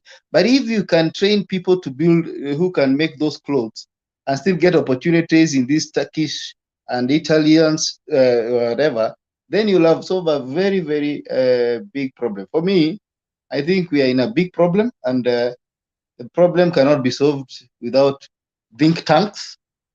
And the think tanks are us, because we are the people who know where the problem is. In each and every person here, I know there are family members who depend on you. In any case, we have a job. For example, me, I have a job, but the interdependency, the people who depend on me indirectly are more than the people who are supposed to depend on me directly.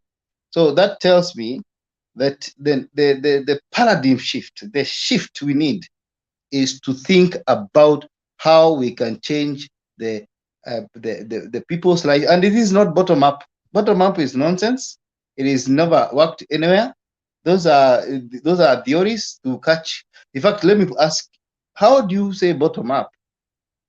You start from the below, and yet you want to get money from treasury and take it back to the without structures. That one won't work, because even if you help Mama Mboga with 100,000 today, where I live, the Mama Mboga I buy Mama Mboga for, he cannot sell things more than 5,000 shillings. So I'm even thinking you're giving him 100,000 shillings. Unless you give another person 100,000 to buy, surely you're not solving a problem. And if it's a Mama Mboga they're about 1 million plus. Let's say we give them 100,000 each and every person. Where would they sell their products to? So for me, I want us to, if I had the chance to speak to Baba, I'll tell him this human resource, it's getting to 8 to 7 million. Let us train them, let us register them, and let us export them. Let them bring back the money. The biggest earner in Kenya and the Philippines right now is foreign exchange. This is foreign money or diaspora money. That's my opinion. Just opinion. Sina maneno mingi leo. Okay, asante, Mr. Kamau. That's a good perspective. But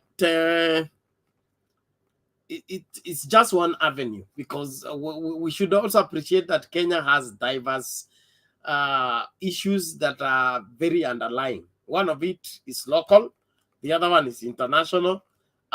Export of labor, I don't think we are doing poorly. You just need to walk around. Like most of the teachers in Botswana are Kenyans. Nurses wherever, as far as the UK, some are Kenyans. And so in exporting of labor, even without training new people, okay, what you already have, if we put it in the wherever labor market for the international market, we will still have enough to send and enough to remain home. It's just crazy that we play politics with people's lives. All the same, I believe that there is what the country attains when it is able to produce or rather put to use its own resources. For example, our own coffee. If we are able to process it so that we put it in the international market as a finished product and not what we are selling as raw material, okay, that we are able to set up industries to refine our coffee, then put it in the international market at the international market rate.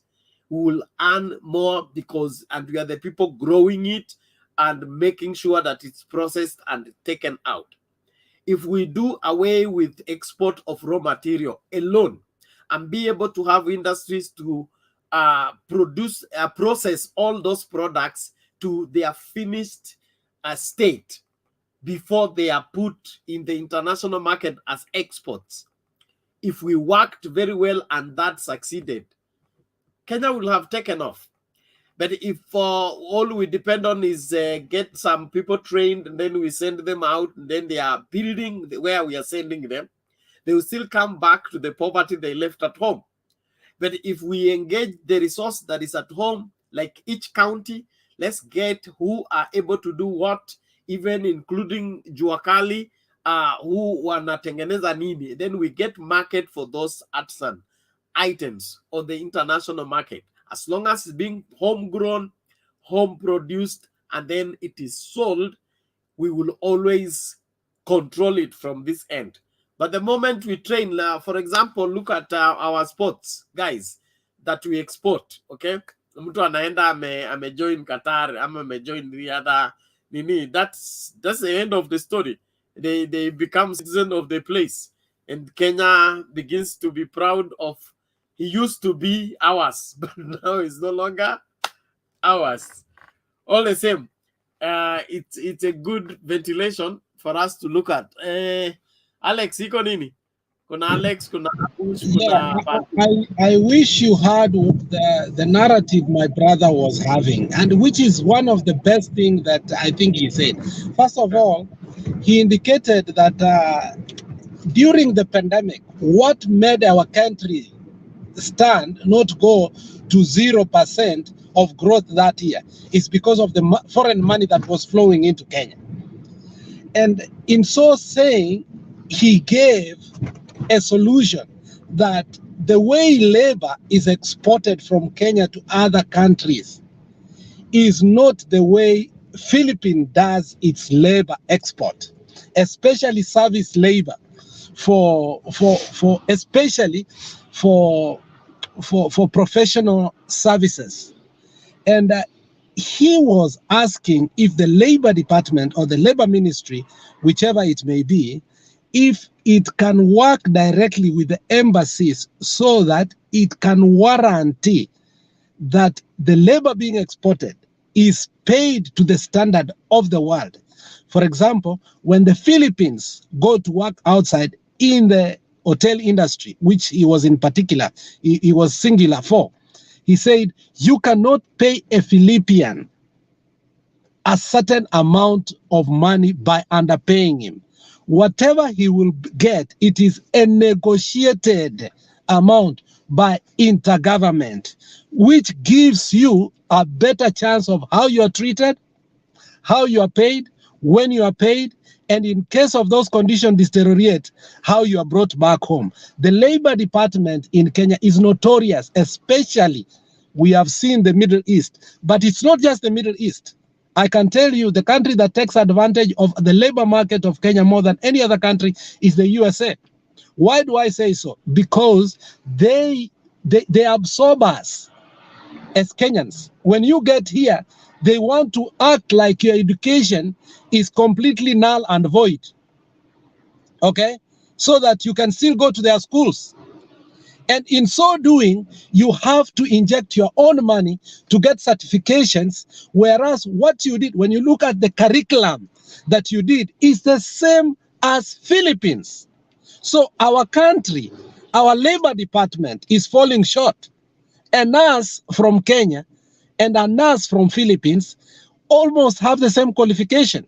But when they get to the US, you find that a nurse takes another 1 year to qualify to be a nurse.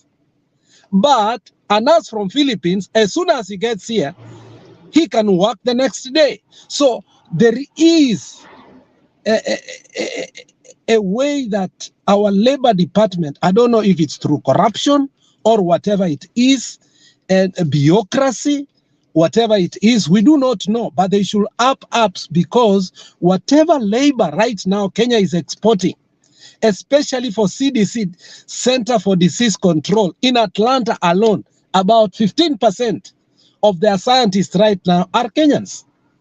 But you can see how the negotiated labor between Kenya is so myopic. So what he was suggesting is our country is doing wrong to us. What we are being paid according to the world standard and the index is too low than other countries. The government should start, because we are exporting more professional jobs in Africa than many many other countries. I think that was his point. I get it. Let's hold on, Abush. Let's hear Bantu first. Bantu, ni swali ama maoni? Asante sana Bernard, maoni. Maoni yangu ningependa kuongea kwa panel wenzangu na watu wote walioko duniani. Kitu cha kwanza ningeomba kama na uwezo serikali mpya itakayokuja ya baba, kwa hakika Mungu akitujalia, yeye ndo ataweza kujaribu kupunguza shida zilizoko hapa kwetu. Ataweka plain ground, yani foundation ya wale ambao watakaokuja mbeleni waiendeleze. Kuna shida nyingi, na first thing ningeomba serikali itakayokuja wahakikishe ile loopholes, corruption wa deal nayo very thoroughly. Hiyo ndo imetulet down sisi kwa miaka mingi, na the more time goes on, unaona imekuwa kama is an habit ya watu kuloot pesa za Kenya. Inatakikana iundwe judiciary, special judiciary ambayo itadeal na corruption. Sijui kama iko ama inatakikana ifanywe, ambayo pia kesi zake it doesn't have to take more than 6 months. Either you are acquitted or you go behind bars, and it has to be forcefully maintained.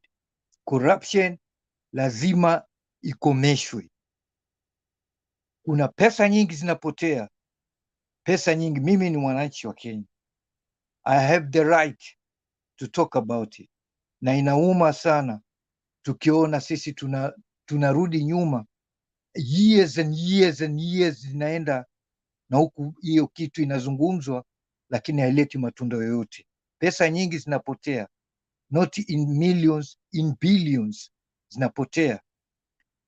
Na kwa upande wa industry, Coast Province ni mojawapo katika provinces za Kenya. Tuko na Indian Ocean, is so wide open. Unaweza kufanywa fisheries, inakuwa pia ni kitu inaweza kuleta mapato mengi sana, na hiyo product ikawa exported, na pia vile locally ikawa inatumiwa. Sijaona kama inashughulikiwa sana, kwa sababu nchi nyingine China, Philippines na nchi nyingine wanakuja paka katika bahari yetu wakichukua mazao yetu ya samaki, na wakirudi nao katika nchi zao. Coast Province, Indian Ocean iko thousands of miles. Tukiweza kuitumia kwa kutumia teknolojia ya leo, tunaweza kufungua industry, kwa sababu industry zinatakikana Ulaya, Uingereza, Belgium, the whole of Europe, Denmark, Norway, Holland, German, everywhere ukienda inaangalia kulingamana pale ile environment ya ile mahali. Ikiwa wewe unaweza kuuza kitu kadha fulani, kwa hivyo hiyo town ndio itakuwa inajengwa hiyo plant ya kuweza kufanya hiyo kazi.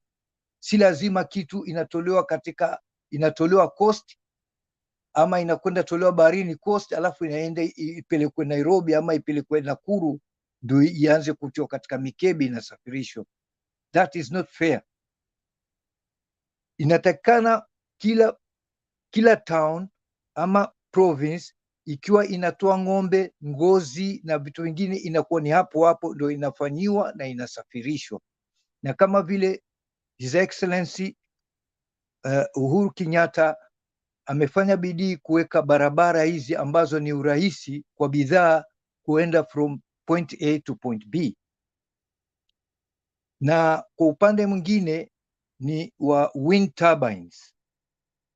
turbines na solar panels, solar power. Nchi yetu tumebarikiwa, tuna na jua nyingi sana. Jua iko most of the time, kuna jua, na Europe na the other world wanafikia wivu sana. Hapa tuko sahihi ni baridi, hata jua hakuna. Wind turbines na solar panels zikitumika zitapunguza shida ya electricity. Very simple technology today. Una build wind turbines either in the coast province or any other place, as long as there is wind, hiyo inaweza kusaidia. Na kwa upande wa sports tumeshuka chini sana, yote inaenda kwa upande wa corruption. Sports tumekuwa sisi siku hizi tunaangalia tu nchi nyingine zikienda mbele kwa football, boxing na athletics na vitu vingine. Corruption imetumaliza sana. Ni hayo tu kwa hivi sasa, ikiwa mtu anaweza kuongeza ataongezea. Asante sana Ben. Okay, thank you Bantu Warrior. Yes, Abush. Natumai ni swali ama short comment ndio tuende kwa mzalendo. Nilikuwa na swali. Endelea. Kwa foreign rebel. If kama tunaweza tuma watu our MPs to represent us, wakifika Saudia wanasema hao watu wametoka huko Koinange, are we really safe?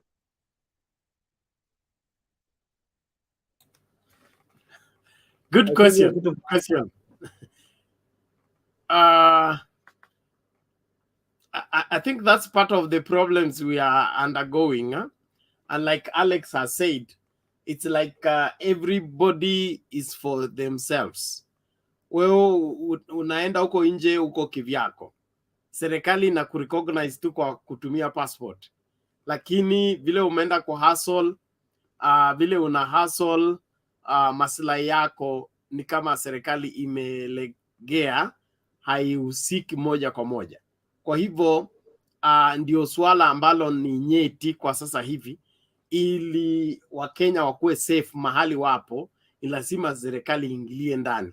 Masuala ya serikali kwenda kubeba mtu akishauawa ndio serikali inaenda kudai mwili. We shouldn't have that kind of government in operation. And so looking forward, I believe we should advocate for a serious labor ministry that has international wherever responsibility in securing Kenyans from wherever they are, starting from the job they are applying for, the responsibility of the employer who wants to employ them, and the obligation thereof, so that both governments are in negotiation, and that way they will set standards that will be able to safeguard the interest of the Kenyans that are being spent out there. All the same, like I said, matatizo ya Kenya ni mengi sana na yamekuja kwa wakati tofauti. Haiwezi kutatuliwa kwa njia moja. Okay? Na katika kutatua haya masuala ni lazima tukuwe na ile hali ya kufanya nini? Kushughulikia swala moja tukilifuatilisha na lingine. Lakini tukisema kwamba tukisort hii it will take care of everything else, I don't think we are in a position to do that. The best way to go about it is to deal with the local problem as you handle the foreign problem. The labor, wherever the export of labor is one thing. There is export of raw materials. That needs to be stopped forthwith. We need to export finished products. That will triple our income just by processing whatever we are processing from here. Because there's no need of us selling coffee at 4 shillings. Then it comes back, we are buying it at 400 shillings. I mean, for how many years our grandfathers, our fathers have died in the farm cultivating coffee, selling it at 4 shillings, and then going to the shop to buy it at 400 shillings. It is unbelievable. So let's be sober on this and see how much can we make from agriculture? How much can we make from cotton? How much can we make from human labor? And then when we put all these things together, the country picks off with good political goodwill and conducive environment for business. Wakenya wanajua kujituma. And if we the government creates a good environment for business to thrive, hakutakuwa na shida. The economy will pick up by itself and will have a natural turnaround, not artificial. The moment we have an economy that is naturally operating without all these incentives and these boosts, everybody will enjoy their lives and we will pick off. But tukibaki tu eti hapa kuna leak, kimbia hapo ziba hiyo shimo, kwingine kuna leak, kimbia hapo ziba ile shimo. All that we've been doing, fixing. That's what ties us in one place. I am sure that we can do better than that. And with Baba's government, I have no doubt that we can do all that and more. Mzalendo ametoroka tena. Okay. So, Mr. Kama, when do ulipua hii maneno? Yes. Are we seeing the same thing or we missed? I start guided. In fact, what you're talking about is really opening up my mind when you talk about coffee, because I am from a coffee area, and still our farmers are languishing in poverty just because of the fact that, as you said, they come here, they take the raw material, they take it to the US, they take it to China, and then they again export it back with a blended, very beautiful packaging, and then they put it in the supermarket, and then we are so happy to go and buy at 400. You know, that is it's so weird and astonishing, and I think these are the areas that we are losing it. If we fix those areas, they might look small, but they will bring our country to what we call double-digit economy. So I agree with you. Let us hata chuma, si tunauzanga chuma inakuja ikiwa gari. You know, some of these things can still be made here. I usually look at this Karasinga and anatengezanga maroli.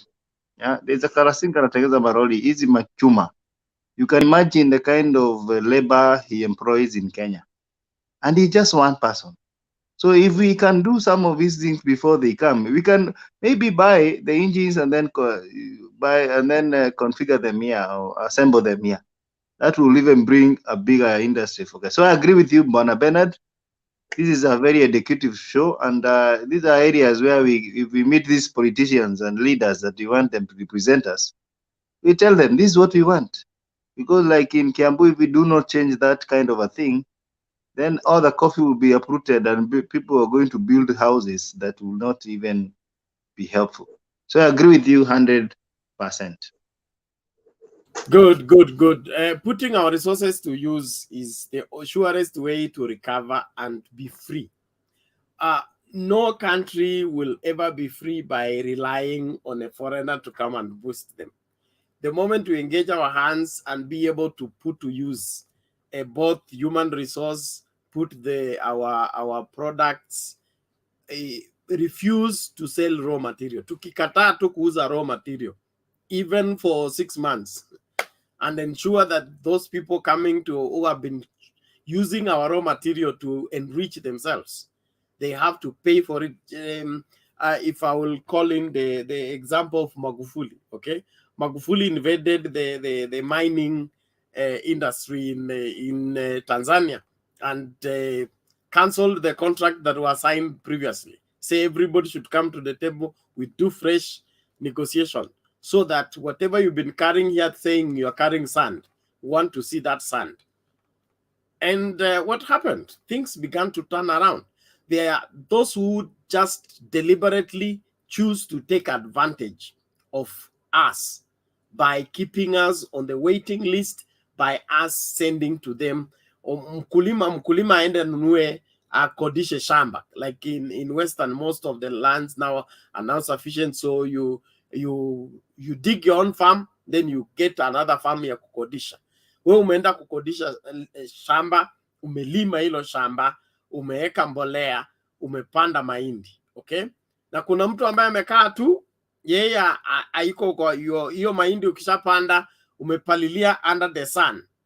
The man is just waiting, okay? After all that process of 3 to 6 months for your maize get ready, then the brokers invade the place, okay? How are they invading the place? They come and buy the maize that you sweated to plant and weed at throwaway price. They go and fill the stores, then wait for the price to go high, and then they sell to make the difference. We must be able to have a control over all these processes so that we are sure of our farmers are going to produce this amount. This amount is going to be worth this, and this amount must come in for this maize to live.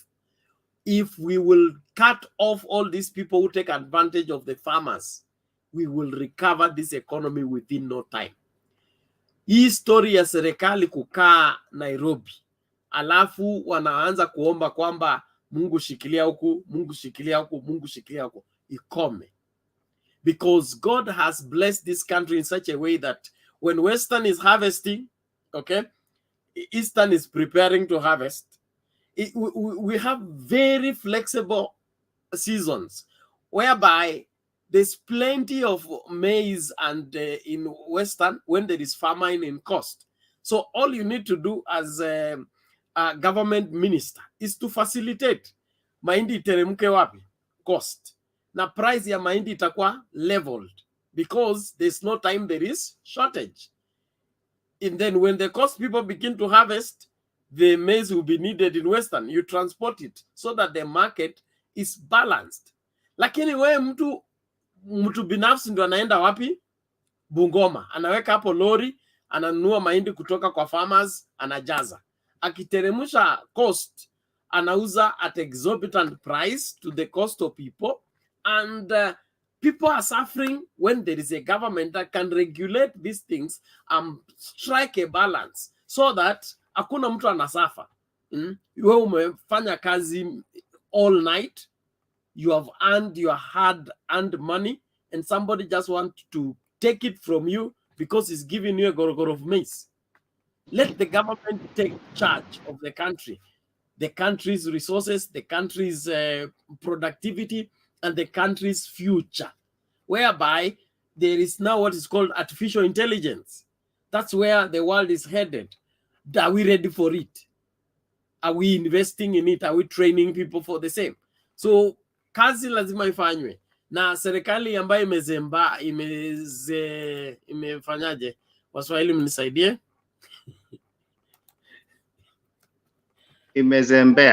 Imezembea, asante sana.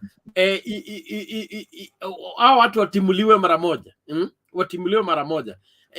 Wewe umeakuwa appointed cabinet secretary wa agriculture na kazi yako ni kusema mkiona kitu inakaa kama nzike, piga picha unitumie kwa WhatsApp. I mean, all that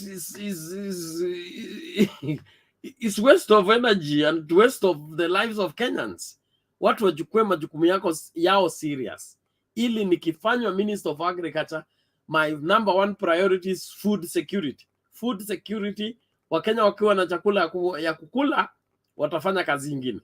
Lakini there is shortage of food, hata hii kazi ingine mnasema ifanye iwezi kufanywa. So I believe we will do that. Somebody's asking for the link. Huyu Themba afiki.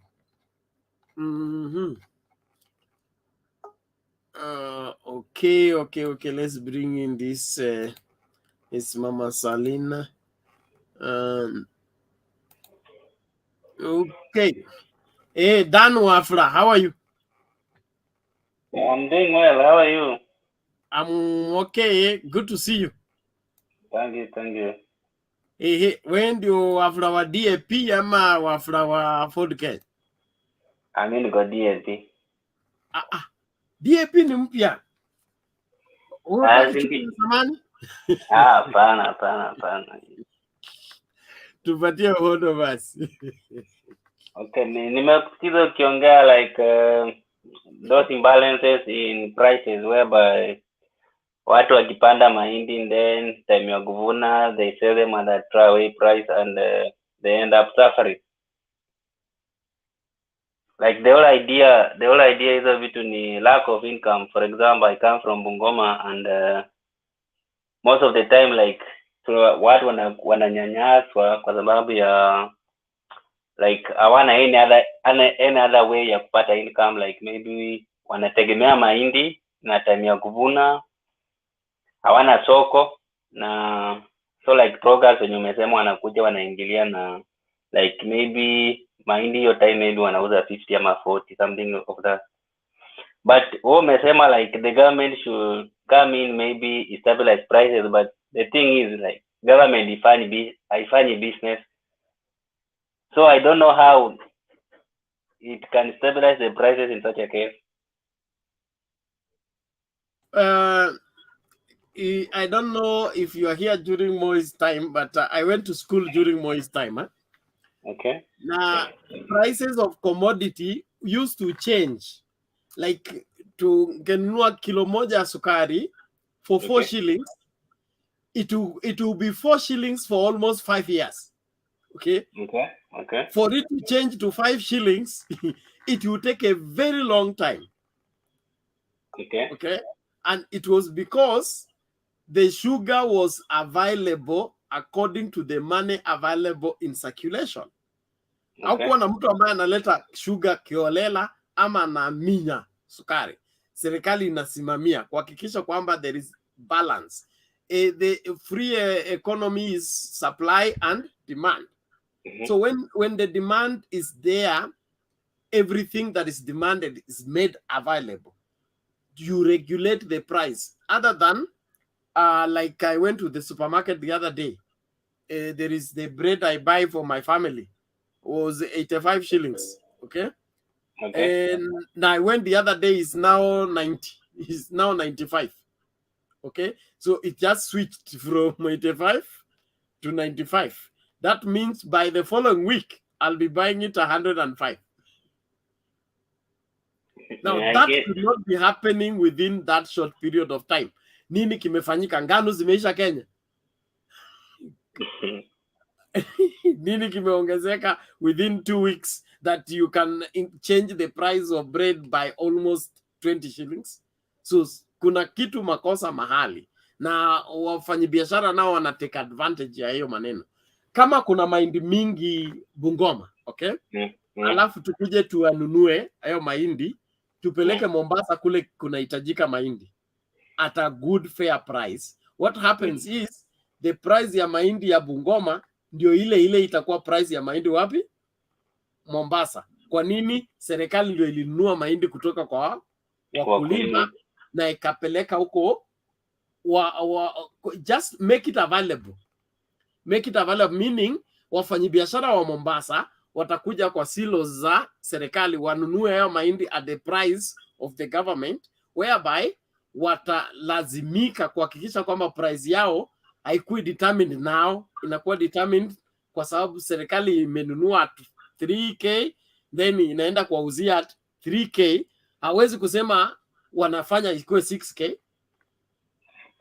Hapo umesema ukweli, but so a responsible government inapaswa kusafeguard watu kutokana na hao watu wanataka kuteka advantage. Lakini saa hii kuna serikali ambayo imeachilia kila kitu, mtu afanye kila anataka.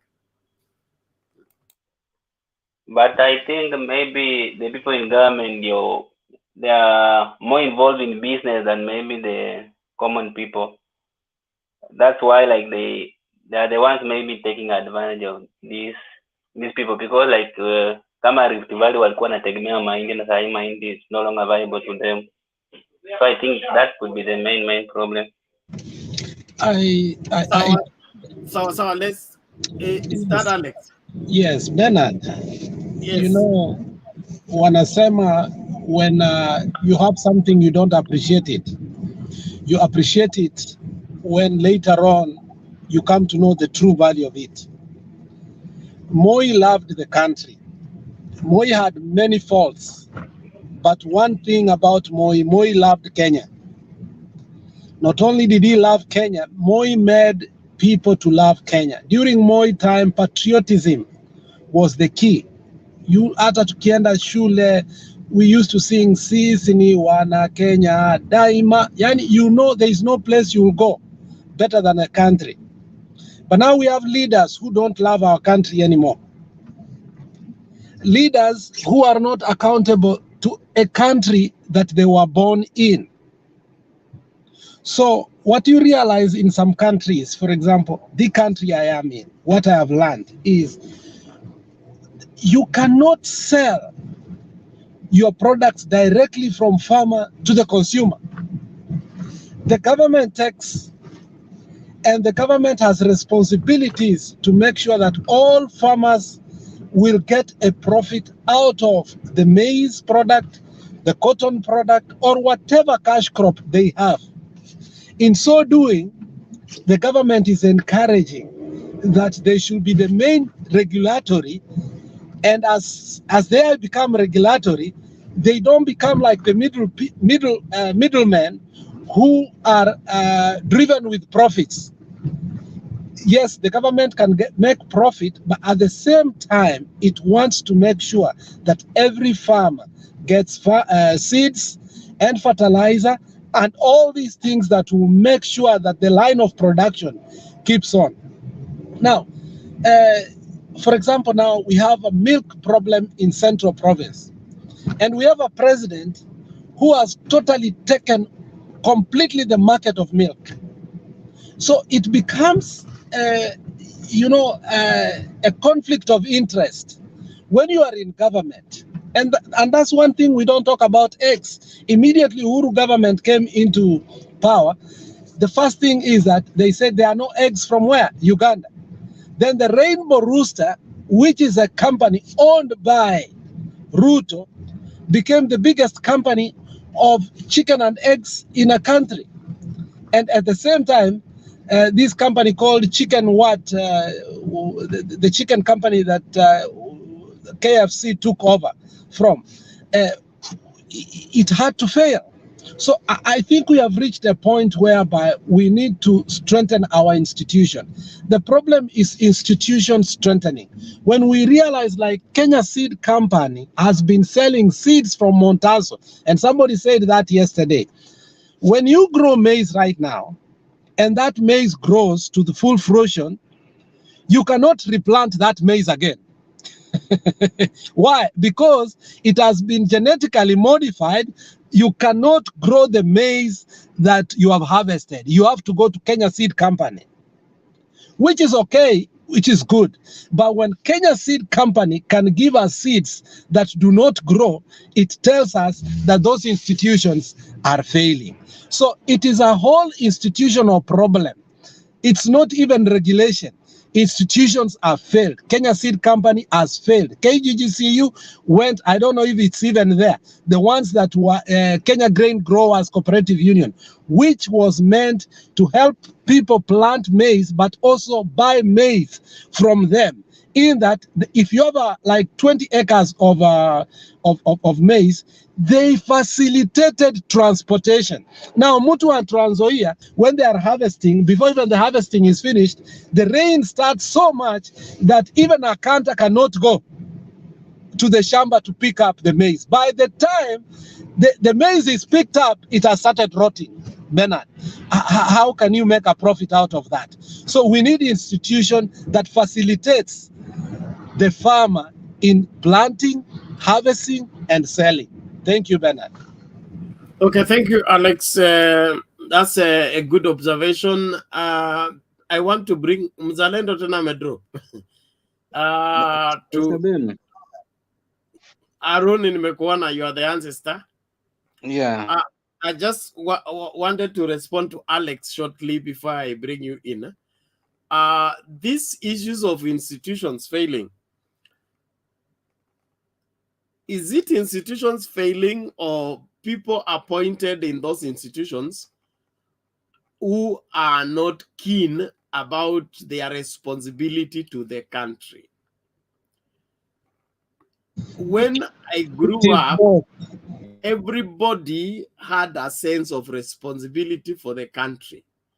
The educationalists were serious about the quality of education, the way education was being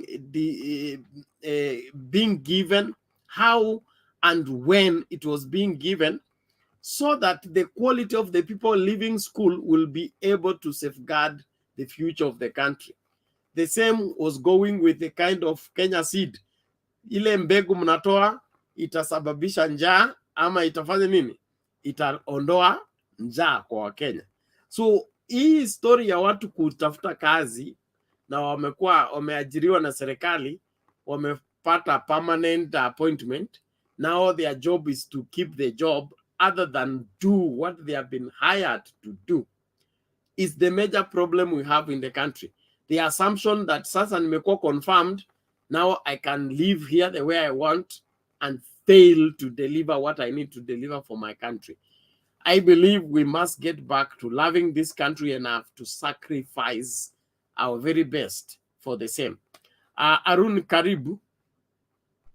Yeah, asante Mr. Bernard. In fact, hii maneno imeniguza mpaka nimetoa machozi manzi. Nimehusunika sana. Yaani Kenya yetu manze, viongozi wetu they don't love us yani.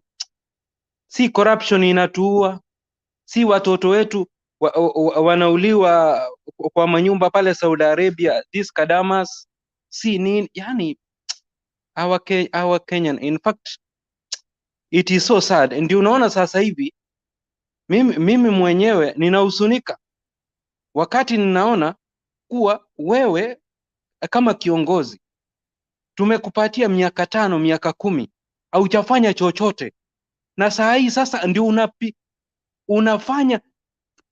unataka kutumia all your resources kuhakikisha kuwa umechukua urais, na already you have done, haujatufanyia justice.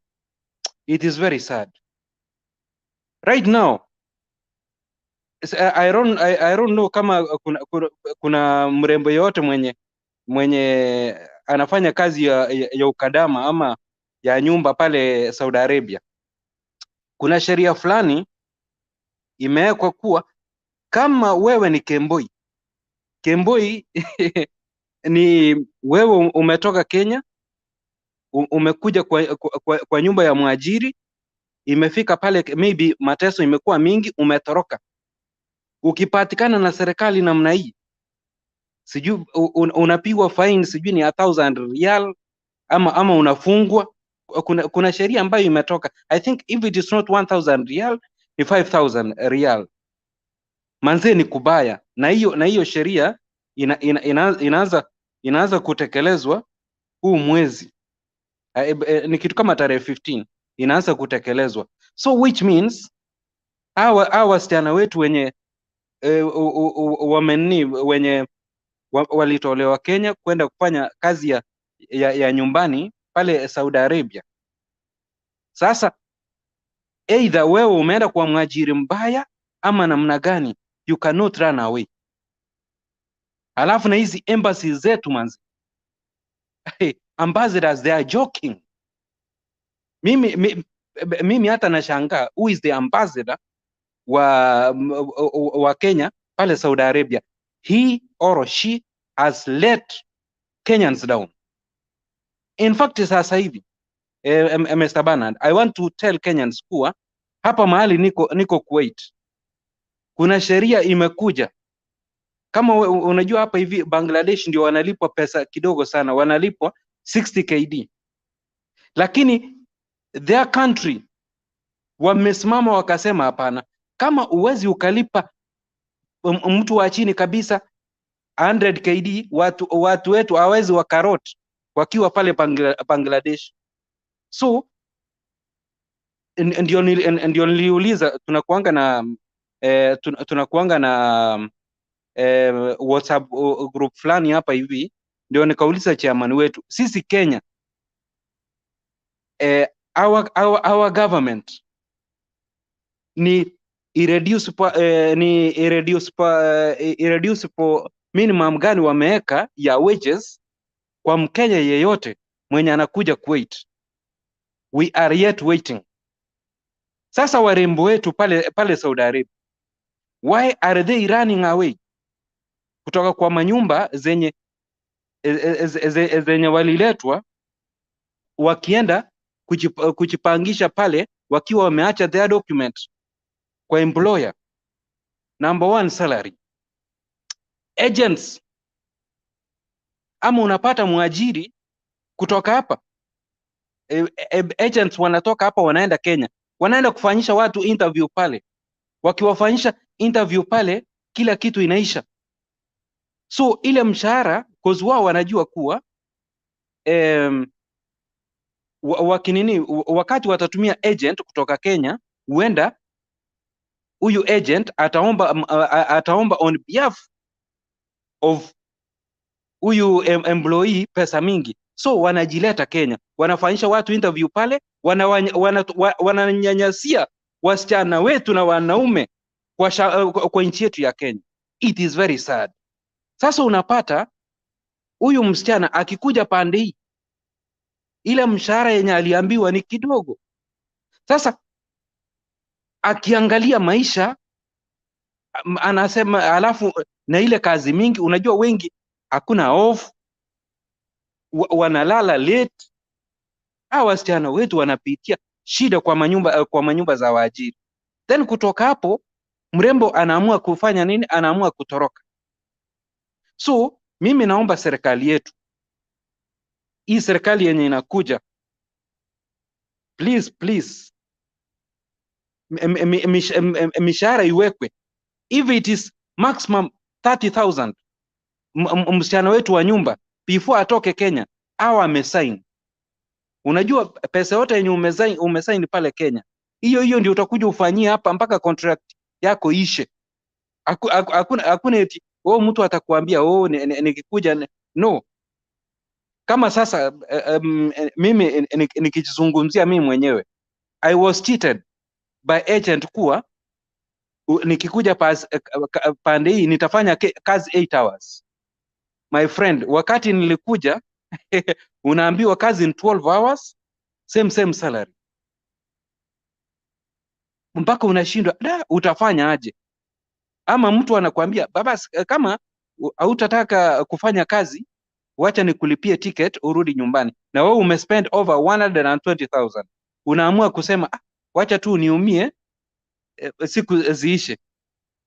So serikali yetu manze iangalie. Alafu mambo ya chakula, mimi am advocating hizi company kama ni Mombasa Mills, instead ya hizi makampuni mahindi kuwa inatoka pale Trans Nzoia ama inatoka wapi, inaletwa Nairobi kusagiwa hapa.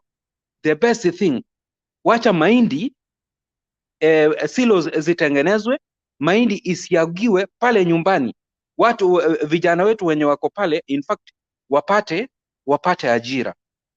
Itakuwa kitu ya muhimu sana. Na in fact uwanga inatuhusunisha sisi kama Wakenya. Wakati tuna import mahindi na tuko na shamba, we are importing maize kutoka Uganda, we are importing maize kutoka Tanzania. Wacha tufanye biashara na our neighbor countries with vitu zingine, lakini si mambo ya chakula na tukiwa na shamba ambazo zimefanya nini na shamba ambazo zimelala. So it is high time, in fact, tuangalie hii uongozi yenye inakuja, something must be done. Alafu na namalizia mahali kama Marsabit hapa, mahali kuko na shida, tunaomba manze boreholes zichimbwe pale, dams zichimbwe pale, maji iwe inakuwa harvested. Watu wetu saa yote isiwe ni kuchanga Kenya tunajidunisha sana. Asante sana brother.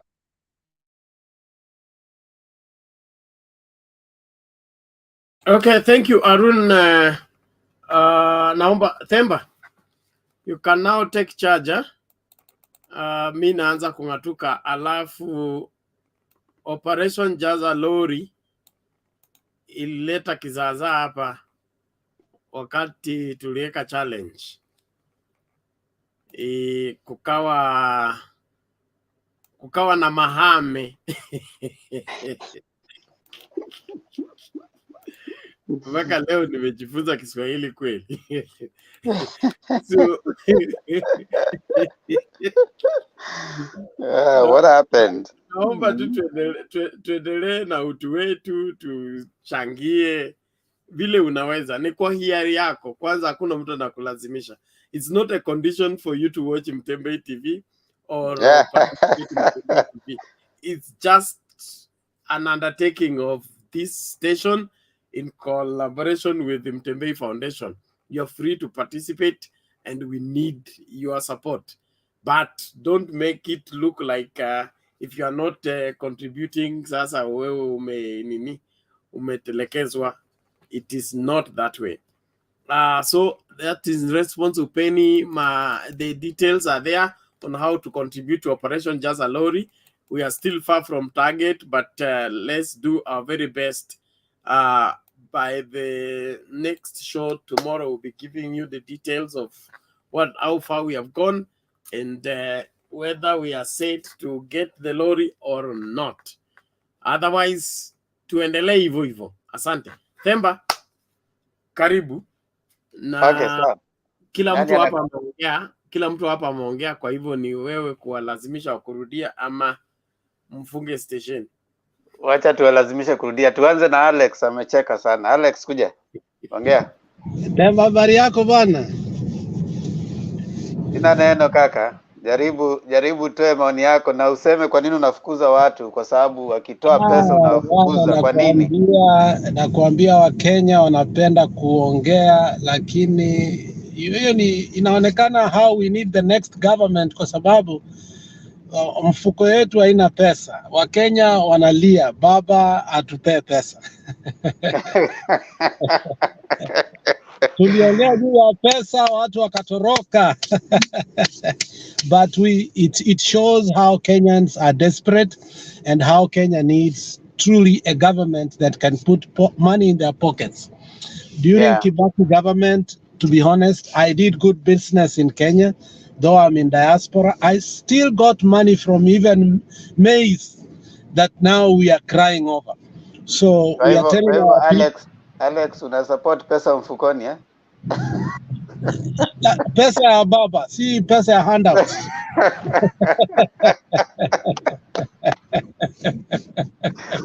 Pesa ya baba, pesa ambayo iko sustainable, pesa ambayo iko clean. Pesa ambayo you sweat for it, because najua baba hatatupea pesa mbaya. Baba atatupa kazi, atatupa biashara, he will open the markets, he will expand the markets, and that's what we want. We don't want baba to give us anything. We want him to get deals for us so that we can be able to do business legitimately, legit business. Legit business, legit. That is what we want. Nataka kupiga business legit. Business legit, kwenda Nigeria, kwenda Congo, kwenda South Sudan. Ndio ukipata wine unapata fine wine. Tusiongee mambo ya wine, mchungaji yako hapa, ngoja aende akalale. Mchungaji anakunywa msabibu mtakatifu. Kumbe mnaletanga hapa bobu wine. Msabibu mtakatifu. Anyway, watu wetu jamani, isiwe sababu ya kwamba tuweze kukimbia. Ilikuwa ni kwa hiari, na I think Alex ameweka clear ya kwamba ni kwa hiari. It's not the reason why tunaingia Mtembei TV, so don't worry. Kama haina shida, usitoroke. Kuja, but give something. By I think Wednesday we'll be giving you an update of where we are. Whatever it is that will have been given, even if it can afford a meal for 5 people or 5 families, we will take it. So hiyo si shida. It is a start, and we'll be having that campaign as we keep on going, so that we also give back. So it is a start. They say even the longest journey is a Chinese proverb. Inaanzanga na the first step. So this is the first step, and we believe that some families are going to be helped by whatever it is that we have given, and we are continuing to give. So you still have time. Keep giving. And on Wednesday, we are going to give you we are closing everything by Wednesday. And then we give you an update on how we will be taking the money, whatever it is that will have been given. So thank you so much for those who have given. And we really appreciate you for, even as Alex is saying, Atuna, lakini you have squeezed and you have given. We really thank you so much. It is not taken for granted. Whatever you have given, however little. They say 999 without 1 shilling is not 1,000. So hata hiyo shilingi yako moja imeweza kusaidia. Asante sana. So Alex, toa maoni yako bana, wewe ndio gwiji hapa, mtu kubwa sana. Sasa sisi tunashukuru Mungu, tunaona Kalonzo anakuja nyumbani. Tumemwombea sana, tumekuwa tukifast and pray, mimi na Bernard mchungaji. Sasa tunaona Kalonzo anarudi nyumbani, na anaporudi nyumbani tunaomba kuwa pia wale ambao tuko katika Azimio tuelewe kuwa tutakuwa nyumba nyingi. Baba yetu ako na bibi wengi. Let us not now we should start speaking earlier kuwa our demands should not start being unreasonable. Tukiona wakati wa coalition government, wengine walikuwa nasema baba ametupea ministries kidogo, baba amefanya nini. Bora baba atengeneze uchumi na atupe security na school fees iende chini. Open markets. Let us not be tribal. Let us understand that the work that Mzee has ahead is going to be epic. The cardinal principle of life is balance. Wacha tumpe hiyo balance, a balance kila kitu vizuri, balance sheet, a balance trade, a balance budget, so that tukue na uchumi. It gives us a start head ambayo we will see an economy that we have never seen. Some of us in diaspora, we are tired. Easy alarms, tunaamuka saa 10, tunalala saa 6. We are tired. We have built mansions back at home that are mortuaries. We are waiting to die, tuende kuzikwa. We want to live in those mansions and be happy. So I think we should be happy that I think now where we are headed is not that if, it is when we are going to take. And when we take, I hope we become reasonable, that it takes time to make a country move forward. When you read the book, Why Nations Fail, one of it ni tamaa, and one of it is tunapoungana pamoja. In few days, we are discouraged. The work that was done to make Kenya bad will take Kenya 5 years to make it good. So hayo ndio maoni yangu kwa sasa. You have said something. I remembered Bitange Ndemo's article, Dead Capital. Yes. Where you have built big mansions and you don't stay there. Of course, that is what, those are mortuaries. They are only good when we die, Temba. They are only good when we die. We don't spend time over there. I have two. What happened to you? Open that thing up to people who are making money through Airbnb. What's the problem with you? How do you we are build a doing mansion? that now. We thank God for e-commerce. We thank God for e-commerce. It has actually opened somewhere like Kisii. We never knew that you could find a place mtu alale vizuri na familia. And I think we thank God that such kind of e-business and e-commerce are opening the markets, which is a good thing. So, but we need more than that, whereby nyumba yako, you can even take a loan, a capital, and get something and build something and help a society. But as we are right now, we have dead capital, as you say. Many of us in diaspora. You included, I don't know. This is what Bitange said. He said that you go and you build a very nice home and you're never there. So he calls that dead capital, because you are living, you are building it that in the hope that one day you will go there, and you never really get to go there. By the time you get there, you are going to, what you're saying, you are going to be buried in a 6x6, you know. So he's saying that if you are building such in the hope that you'll go there in future, that is dead capital. You need to take that money, put it somewhere where it is going to give you some investment. Actually, someone told me interesting view that money saved is not the earning. money invested is what their earning is coming from. So Sure. when you think you're saving, you come up tomorrow. If you save 1,000, you are getting 1,000 tomorrow. But if you take 1,000, put in an investment, you are likely to have it grow. So Sure. investment is what grows you, not the saving. Sure. You remember there's a time we had this economic growth where we are thinking about how you have to save, but saving does not grow it. It is No. investment that grows it. Yes. So there's something you said that about Baba, and probably before I bring someone else, I wanted to comment on the importance of what you saw the Kenya Kwanza do today. Do you think there's a change that is going to? I mean, people have seen that. Okay, fine. Ruto says, "I told you, I go talk to Mudavadi. He's here. I talked to Etangula. He's here." Do you think that has any psychological effect, especially for undecided voters? No. Let me tell you the two reasons why. The first reason is people have started questioning DP Ruto deeper than before.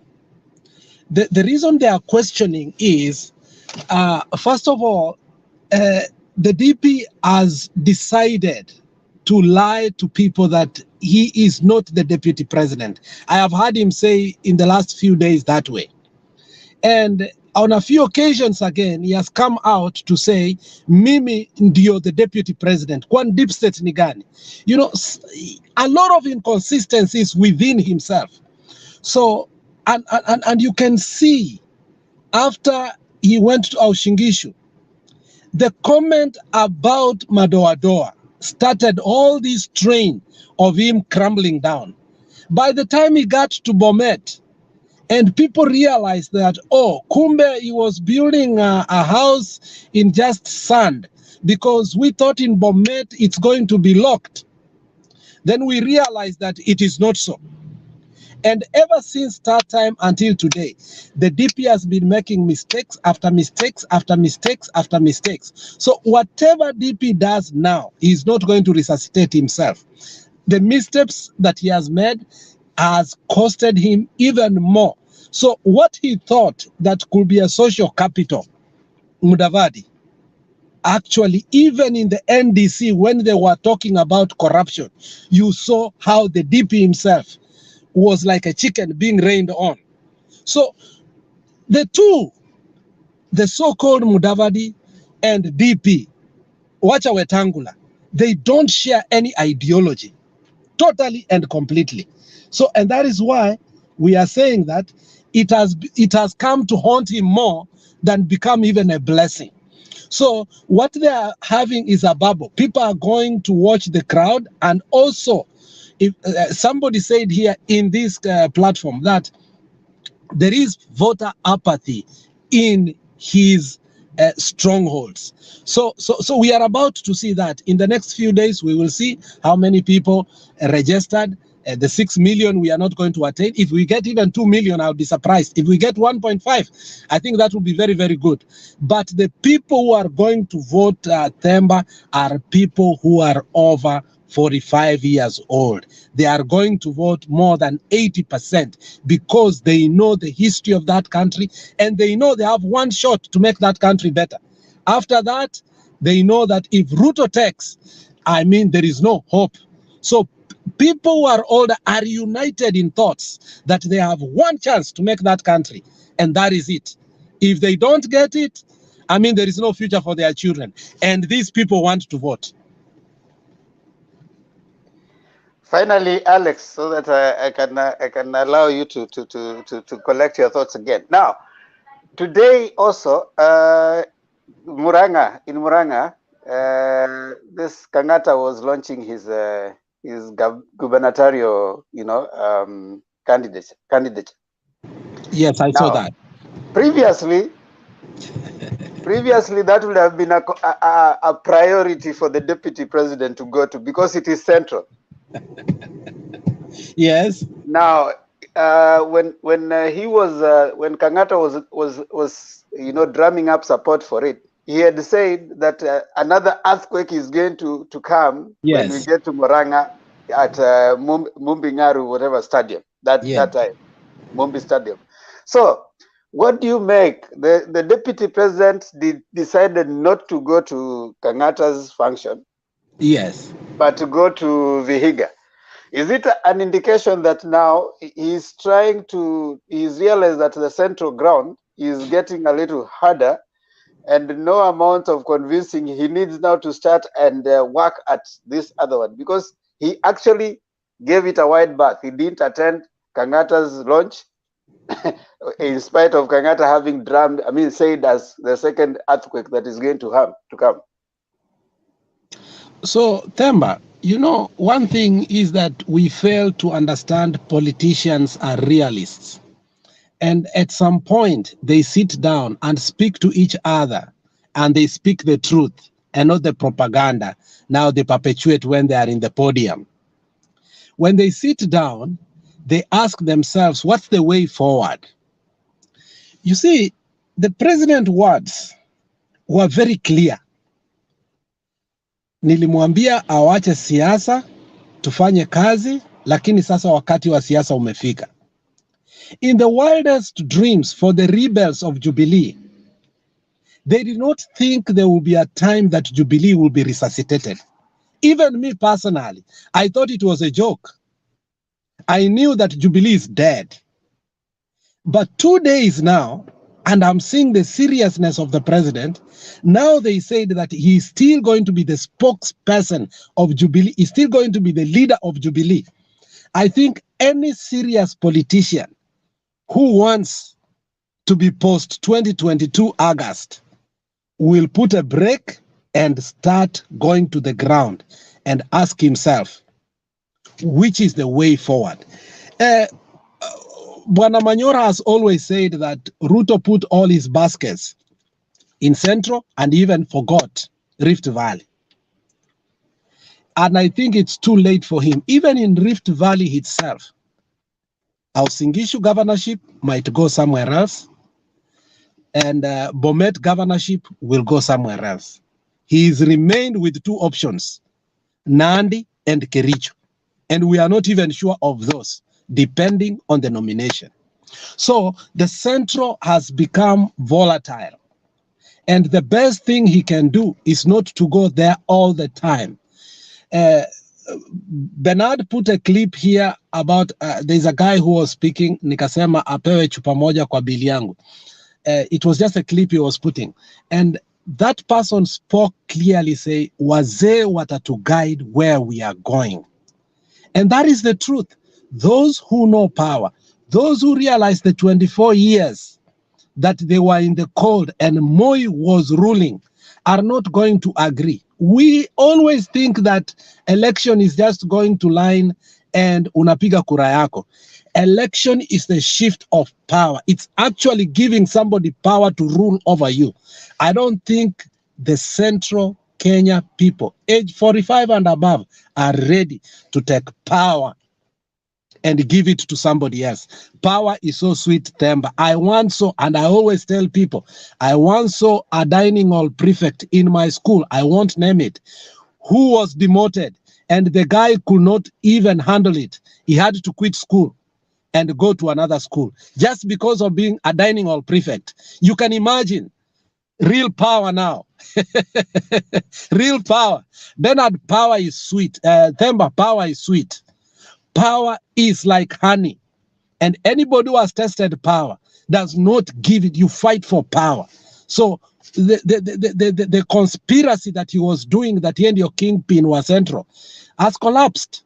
The real kingpins have come, and you have seen it. And they are working slowly by slowly. The mountain that we did not think that Raila Amolo Odinga will climb. And now you can see even people close to power who we did not see at any point. People like Kimunya are now perpetuating the ideology of Baba. You know, I never thought I could see that in my lifetime, Themba, because we know the truth. the hatred that we had in 2007. And I don't say it has ended. So Kangata knows very well, and Kangata started long time ago when he personally took the logo of wheelbarrow. You remember that he was the first person to take it off. Why? Because he knew these politicians, where they sit, they also take census and ask, where is the president going? Where is the president going? If the president comes, what will happen? So Kangata knows very well that he must shift his alliance. And the quicker it happens, the better. And I said, Kalonzo should make his decision in 2 weeks. Otherwise, he's going to be left. Kalonzo has made his decision. Now he's the president. You've heard the NDC is going to be between Jubilee and ODM, which means they are going to be like one party. So who is going to run against the president in that moment? I mean, they will fear to do that. So it's about time you will see Kangata coming back. As always, Nani anasema anaitwa Mutai Ngunyi. These people were on lease. They were rented. As Matiang'i always says, and I'll tell you, kule, nobody sleeps in an hotel.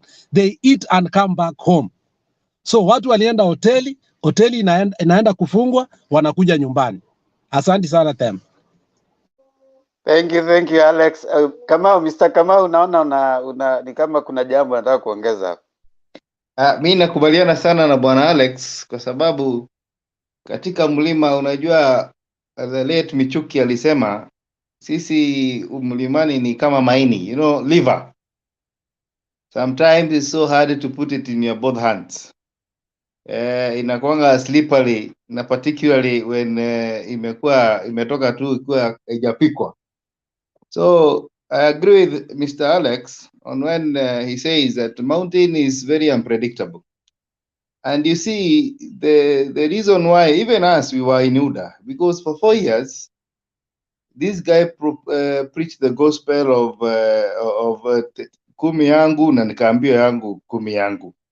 Baadaye tukakuja kujiuliza, what is this thing that the president has seen in this man that is not right? He has not told us, but we can guess. Because we know when he came to support Uhuru Kenyatta, it is not because he loved him so much. In fact, it is believed that Mr. Deputy President was given some money. Yeah? And then he demanded half of the government, which is public knowledge, that half of the government was with the Deputy President. And then he chose the government that he wants. He chose the most lucrative ministries. We don't know what actually happened between them and Uhuru Kenyatta, but we can guess. Because the biggest scandals of the first government or the first 5 years was in the ministries he chose. You find what happened in the Ministry of Energy, KPLC. What happened in the Ministry of Agriculture, Treasury, the Eurobond, and so many other things. In fact, today, I don't think we should be having any problem with the debt if we could have done what we are supposed to do with the money that was borrowed, the Eurobond and stuff. And therefore, if you read the Bible and you have heard the story of the Tower of Babel, I think UDA was, and Kenya Kwanza is a Tower of Babel. And I say so because when you find them in a rally, you actually don't understand what they are talking about. On one side, on the side of a mouth, they say they are in the government. They are, as Alex says, they are the deep state. We know everything. Hatuwezi shindwa. Hatuogopi. On the other side, sisi tulitoka serikali 5 years ago. Mwingine anasema barabara, hatuwezi kura barabara. Mwingine anasema tumejenga barabara. You get to a point unajiuliza, what are these people talking about? Because we might have our problems. And I'm telling Kenyans, even the way I am in Kiambu, I tell them, there are many things joining us in Azimio than separating us. In fact, as Alex says, let us forget about positions now. Let us know we are in more danger going to let the government be taken by UDA than actually being in Azimio. Because ukitaka hata mende za State House ziuzwe, you know, mende, uende huko ukute hata mende ya kunanga. It is when that government is in power, because these are people who are, they are bitter, number one, and they are also greedy. I can, you tell me 5 people in UDA, you'll find that they have scandals over scandals. Yeah, so you can imagine that kind of a government. So I agree with Alex that mountain is no longer the way it was. There will be a very big photo apathy. That's one, and then 2, there will be a very big shift, and the big shift will be with people will go to the Azimio because they want progression. We might have no money in our pockets, but we have seen what Uhuru has done for the last 9 years, and that is what we want to continue. We know that the other group, as they grapple to get the positions, it will be so difficult for them to manage the country.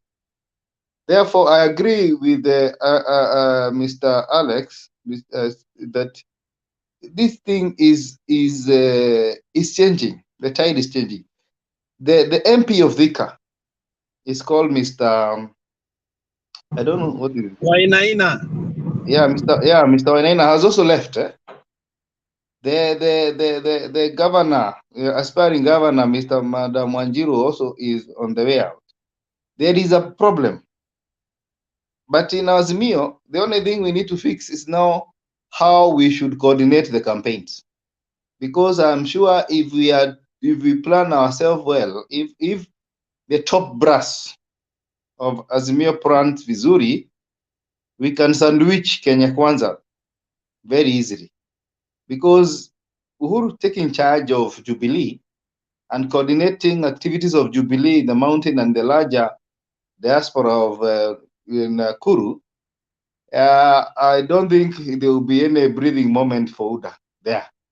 If for example, Joho and the group, Wakina Kingi in Mombasa, coordinate their affairs vizuri in coast, there will be also no breathing space for Kenya Kwanza there. Then we also go to Northeastern, Mandera, and all those governors. If they put their act together, I'm telling you, this is a time, in Kikuyu we say, in other words, there are times, you say this is not a joke, let us now get focused to what we are supposed to get to business. We have suffered, as we said, for 24 years, as a mountain.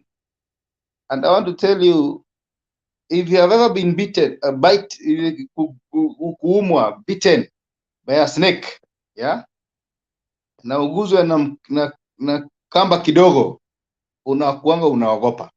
So we are not ready to, and I'm saying I have no problem. By the way, I have never had a problem with the people from Rift Valley, but I have I think I have a problem with Ruto, who is portraying that if given power, he can really take this country to Siberia or whatever you call, make a country become a banana republic. So for me, I think we still have to set our agenda now. We have to organize our campaigns properly, and then we sandwich Kenya Kwanza. That's my response to what Alex has said.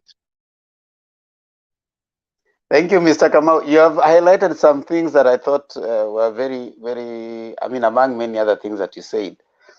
That the disorganization, where someone says that they're in government, the other one says they're not in government.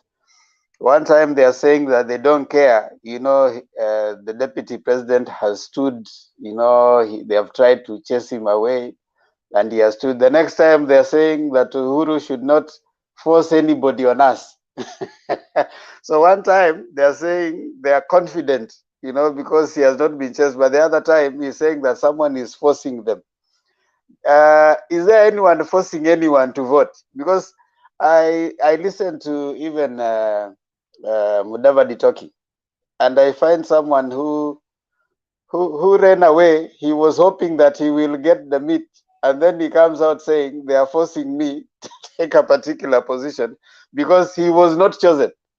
And it is the same kind of crime. If people can go back and notice what happened with Mudavadi, the first time when 2013, when he was not given the opportunity, he came back and started talking about Madimoni, you know, because apparently he had been promised that because of ICC, Uhuru and Ruto were not likely candidates, so he was going to get it. So he went sleeping thinking he was the one. When he woke up, he was not the one. It is Uhuru and Ruto who went.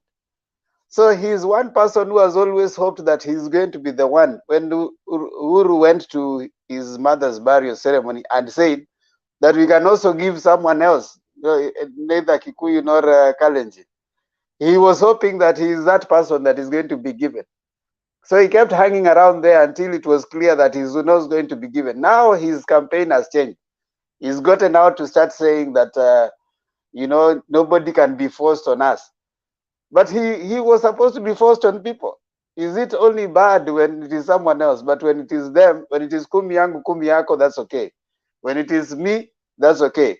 But now when it is someone else, don't force anybody on us. Can you say about that, Kamau, before we bring in Harun? Yeah, I agree with you. You see, these people who are confused. If you look at in fact, I think the other day you played a clip of Mudavadi banishing Ruto. Even a point where he took a bottle and said, bottom up is drinking everything. Yeah? And then this is the same person who is going now to get married to that person. It is strange bedfellows, very strange bedfellows. And that is why they are not even coordinating. You understand? They are saying this, one is saying about development, the other saying there is no development. One is talking about tunafukuzwa, mwingine anasema tunafosiwa. You see, it is very interesting because this time and age, I don't think there is anybody who can influence somebody's vote. The only person I fear is that Uda person, because I usually find him very cunning and misusing the name of God. Yeah. You see, he can, like now he went to Dubai, it's believed he sneaked in some areas. Yeah. You see, these are the things that we should be very careful of, because sometimes people go and organize things so that they hack systems, and then there is a delay in, you know, the constitution has stipulated time on when we should have elections and when it's supposed to be announced, and if there is any dispute, how many days it should be, the dispute should carry on or should be taken. Yeah. So if anybody disrupts that process, then there is a vacuum.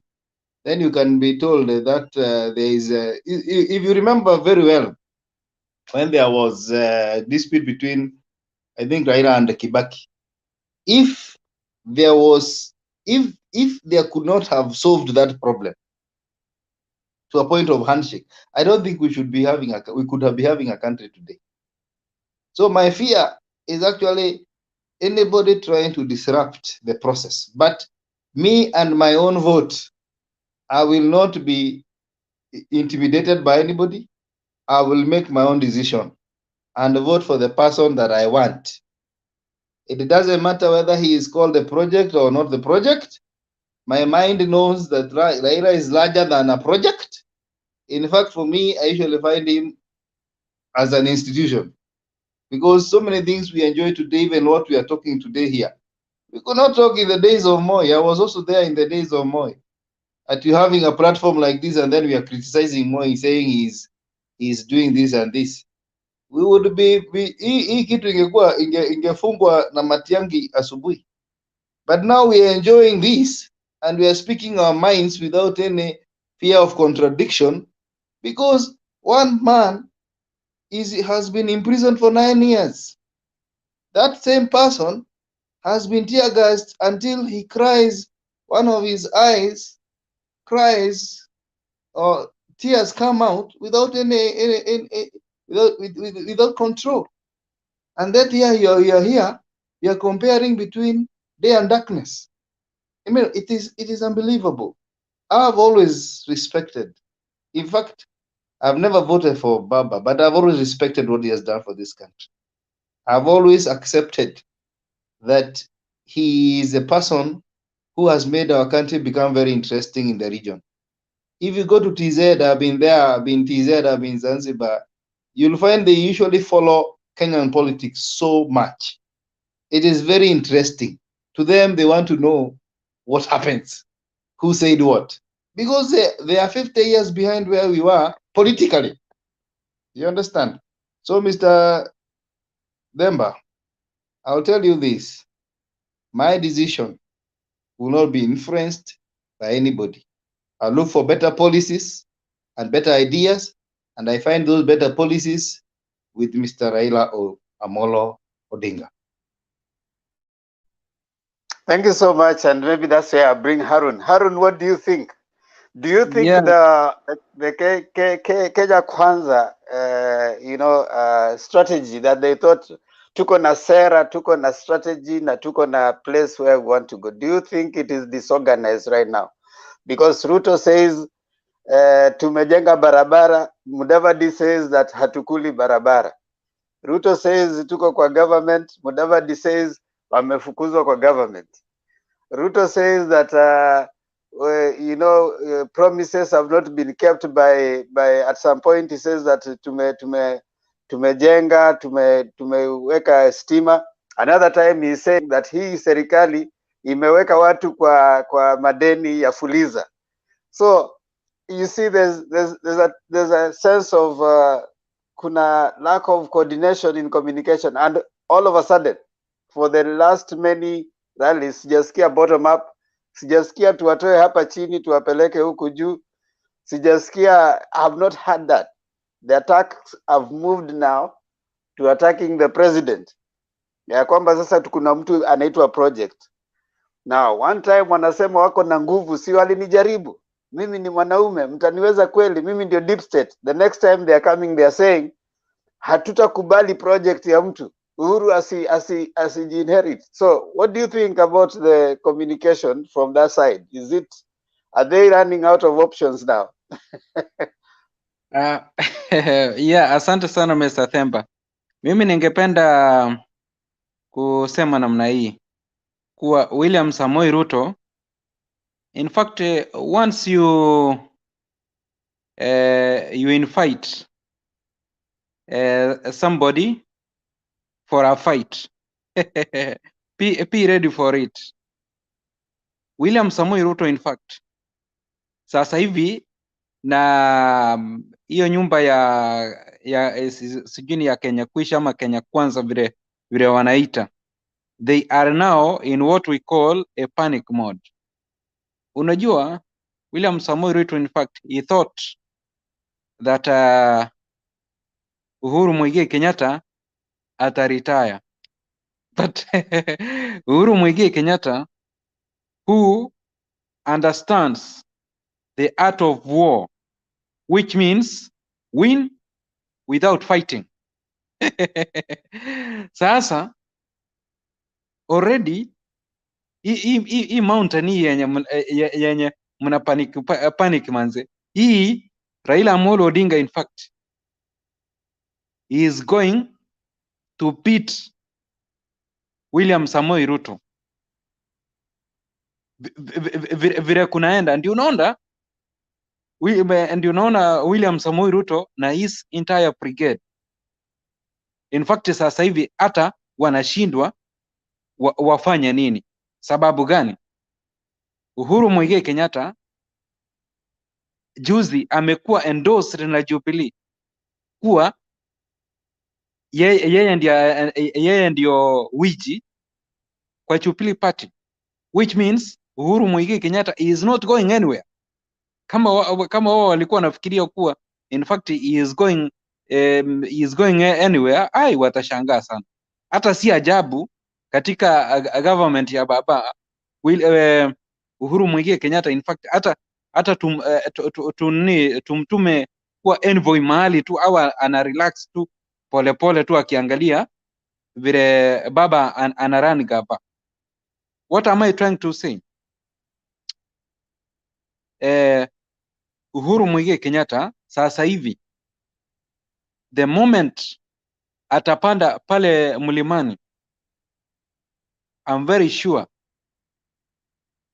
yale mambo yote yenye William Samoei Ruto amekuwa akiwekelea baba sana sana. Unajua sasa vile ilikuwa, wacha tupake baba matope, ata demolish within maybe 1 week or 2 weeks, haitaenda 1 month, hii ata demolish kabisa. Atasema kuwa in fact kama sasa ile ilikuwa nzito ya baba kuitwa shetani ilikuwa demolished, ni nini sasa Uhuru Muigai Kenyatta, yale matope yenye Ruto amepaka baba pale mlimani mpaka inafanya ndugu zetu wanakuwa na hatiati kwa muongeo mmoja tu namna hii, atabadilisha kila kitu. So watu wa Azimio, ningewaambia msiwe na hofu kuwa Mlima Kenya imechukuliwa na William Samoei Ruto.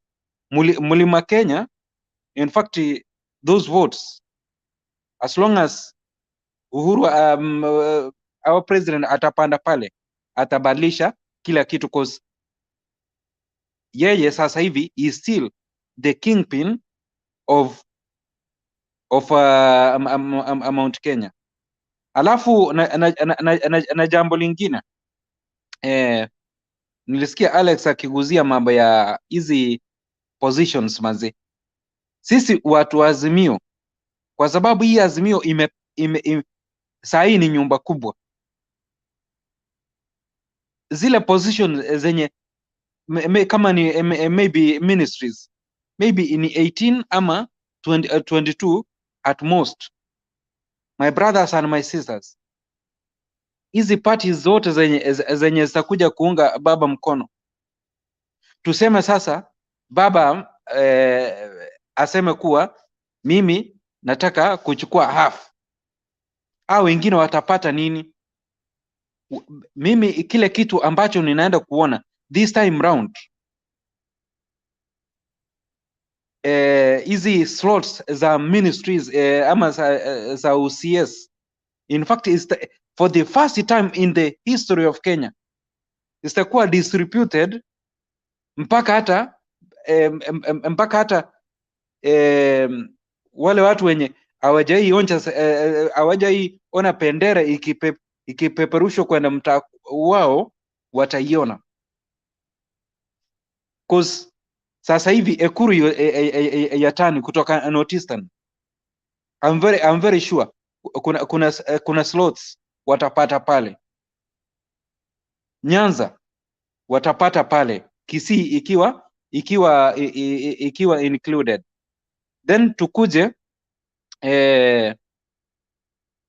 Mount Kenya, Mombasa, Eastern, Western. So ndio mimi nakwambia, hata si ajabu uone baba Nyanza tukipewa slot 2.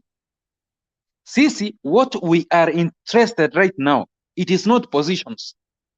Sisi ile kitu tunataka baba akalie pale, akanyage huyu nyoka mwenye tunaita corruption kwa kichwa, huyo nyoka asipumue kabisa. Kutoka hapo resources ziteremshwe manzi mpaka pale kwa ward level, because that is why mmeona kuwa baba ameamua kufanya kazi na the likes of Mount Kenya Foundation. Mount Kenya Foundation, ile kitu baba atawaambia ni kuwa please, we don't want to continue. Mr. Jared mute. We don't want to continue allowing you to be growing rich and rich and rich, because in fact right now baba, the moment atallow our Mount Kenya Foundation waendelee ku grow rich, ni watu wachache sana. How many billionaires do we have in Kenya? They cannot go beyond in fact 50. But wait, Harun. Yes. we don't have billionaires only in Mount Kenya Foundation. We have billionaires across Kenya. We have billionaires in Nyanza. We have billionaires in Western. We have billionaires even in Mombasa. Mount Kenya billionaires is if you consider some of the companies they run, they have people across Kenya. You see, so it's don't you think it's just because Central doesn't have a person who is vying right now? That's why Mount Kenya billionaires have been, projected as the only people who are the billionaires in Kenya. We have billionaires across Kenya. Yeah, in fact, hata William Samoei Ruto is among the billionaires, the likes of Gachagua. Mimi nimesema kuwa in fact the billionaires wenye wako wakati nimegoogle juzi nimeona they are 42, hawezi wakafika even 50, na hao wako spread the whole Kenya. So these people, hata William Samoei Ruto tunataka hizi pesa zenye ako nazo wakati baba anachukua ana take over hizi billion zenye ako nazo, tunataka in fact akuje pale Nyanza afungue industry, aende pale kwa the Ndorobos, in fact afungue industry, ndiposa watu wetu wapate kazi. Unajua ile kitu ambacho sisi kama Wakenya tunasema kuwa in fact we don't want our already wenye wamekuwa, because you know the more hao wenye wako rich wanaendelea kuwa rich, the more sisi because wao ni wachache, hao wengine we want this number in fact to decrease. Yani which number do you want to decrease?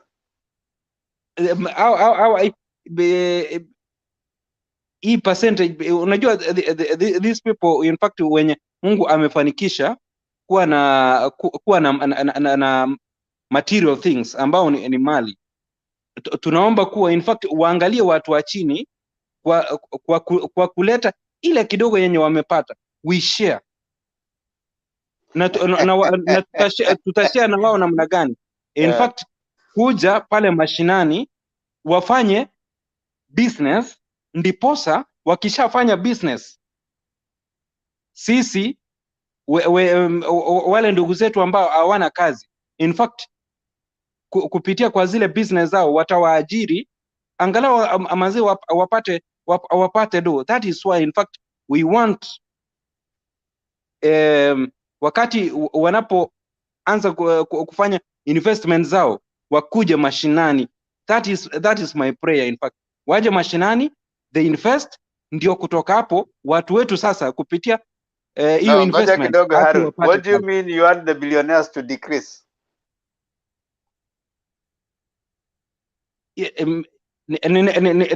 Sio yani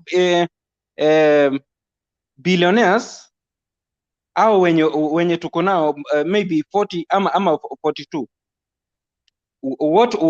What I'm advocating is that in fact ile resources zenye wako nazo we want wakuje chini wa invest in world level, ndiposa watu wetu wenye hawana wapate kazi.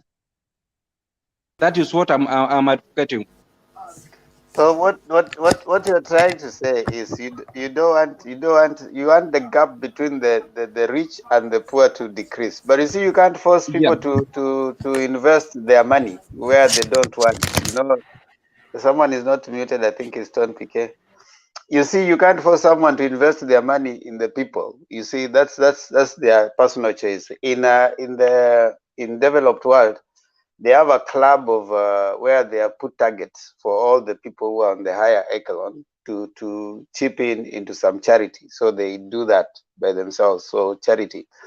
Now there's also what I think you have seen in several places where those people who are billionaires come in together and then they give the I don't know if you can remember the enterprise they used to invest in entrepreneurial brains. So what they do, you know, the more these people invest in your even startups and all, the more they increase their wealth, because as you make money, they also make money. So there's no time you'll decrease the billionaires. What you do is, as you invest in this market economy, as these people go up, the only thing that reduces is income per capita.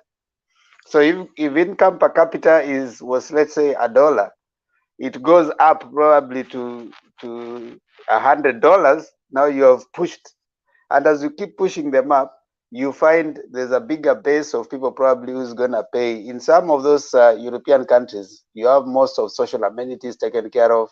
Life expectancy is higher because of you know, the way the things that would cause you stress to reduce your lifespan, they are lower. Disease like maybe illnesses are taken care, I mean, they are prevented because of how the government has organized itself. So when you have a larger tax base and the public coffers can be able to take care of most of the other social welfare needs, then you are likely to have morbidity rate going lower, and maybe also you know, the way people, you know, mortality rates also reducing because of how the public you know, interest issues are taken care of. So I wouldn't go for something that like what UDA says, that you need, you know, us against them. But if you can, you know, increase everybody to reduce the gap between the rich and the poor, and also to have more people accessing most of the public facilities, for example, healthcare, you know, if it is infrastructure, you know, available to everybody. So that for me would be more of something that I would consider. I think that's what you're trying to mean. But just before you come in, inawezekana I mean, wacha tusalimie Jared kidogo. Jared, karibu, at least umewakilisha watu wana UDA. Bwana Yesu asifiwe, Jared. I got a message that there was no numbers, so I had to come in so that you see, as I came in, Stone PK has come. Thank you for coming with blue. Umevaa blue. I can see Azimio is getting into your blood slowly by slowly. All right. You know, I miss my friend Alex, and sijui inawezekana wapi, inawezekana UDA au wapi. Honestly, we missed your input. That is the truth. And Mama Serena is there. You know, you are my brothers and sisters. I told you that we're gonna go to the end. You know. Jared, I want to keep seeing you here, because when we don't see you here, we wonder if you are still okay, because your team seems to be developing some anxiety disorders. They are unnecessarily very, very irritable, and some of them might have considered other ways that we don't know. So we like seeing them here so that we can confirm that they are well health-wise. So us seeing you here is also a confirmation. I told you, and I keep telling my friends that don't take this thing serious. You know, this is just having fun with your friends. You know, having arguments here. I don't take it anywhere. I want us to meet one-on-one with Alex, and I see if he can give the points he's telling. Then I will tell him the real truth. I'll be in Houston next week. I'll be in Houston next week, the whole week. You have my number. Call me, and then we see. I will. One-on-one. Tutakuwa mtembei na we one-on-one. Thank you. You see the difficult thing. I mean, if Alex will be in Texas, if you'll be in Texas, I'm in Dallas. So Jared and you can come. We have Mutembei live in Dallas, Texas, so that we will drive. We will drive. Jared. Let's arrange. You can do that. Yeah. Yeah, I'm in Dallas, Texas, so you can come over so that we can have Mutembei live. And you know, the problem with Jared is that defending your team is very hard. That's why you don't see them here. Don't worry. We don't mind you coming in, and they come. We share the link. They're okay making noise on the comment section, because it's so hard to sell something that cannot be sold.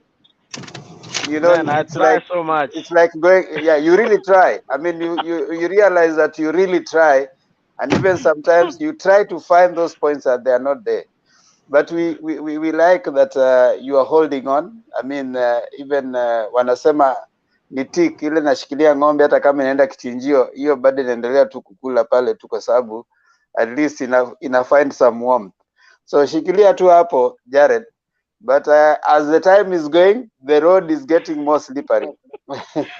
Temba, I don't want us to be a choir singing. So that's why I don't want us to be a choir singing Azimio every day. So that's why we need some. No, it's okay for you. It's okay for you to sing Azimio. I mean, if it's the only, you don't just have to be different because you want to be different. You can. I mean, if it is the only thing, talk about it. Actually, for me, I'm thinking as we move forward, when we get to about a month or two to the election, I would be talking about UDA. We don't need to talk about them anymore when there's nothing to talk about. We can just keep now talking about the government and we start advising the government on how to make things work. Yeah, actually, I will not. If you give me a chance, I speak 1 minute because I just logged in so that I will say hi. Then I continue something. I said I will not wait the whole weekend to get over. So okay, go ahead, Jared. Yeah, I think we should now change this scenario. I think we start saying what is going to happen because I think this is honestly the deputy president versus Uhuru Muigai Kenyatta. Now that Azimio has decided that we have to continue with the Uhuru Muigai Kenyatta, and we are saying no, the constitution does not allow that. Let us respect the 10-year term, and then we start afresh. But you guys are down to continue with Uhuru Muigai Kenyatta, and you have your own. I don't know if the constitution allows, but as it looks, honestly, and I keep saying I have too much respect for Brother Francis Atwoli, who told us that this guy is too young to retire. He was right. This guy is not retiring. He just wants to continue, you know. We thought that he's only having one project. Now he wants to control the whole project. Very surprising. Very surprising. But if you want to continue, hey, we're going to let you continue. But the people are too smart now, as we keep telling you. They're going to see it from 18, what you guys want to do. So what do you think on the papers carrying that now he's not only going to appoint the president, he's going to even give the deputy plus ministers and everything. What do you think? Is this really not a project or what? Do you have any defense against BK? I don't think we have any defense now. Which news papers do you read? Let's hear Stone Piquet. Stone Piquet has been mentioned adversely. Stone Piquet. My brother Jared, thank you, Themba, and all the panelists. I can see Arun Kopale, the ancestor, Alex, Selina, and Mr. Kamau Kimani. Jared, you amuse me, my brother. Yaani unaongea confidently, unasema ati unasema anyway, Atwoli alisema wacha ikue tu, and then you contradict yourself, unasema wananchi ni werevu. Kwani wananchi watapigia nani kura? That's my question. If they are clever, si basi watapigia mwingine. Thank you.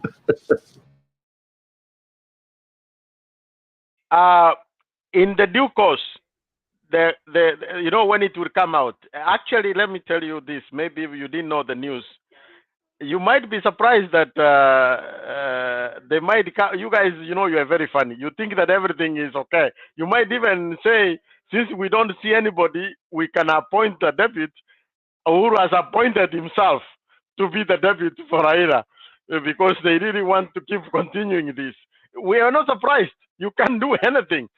But as I say, if at all, if a chance happens to be that the Azimio wins, that is if, I do think that there will be a name for a president, but the lead president will be the deputy president. That's what I'm God seeing forbid. from my crystal clear. Jared. I'm not saying that anything is going to happen to Awambo, but I'm saying it would be Hold on, just Jared. sitting there and then, okay. Jared, I know that's a line that you want to hope that now if you pick it, if it is the same line that has been picked by the deputy president's propaganda machine. They're saying, now that this thing is going, let us now come up with a new propaganda. Let us say that now this person is actually being fronted by Uhuru Muigai Kenyatta. Do you know, if Uhuru Muigai Kenyatta was going to support Ruto, kumi yangu, kumi yako, were you going still to have the same narrative that Uhuru Muigai Kenyatta is actually inheriting himself through Ruto? I wanted to respond to that because according to their agreement that they made several years ago, Uhuru Kenyatta was to finish his 10 years. And then immediately after that, he was to support Ruto for another 10 years. Now, whatever happened, happened. Now, would the narrative be the same? That Uhuru Kenyatta was going to inherit himself through William Samoei Ruto? In fact, I was very much against that because that is not democracy. So we didn't want just, who are you to tell us 10 years for you and 10 years for William Ruto? I was very against about that, and I would have not supported that. I want the people of Kenya to be given an opportunity to choose whoever they want. My biggest problem is where the president is adamant on who we want to vote for. What is the stake? What is in stake for him? No, wait, Jared. Jared, you are talking from both sides of your mouth. You are talking about democracy, all right? Now, in that democracy, is there a place he says that the president is not a Kenyan and he should not say whom he thinks that Kenyans should vote for? Because even in the US, the former presidents have been known to champion for the people that they want to be voted for. For example, immediately after Obama, he was fronting for Hillary, and he went around, campaigning for Hillary after endorsement. In the previous election, Obama was campaigning for Biden. You see, so why is it that in the US where you are, it's okay for the former president to try and even, the outgoing president, to campaign for the person that they think is the best. But now when it comes to Africa, where democracy is going on, the president should just be quiet. He shouldn't even tell people where he thinks the best person should be. You are forgetting that at the end of the day, all Kenyans will go out to vote, just like they did in the US. Obama, yes, he campaigned for Hillary, but when people went to vote, it is Trump who took it over. So why is it that now you're using the word force? Who has this word forcing? Who has the president forced to vote for anyone? Where and when? Kindly tell us. Thank you. I think you have stated the facts, but now when it comes, this might not be apples to apples, but it's apples to oranges. When have you had, was Obama, Hillary Clinton, or Joe Biden a Republican and a Democrat? We have never seen that. So if the president was go ahead and say, I want Jubilee to continue, okay, then that's fine. Remember, Joe was a vice president to Obama for 10 years, or for 8 years, George Bush never supported Trump. George Bush was a Republican, but he never supported Trump. He subliminally supported Biden. They never went even to the NDCs for a Republican. So that's a special case you saw. Exactly, and this one is also a special case. So let's consider this one also a special case where the president and his deputy haven't agreed, and the president is saying, in my view, the person I think can be a better president after me is this other person. He hasn't forced anyone. I think when you're saying the president is forcing, that is not right. The president is indicating his preference, which as a Kenyan, and you have talked about democracy, he has a right to consider his preference.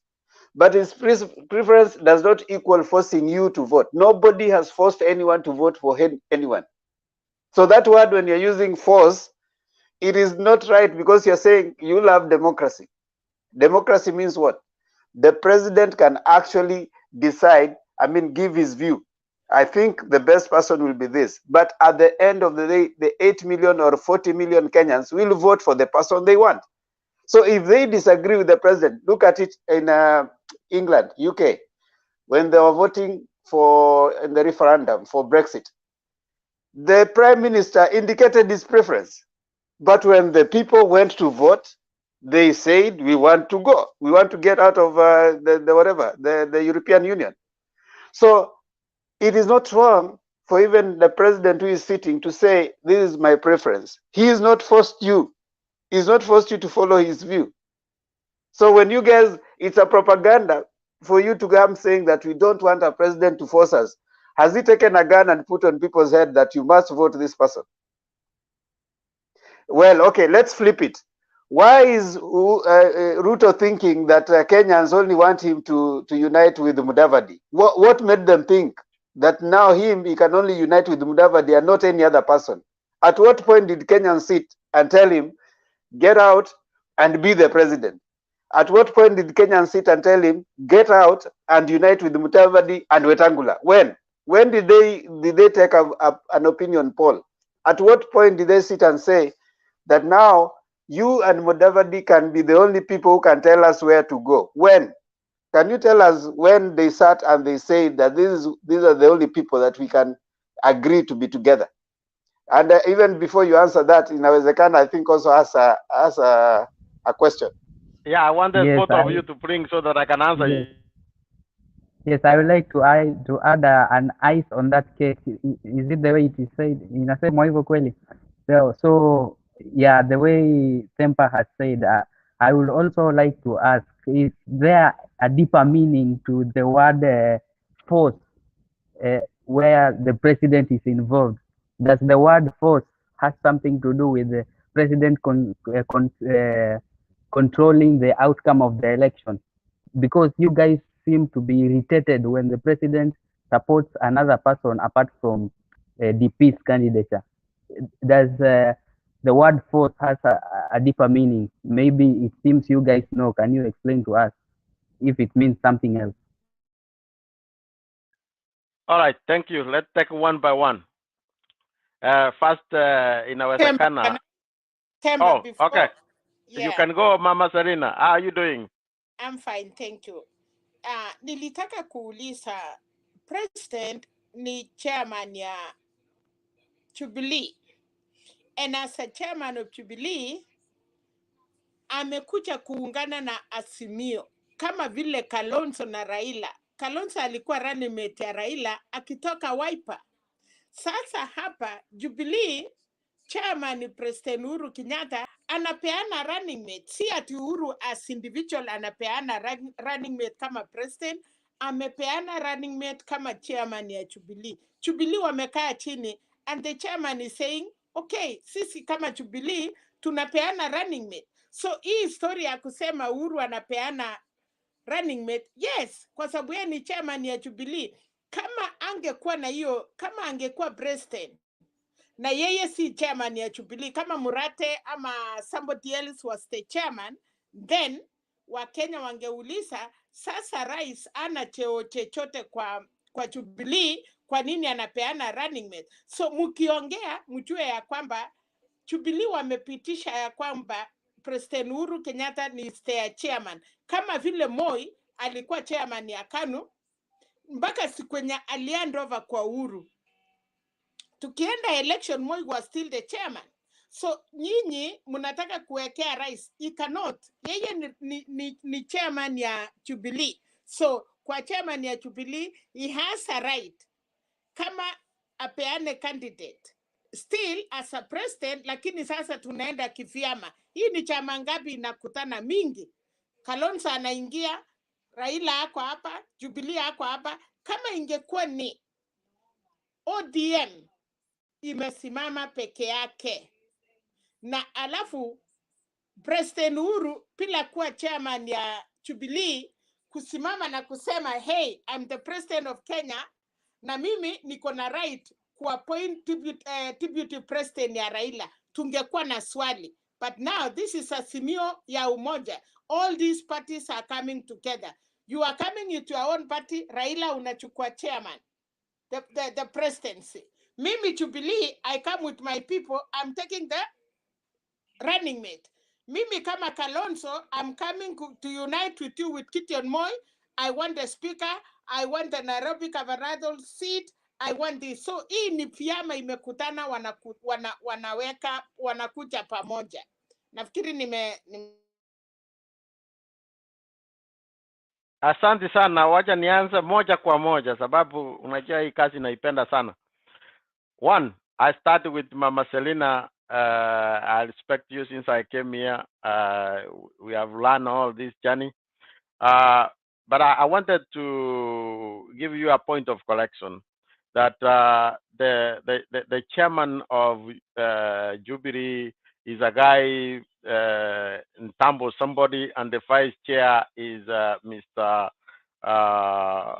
The guy you mentioned. So and the chairman of ODM is another guy from Suna East, I don't know, somewhere. But the point is, President Mr. Party leader. Yes. Yeah, it's a party leader. Chairman ya ODM. Lakini baba ni party leader. So kama Murate ama kuna chairman ya Jubilee, then the president is the party leader of Jubilee. So usichanganya hapo. Yeah, I wanted to correct that maybe you meant that he's the party leader who the deputy president is the deputy party leader of that party, which is called Jubilee. It is not reported that this was an agreement between Jubilee and ODM in their Azimio la Umoja arrangements. This was quoted in a national paper, not me, in a national paper, that the president will appoint a deputy for the government project. So this is how it is reported. So we can take it from there. If it was that it was negotiated, those are two different things. So we thought that if he had already gone ahead and appointed the head of the project, why would he even go ahead and appoint a deputy for that project? But that is here, not yours there, but I leave it there. It's for people to ask themselves. I come to Inawezekana. You asked the force. I want to tell you that the force might have a different meaning. When you look from 18, we are changing the election laws because they might have found out that actually some of the people who contributed the algorithm formula, they might not be in Jubilee anymore. So what they did is that they might not get to that light now, so they have reverted to go to manual. I'm finishing fast. So the manual, that's why they are taking us to manual. Just imagine for a second, my brothers and sisters who are here, that we are going back to manual system, that we have to wait from Tarakaniti to bring the results. So where are we going? The president is supposed to put democracy, advancing democracy, by making sure that there is a level ground for the transition. But instead, is adamant on we have to get it by all means. Now that there is no more means, because PPI is not there, things are not going the way they want.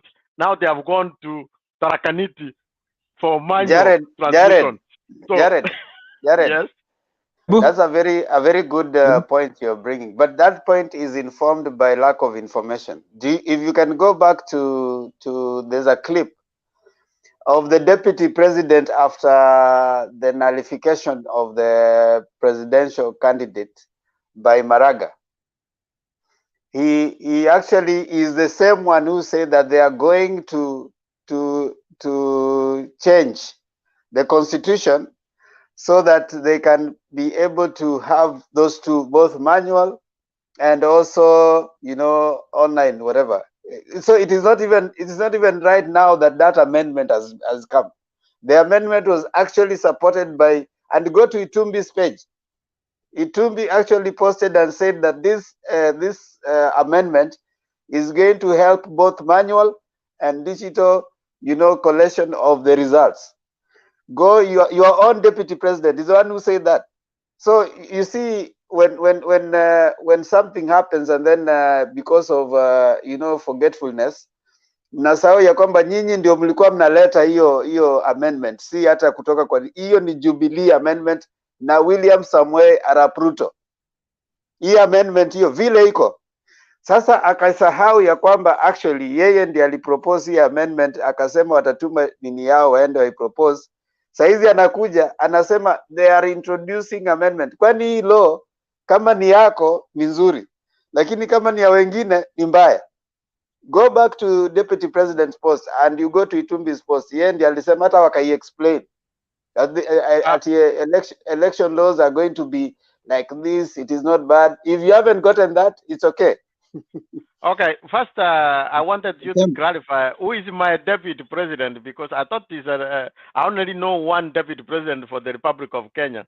So I don't know that he insists to be your deputy president, or you are not from Kenya. So can you clarify that one, please? Jared, stop diverting issues. When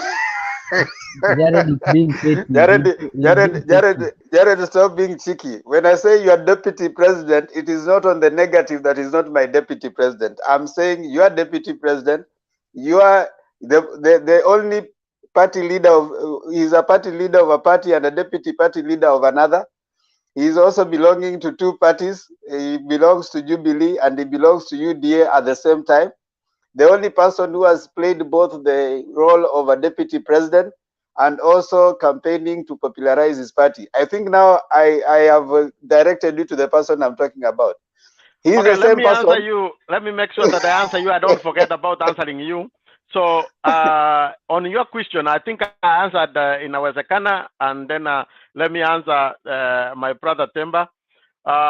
When you say that, when did the people tell the deputy president to come together with Mudavad and with Tangura?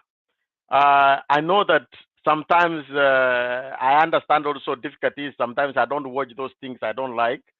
But if you have been watching, the deputy president was in Western for many rallies and asking the people, do you want me to work with Tangura and Mudavad?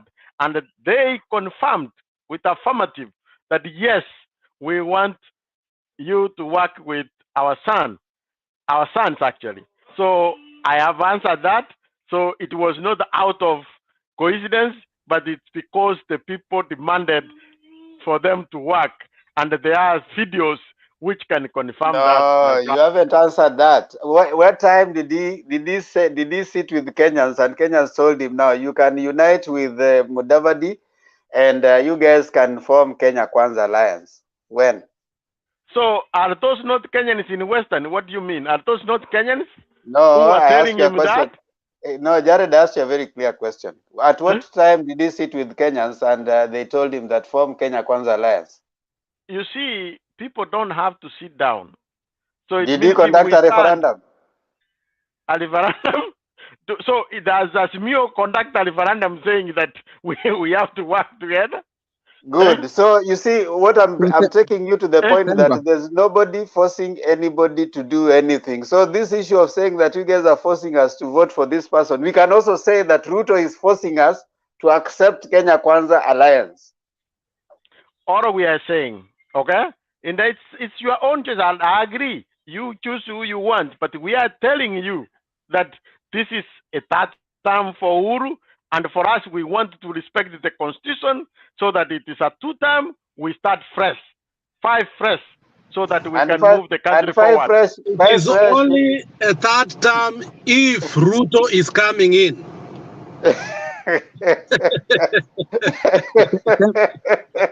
Demba, I have a question. And what is to so Jared. fresh about Jared? Before I bring Arun, what is so fresh about Ruto? I know that some of you, everybody knows that. No, I've Jared. No, Jared. You don't I'm know answering. any. You don't know about us. You tell us No, what is so I'm fresh answering about a Ruto. question. That's what Yeah, I'm tell us. answering. No, tell us Okay, what is and so this fresh is the about Ruto. first time he's going to be the president of the Republic of Kenya with new ideas on the mistakes which he has seen his boss has made. He wants to make good, and he has seen that we had a good manifesto as Jubilee, but things happened along the way. He Has wants to Raila been complete a that. president before? Yeah, a co-president before. No, has he been a president before? Jared. Is that not a co-president? That's what I said. Is there a constitutional office called co-president? Yeah, the agreement which was 2010, Then no, 2013 to 2008. 2017, Ruto was a co-president, according to you. Then Which from constitution 2013 say that? to 2017, Ruto was a co-president. No, Even more than a co-president because he made all decisions by himself. Okay, my brother Alex, let's now go to the constitution itself. The 2013, there was nowhere. He was just an assistant to the president. But in 2008, Which so constitution? Where is the constitution now? Where does the constitution come in? That's where I'm going. On 208, the responsibilities of the president was very clearly laid out that you can't do anything without consulting with the prime minister. They had equal powers, even on appointing people. That was not there in 2010. Jared, how many presidents did we have in that time? How many presidents? We had one president. So, according to the constitution, we had one president. Doing what? We had one president, right? Yes. According to the constitution, right now we have how many presidents? We have one. So, what is your problem? No, I'm saying those who are assisting them. Now let's move the next. So our cabinet ministers are part of the executives. Are they also presidents? Say about the constitution. Remember, you know what I'm talking about. No, I don't know. Tell me. This is something which is known. Why are we arguing what is known? The constitution should not suit your argument. The constitution is a supreme thing that helps to equalize the whole country. It should not suit you when you are making a wrong judgment. If the constitution is true, then we have one president. There is no co-president. There is nothing like co-president in the constitution. If you want to quote the constitution, right. But if you want to pervert the constitution to suit your argument, say it's propaganda, we can agree. But don't tell us now, let us quote the constitution. Then you can't even quote the constitution where it says co-president. Okay, my brother. Okay, my brother Alex. The difference between the 2008 and the 2010. You talked about the constitution, my friend. That's what I'm trying to tell you. Can you listen a little bit? I listen when you are talking, my friend. The difference is that we had a prime minister, and this one we don't have. So, are you seeing the difference? We had a prime minister who had powers equal to the president, close by, other than the naming. Now we have a deputy president who is given work by the president. He gave him 2013, 2017 he took it away. Okay? In 2008. No, wait, Jared, hold on. Who gave the prime minister his powers in 2003? 2008. I'm talking of 2008. This was 2008. Who gave him the powers? The constitution we created, the temporary ceasefire, gave him the powers. And when the the constitution, which we created that time, it gave the prime minister certain powers and certain powers to the president, isn't it? Was he in charge of the? Was he the commander of the armed forces? It was not. So he was. Was he chairing the Security Council? That one I'm not quite sure, but he was part of the security. He was being briefed.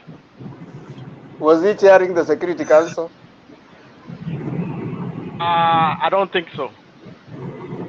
So,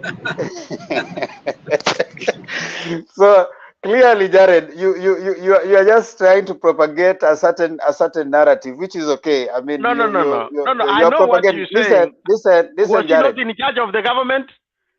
What was No, he the wasn't. functions of the minister, of the prime minister? No, he wasn't. In his responsibility as the prime minister, yes, which role he was reporting still to the president at that time. He was representing just like right now, the deputy president is actually, other than the fact that they were able to disagree with the president, he was actually like the key minister, until that time. However, the constitution right now is so strong that, the president cannot fire his deputy. Number two, you can say the same way they divided the 50-50 division that they did with the Uhuru when they came in is the same 50-50 that, in fact, it was not even 50-50 during the prime minister time. It was, I don't know, even, I mean, 40-60 or 20-80.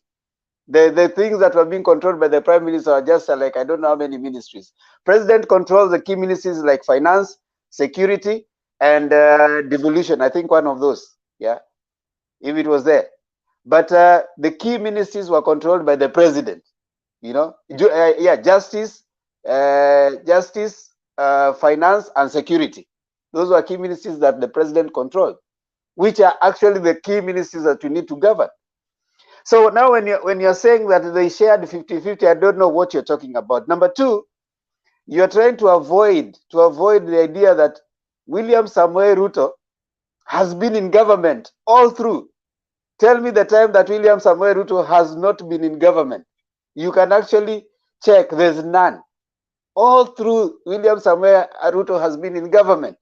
So if you're talking about freshness, the person that can actually represent freshness in spite of his advanced state is the prime minister. I mean, is the former prime minister.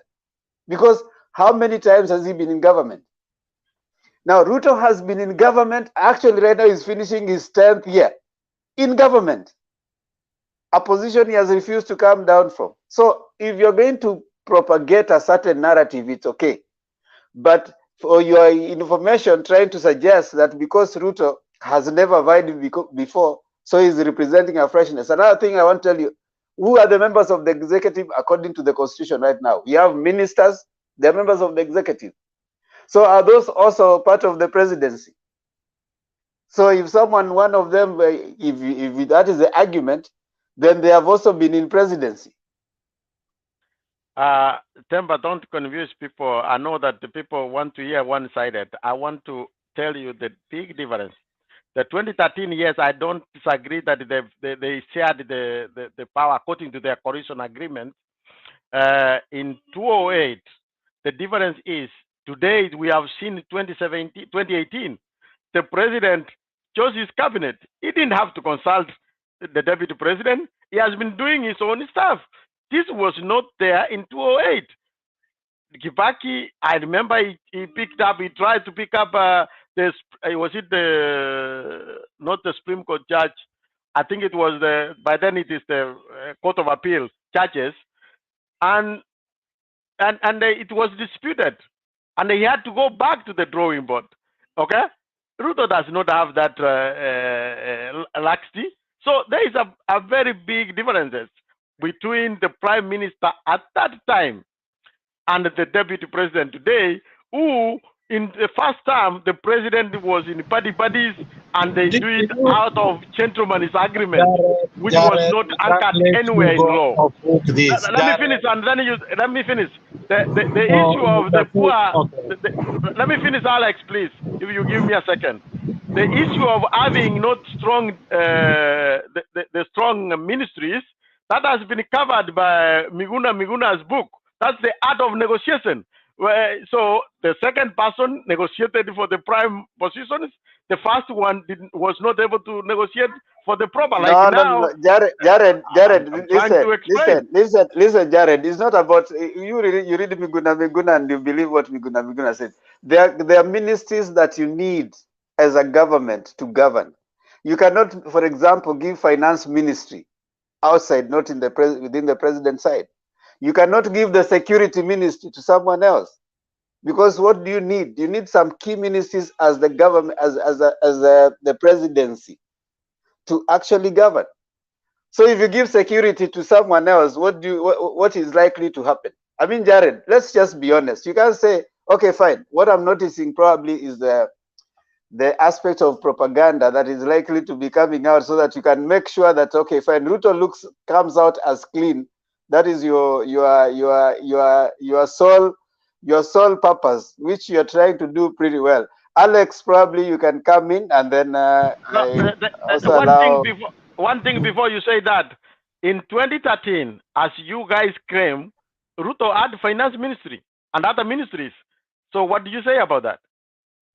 What do you mean 2013 he had finance ministry? Are you the visitor in Jerusalem? Who was the finance minister?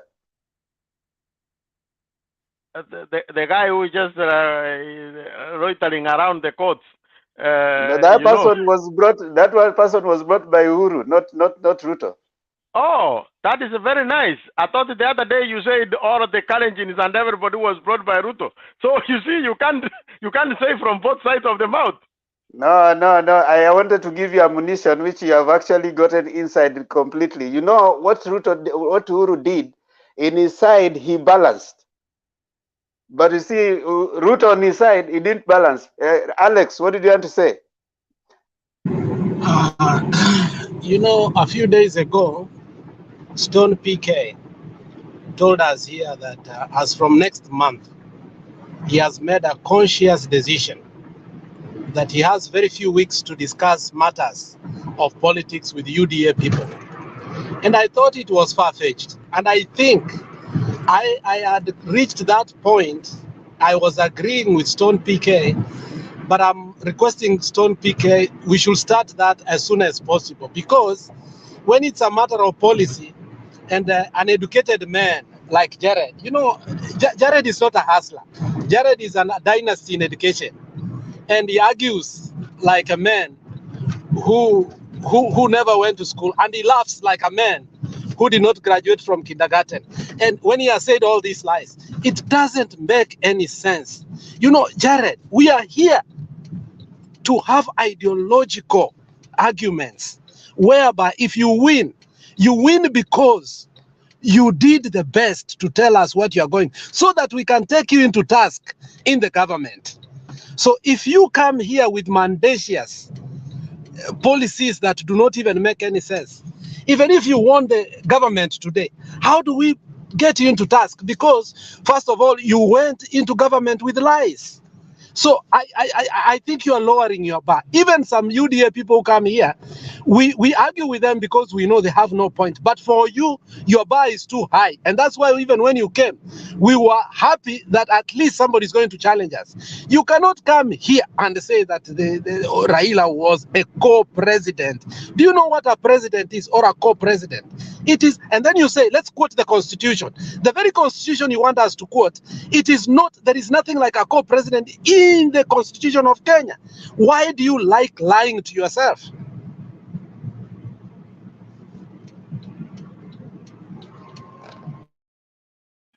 My brother Alex, I can accept everything you have said, but of the co-presidency, even if you know and everybody knows that at that point in time in 2008, there is no way we were going to have two presidents.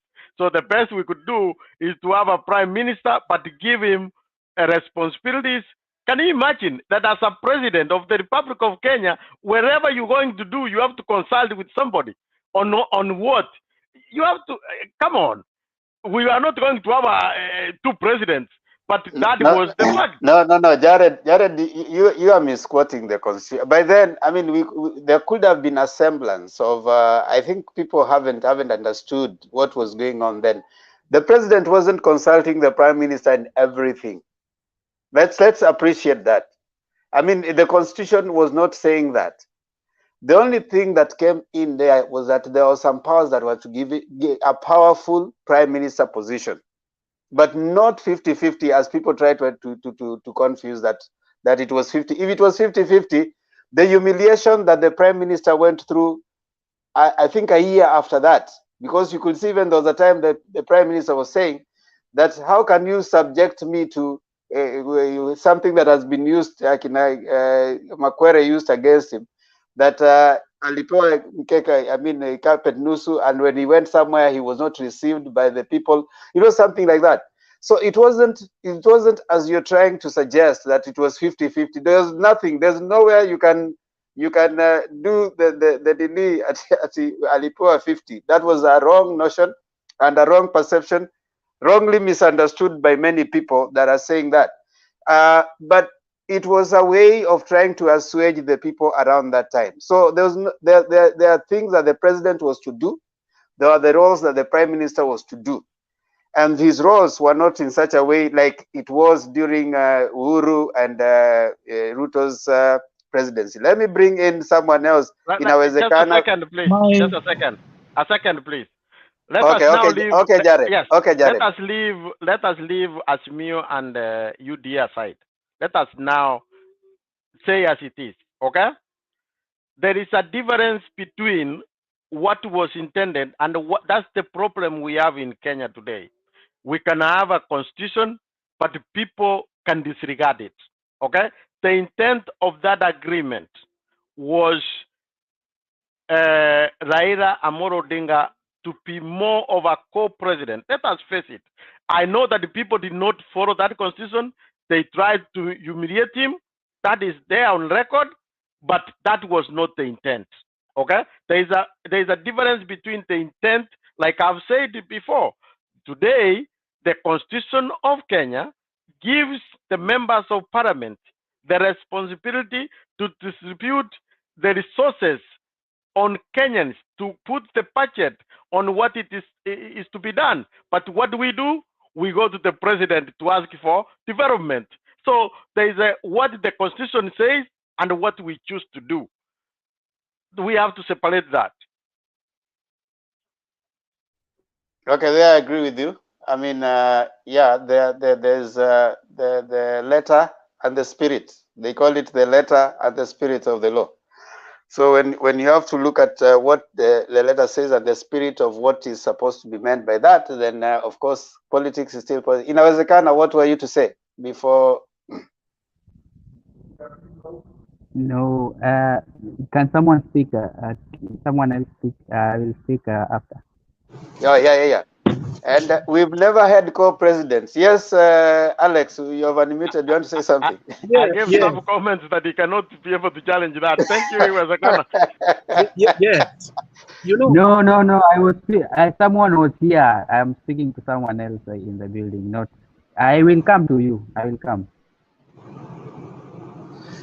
You know, Jared, you are very right on the point of the intended purpose of what was signed down, and you had to see the unconstitutional way it had to take because lives had to be saved. Remember, we had to create an office of a prime minister within hours, which was actually unconstitutional. Why was that done? It's because there was an act of emergency in terms of what the negotiators had seen on the ground. And remember, Jared, and I said it here and Themba did, and I will send Themba that clip. It reached a point when the negotiators could not negotiate anymore. And at some point they said, Ongeri said words that could not be written on the newspaper. And that is when Kofi Annan said he's not going to speak with anybody. He will put these two guys, two of them, look at each other and ask them what they wanted for this country. We continue to fight or we find a solution. And in the book that you just named today, and I hope you have read it, you don't just take and cherry pick it. The book, Peeling the Mask, I've read it 4 times, especially the negotiating chapter. We are told that Raila at that particular time acknowledged and accepted anything that could stop the bloodshed of Kenyans. He was with the people. Go read that book. Don't use it when you want to use it only against Raila. That is where you find Miguna comes about and says Raila never wanted to become a president. That is where you find Joho comes and says when Raila went to his people and he told them, this is what we're gonna do.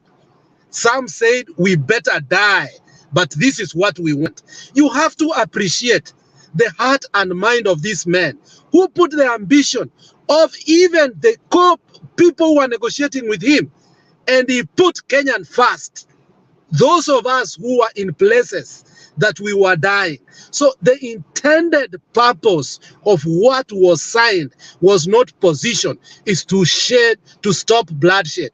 And we said here lastly, when you guys say that Raila swore himself to be the president, and I think it's Themba who said that was a political placebo. And a placebo, you know what it is. When you are going to hospital and sometimes you want to demand medication so that you can feel good, a doctor can give you something that is like choka, so that you go home, you take it for 5 days, you start feeling well, and you tell, that doctor, he really helped me. The purpose was a political placebo so that the people on the ground could just stop fighting. And you have to appreciate the fact that this man has put the country before everything. So if that was the intended purpose to sign it, appreciate it. It was not to become a prime minister. If it was, Zangarai and Mugabe.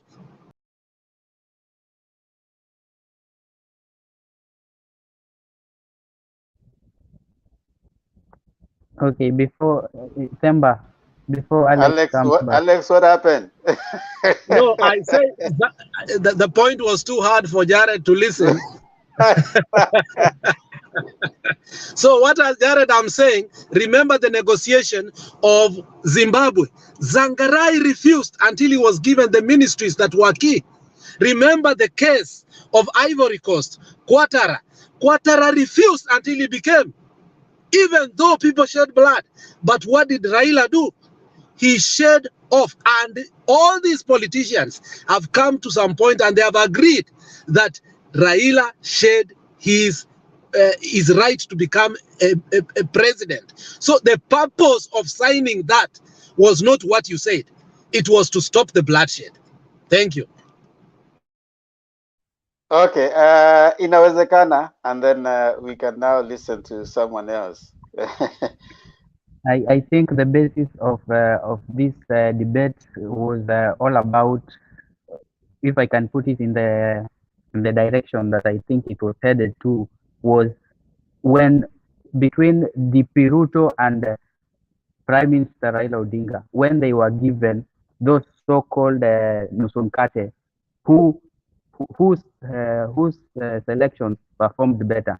And we can all agree that the Prime Minister's choosing the ministries that he chose, they performed way better compared to how the selection of DP in 2013-2017 government, those ministries that he selected, kulikuwa na mambo mingi ilifanyika. Gerard, you can agree to that.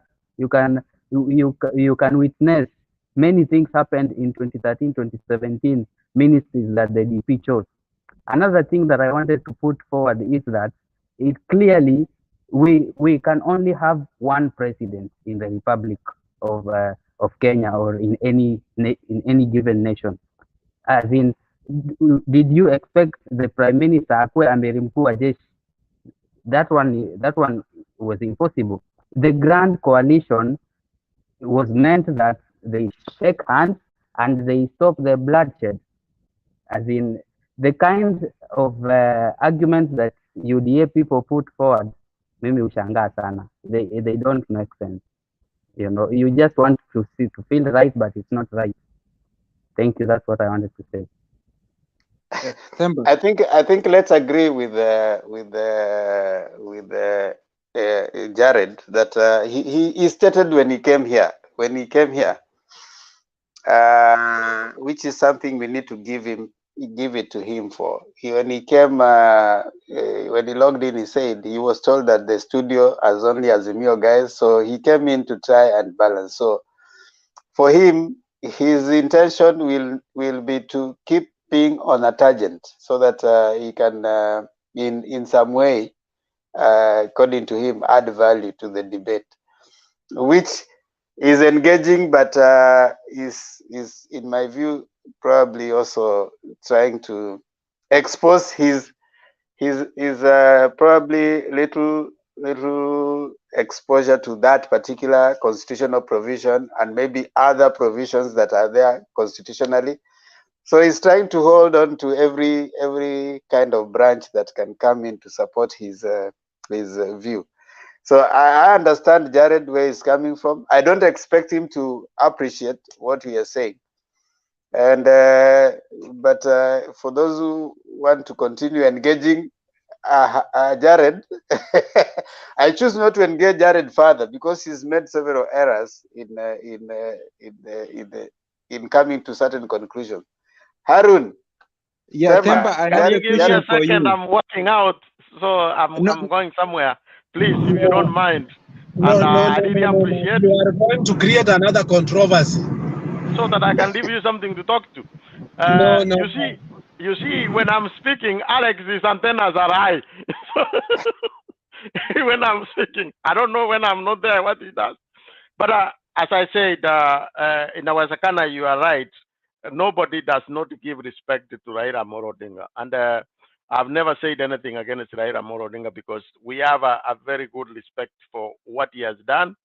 And the only slight difference we are having is that the Raila we have used to, we might not be the one we are going to get. And that's a slight difference we only have. But otherwise, we appreciate what he has been able to do. Temba, but what makes you think you are the same person you were 20 years ago? When you guys keep insisting that the consistency, that is what we don't know where Therefore, consistency. you get the route you are used to. So get the route you are used to. That's where I am. So anyway, no, what makes you think you are the same person you were 10, 20 years ago? I know that I can change by growing up, by doing what, but I still. So what makes you think for you deserve the same person you had 20 years ago, but you are not the same person 20 years ago? I do think that if we are very honest and candid, I hope that is for the good.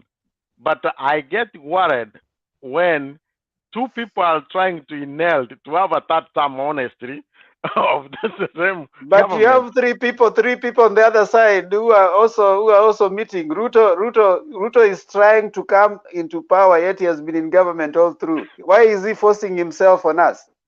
No, we are taking presidency that Kibaki came in after they went 12 years messing up the economy, but he fixed the economy. So we are. And Ruto was part of the government that messed up the economy. He was in the government of Moi that messed up the economy. He was the Secretary General of KANU. Actually, I wanted to say one comment so that I can get out, but you still keep engaging me. I was going to tell you. I wanted to keep telling us so that you don't tell us, you don't mislead us. Ruto was part of the government that messed the economy. What makes you think he's gonna be different? I don't know where you put that responsibility from, or where you get that one from, because he has he's never also been part of president. this government.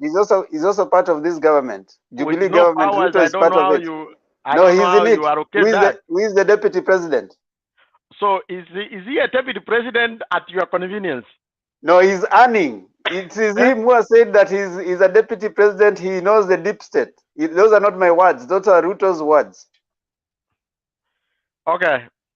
So how do you want to have a leader who cannot choose whether he's in or out? I told you a few days ago that the reason why we changed the constitution to have a deputy president which will not be fired by the president is because we wanted somebody, if the president becomes loggy, will stand with the people. And now he's not standing. He has not stood with us because we are paying him and he's not working. He's coming home to tell us that he's not been given any duties. What kind of a deputy president is that? He's not standing with you nor with me.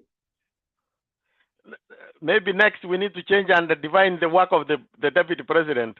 Now you are talking because this one has not worked. So he has not worked for 10 years and you want us to give him 5 years. No, that one is a no. Fresh. No, call it fresh. There's no fresh. He has not even used the anyway, 10. Yes, Harun.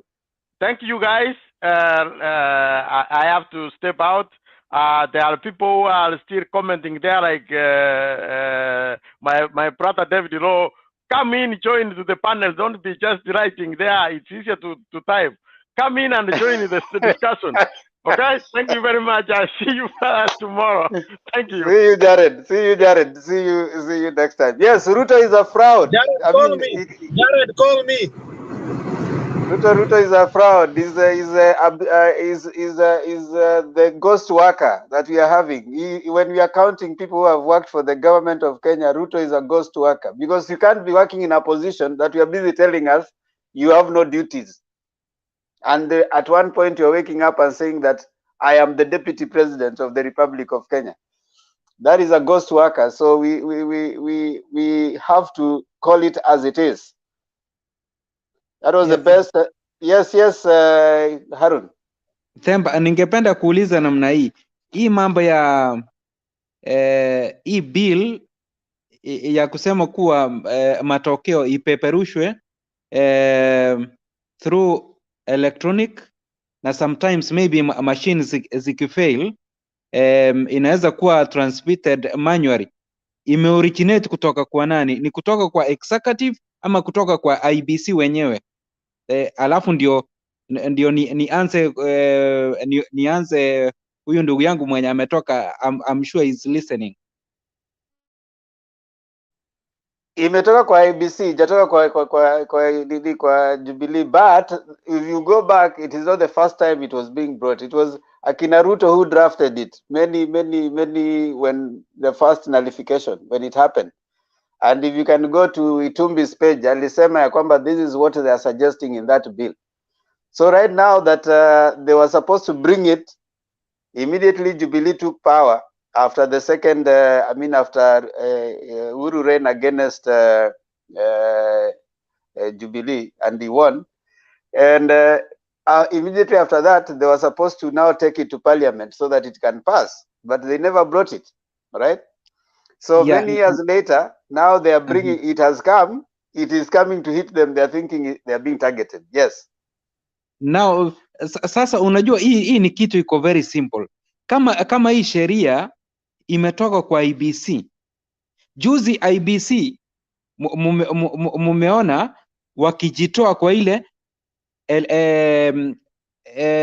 election preparedness committee wakisema kuwa no, mnataka kutuingilia as we are independent.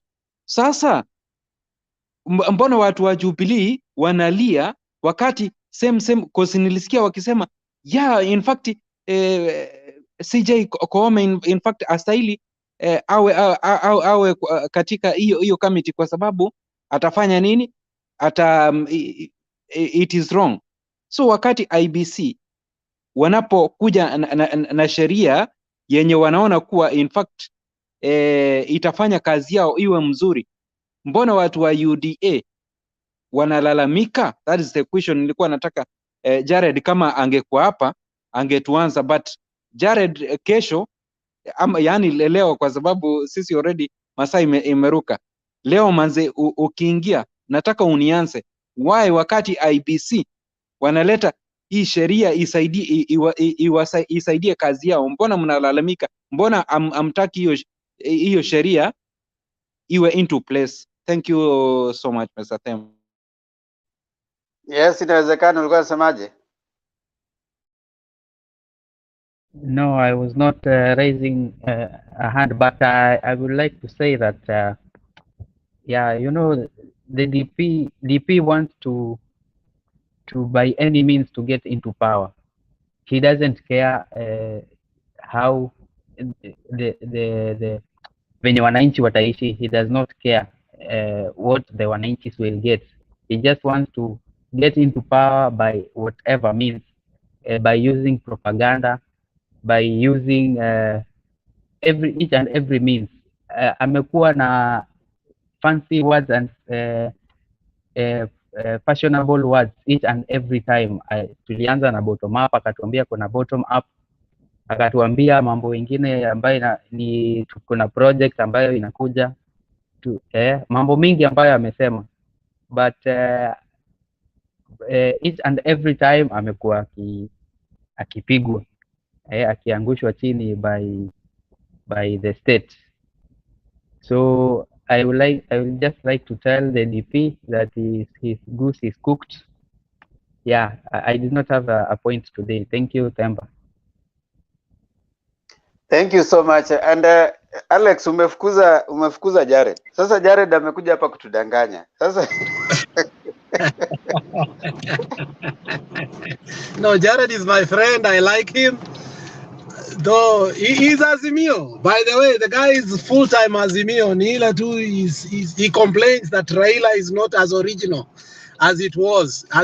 So I don't know what that means to him. But leo umemuuliza swali mzuri. If he's still the same person we met when he first came here. But angejibu hiyo. You see, shaona ile swali Alex, mtu anapatana, yani mmepatana na mtu 20 years later nakwambia, bana you've changed. Yani yeye kwani alibaki pale alikuwa 20 years ago. Hata yeye ako tofauti.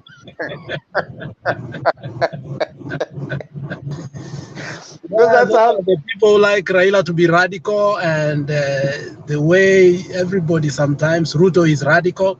But no, I mean, even us, we have changed. I mean, we know how to go and hold power. If we were to be given power today, it's not like 2007. We would have even messed up in 2007.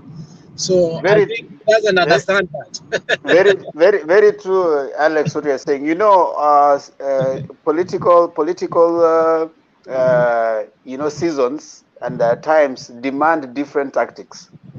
The tactics that were being used during single party rule is not the tactics that you can use when now we have already moved forward. There was a time that the revolutionary wind was sweeping Africa, so you needed revolutionaries to change the tangent in Africa. Right now, you see revolutions are far and sparse. They are not as many. So you don't have revolutionary spirit. You cannot talk of revolution in 2022, you know. So you talk about more of reforms than revolution, you know. So you have people who have reformist ideologies, not revolutionary ideologies. In the 1950s, 60s, and 70s, you could talk about revolutionary ideologies. When you're talking about people who are, you know, we grew up reading about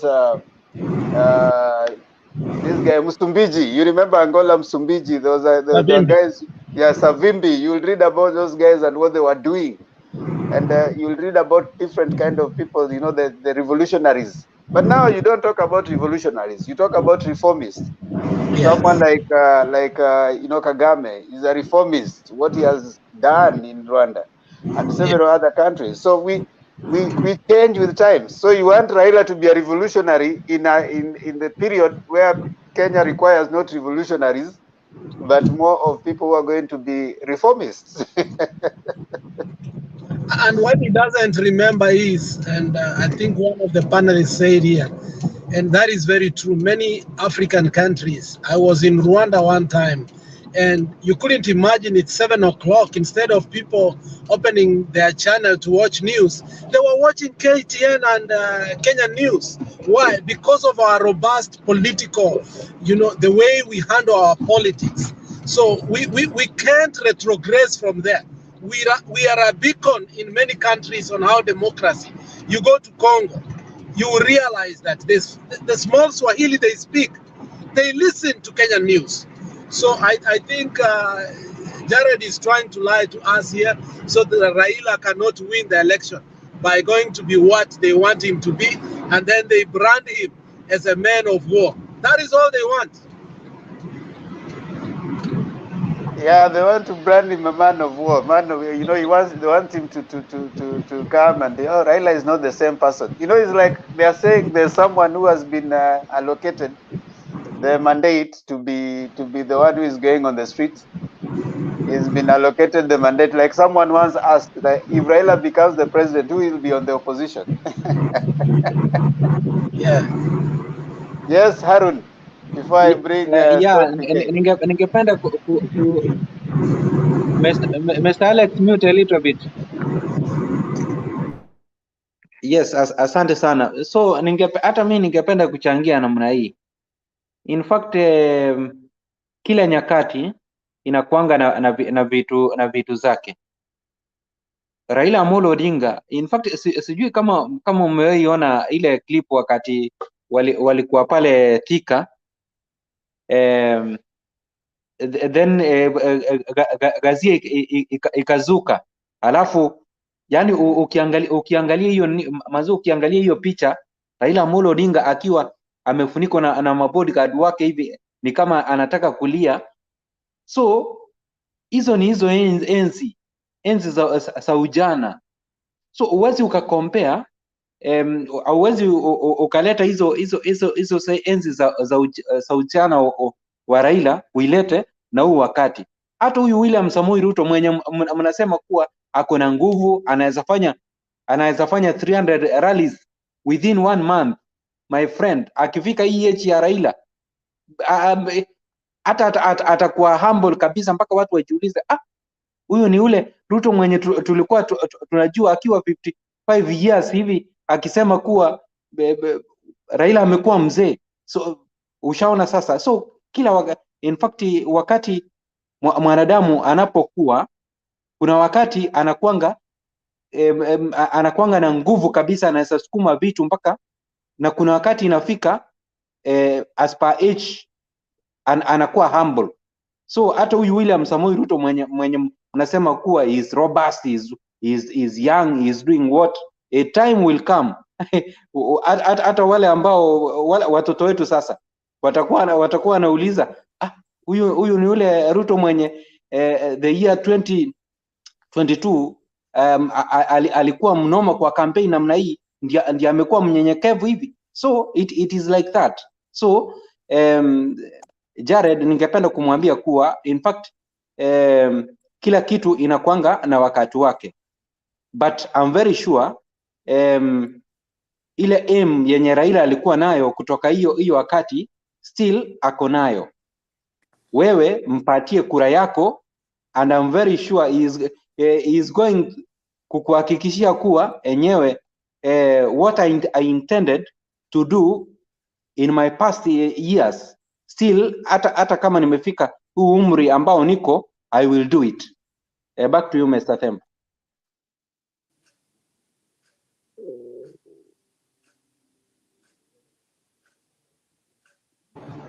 Themba uko mute. PK, naona uko hapo, tafadhali toa mchango wako, tuambie kama unataka tuwe na Raila wa miaka ya 80. Thank you Bwana Themba and Harun, Alex, Kamau, Selina na wengine. Let me say it's good Alex amenikumbusha statement nilikuwa nime make sometimes back. In fact I had decided I'm still standing by it. After a few weeks I will not engage UDA, or I will not engage in any argument or debate about UDA, because I think there are better things to do. We were thinking that these people use I'll be a bit harsh today.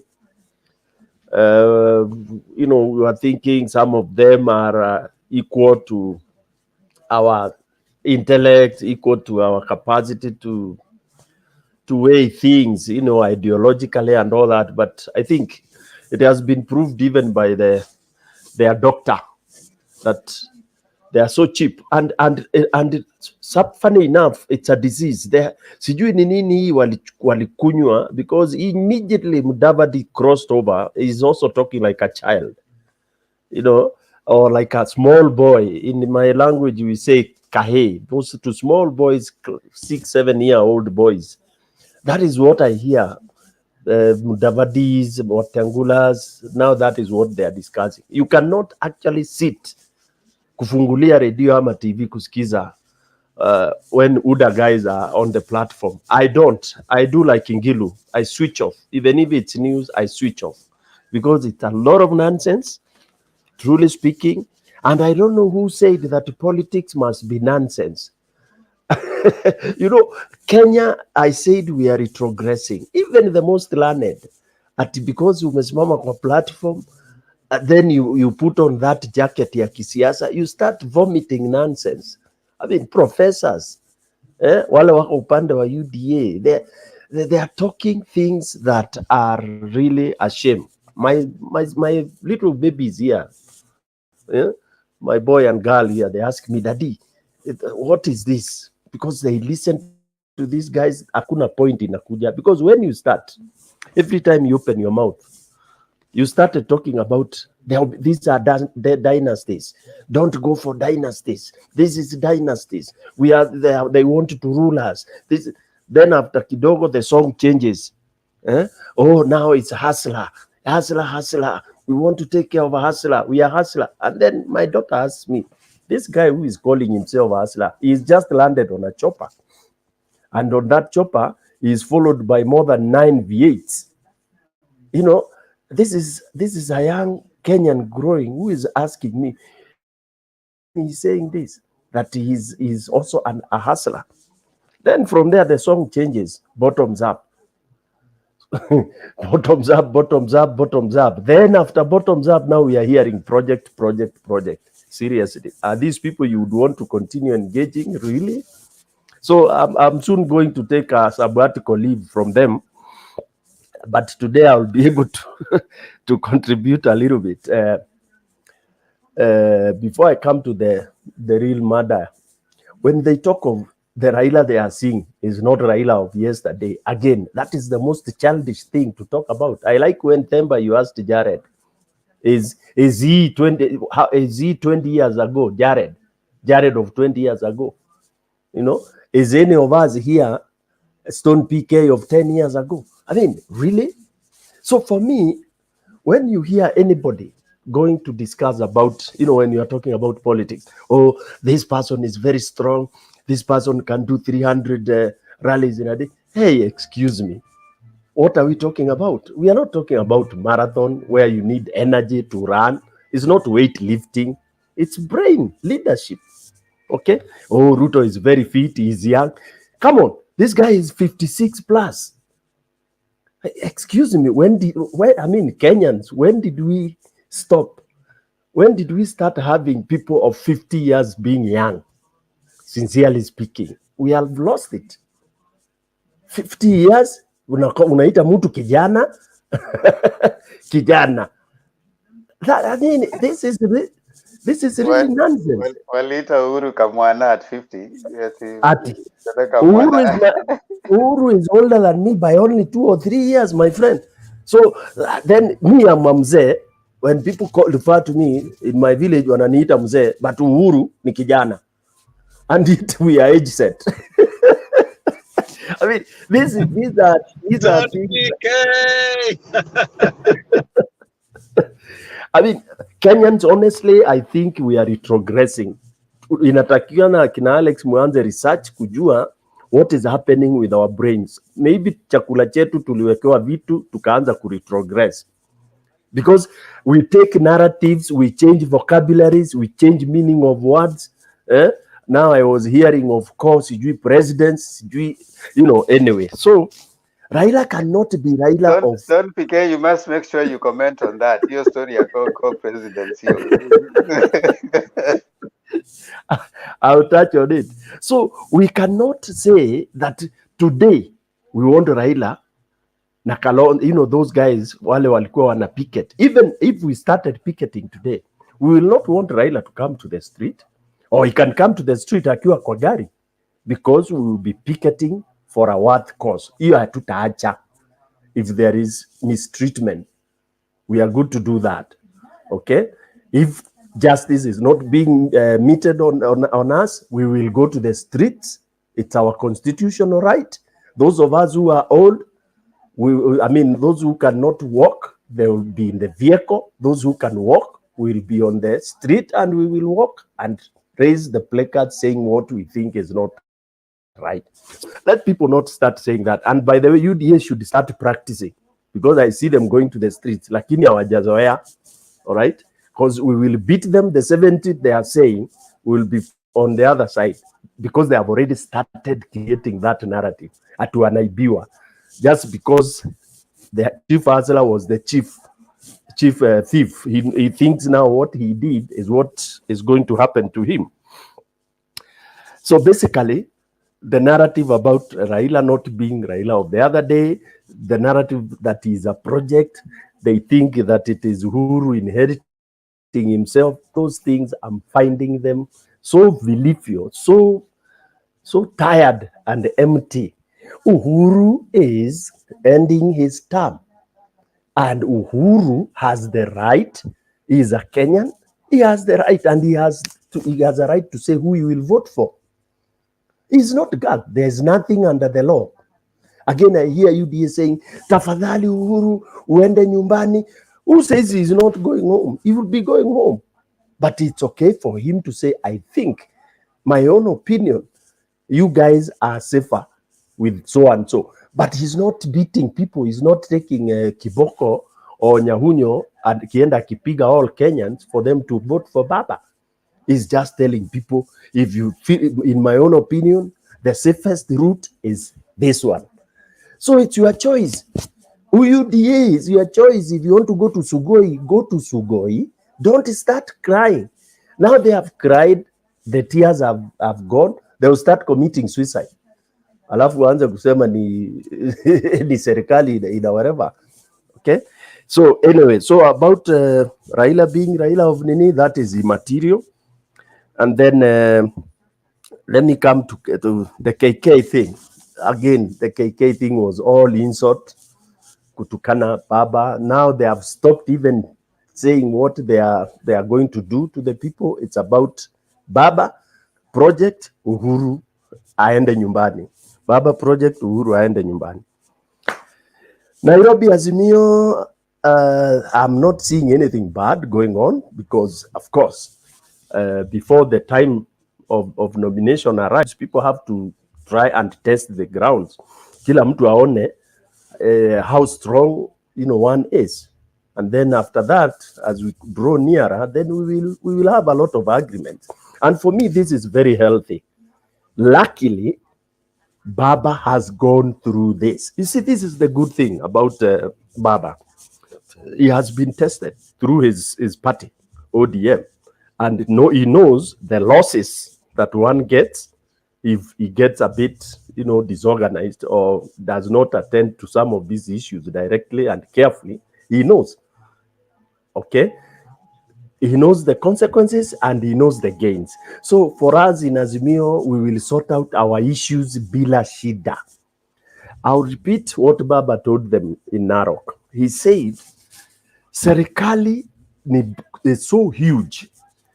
Unless you have your own personal issues, but if it's only that you want to support Baba in his government in terms of getting a role to play, the government is huge. Me and you know that. You don't have to be a governor. You don't have to be an MP. There are so many other roles that you can play to support Baba to be able to serve the people of this country. And if we can all understand that you don't have to play your role as a DP. You can play your role as an ambassador. You can play your role as a minister. I think this will really sort out our problem. So for Nairobi, I know we have Ngatia, we have who? We have this lady who is now the current governor. The consensus will be arrived at based on the ground, how the ground is feeling. Because I mean, they will be thrown out there, and somebody from the inside of Azimio told me that they have engaged a team of experts in this what do we call it, survey. There are people who will carry out the surveys, and they are doing it, you know, secretly from next month. Like if it's North Mugirango and people, you know, people are XYZ, they send a team there. Within 2 weeks, they feel the ground and they give the results. Then the candidates will be called on a round table. They will be shown the results. And even themselves, you know, as you campaign, you can know Mr. X is more na watu wengi kuniliko, if you are realistic. Okay, so that is the approach that they want to do, and I think it will be well done. Lastly, OKA conditions. OKA conditions, again, we are dealing with a kigeugeu person. Kalonzo Musyoka is a real kigeugeu, and he's really giving us some heartburn, because we want to move, but when we are moving, he's sending emissaries. Please hold on, musiniache sana. And then akisema tusimuache sana, tukingoja ngoja kidogo, ndio huyu ameenda kwa barabara, ameanza kusema mimi hakuna demand, nina demand, ninaenda mpaka kwa debe. So that's why yesterday Ngilu busted out on him. Akasema this guy is busy doing meetings in Ukambani na bado anasema anaenda kwa debe. Go tell him akuje twende Azimio mara moja tujenge serikali. Okay? So Gilu has told him, you make up your mind. Okay? So hapo hiyo kuregarega is of course, we know him, watermelon as they call him. It's so unfortunate that at his age, at his height of political career, he is not able to make, you know, decisions. He is not assertive. For me, I really support Baba, because Baba is not even negotiating with him anymore. It is his emissaries that are listening to him. Baba amesema, if you kitaka kuja uje, kama utaki ukae, and we move on. And that's the attitude that we should have. Yeah. And truly speaking, those demands that he is now denying, they were not realistic. You know, saying that he wants to have the government, he wants to be in the DP, he wants to be what? DP, and many other things. Some of them are unrealistic. Good. So for me, OKA conditions, they don't make any sense. With or without Kalonzo, Azimio, we can move. Twende kabisa. Thank you very much. About the co-presidency. Yes, I think these guys were co-presidents. Only that it was silent. Because we were trying to solve a crisis. A serious crisis, and Kibaki knew very well, just like Uhuru knows what they did in 2013 and 2017. So Kibaki, when they came into, they shook their hands in quotes. Actually, those two roles were of equal power, in my own opinion. But unfortunately, you could not have President Kibaki and President Raila. Because I remember when it comes to things like the construction of Thika Highway, employment of people in the ministry and all that, Akina Ruto, they were all employed by Raila. And most of the things Kibaki would not do without consulting Raila, and neither Raila would do without consulting. Stonefika, you need to qualify that initially, because again, even appointments were being even as after they were being done, they had to be ratified by the President Kibaki. That's why even there was a time Raila fired Ruto, and Kibaki reappointed him back. Yeah. You're right. Yeah, You're right. so it was initially, actually the idea of co-presidents was a perceived notion to cool the temperatures, but Sure. legally it wasn't. You know, there was someone who was ahead of the other, because it could be legally there will be a legal tussle if you say that now they are actually sharing 50-50. It wasn't the perception wise, it was supposed to sound like you guys are, but you realize immediately after that, then the sabotage began.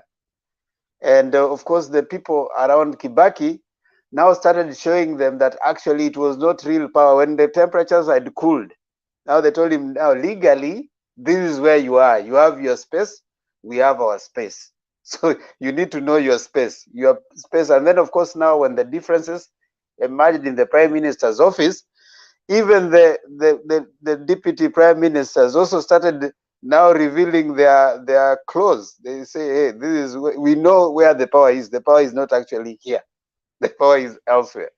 So I think we need to separate, like we said earlier, perception. You know, to cool the temperatures, people had to be told, okay, fine, we are co-presidents, and Raila actually, you know, kind of said, yes, this is where we are. But still, even his appointments had to be ratified by the president. You know. Yeah, that you are right. You are right. That, yeah, it is true, because it was actually to cool the temperatures, and then of course now Raila being Raila, he didn't want to prolong this thing. He just said whatever needs to be done for us to be cool it is, and then later of course there are issues. I agree with you. So basically, yes, unless someone has a question I could pose there. Then I have a question I want to ask the panelists. UDA keeps on screaming. Alex, mute, please. Alex, mute, please. There is this question that UDA keeps on asking and lamenting, that Uhuru is not supposed to say this, Uhuru is not supposed to say. Why don't we ask them, where is it written in law that the president cannot participate in politics of the country just because he's outgoing? I think we need to start deconstructing UDA. I don't know which experts we are going to use, because they have peddled lies too much, and they're indoctrinating the young people, the 90s, the 90 born, you know, with things like Baba ni Muganga, Uhuru is doesn't want to go home. Those songs they are repeating so many times. I think they are almost becoming to be like it's true, you know, and they are creating hate for Uhuru and all that. So I'm looking forward to what Uhuru will be saying when he comes, because this has gone too much, and there is a lot of hate. Stone PK. Yes.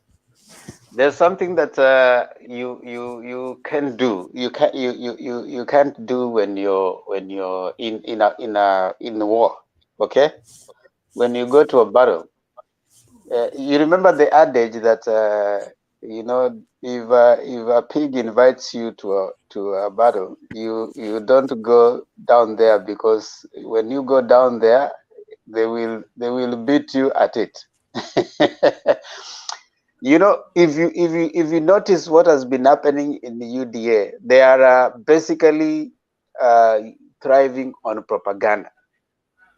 You see, and their propaganda machinery is such that they measure on hate. You know, creating a sense of we hate these people. You know why? Because that is the script they have. They want to repeat the script of 2013. You know, because that's a script that brought Uhuru and Ruto to power. You know, when you preach hate.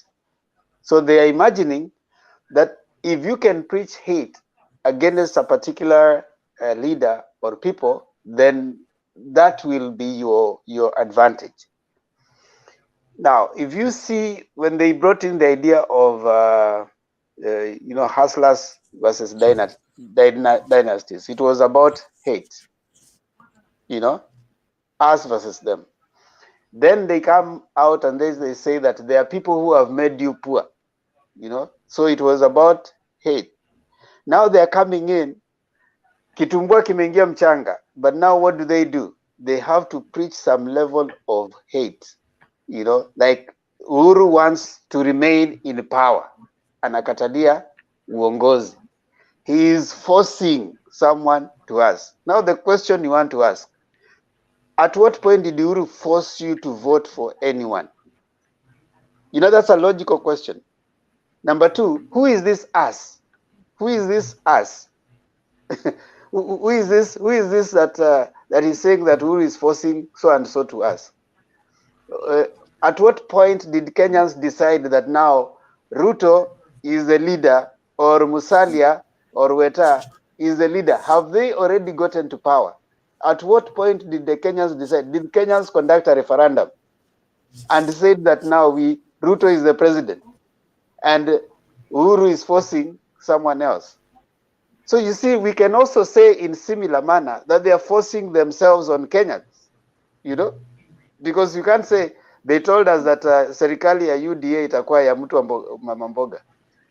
Where is a mama mboga a principle in the Kenya Kwanza Alliance? Where is a mtu wa boda boda part of the principles when they are sitting on the table?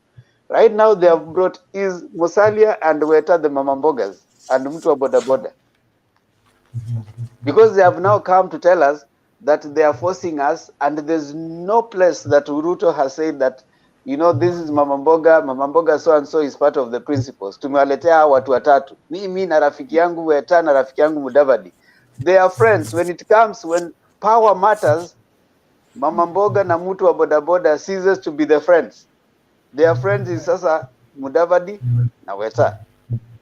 So we need, as Kenyans, like you're saying, for us to rise above the idea of being used as stepping stone. There's no place that Kenyans have said Ruto is now the president that we want, so Uhuru is forcing.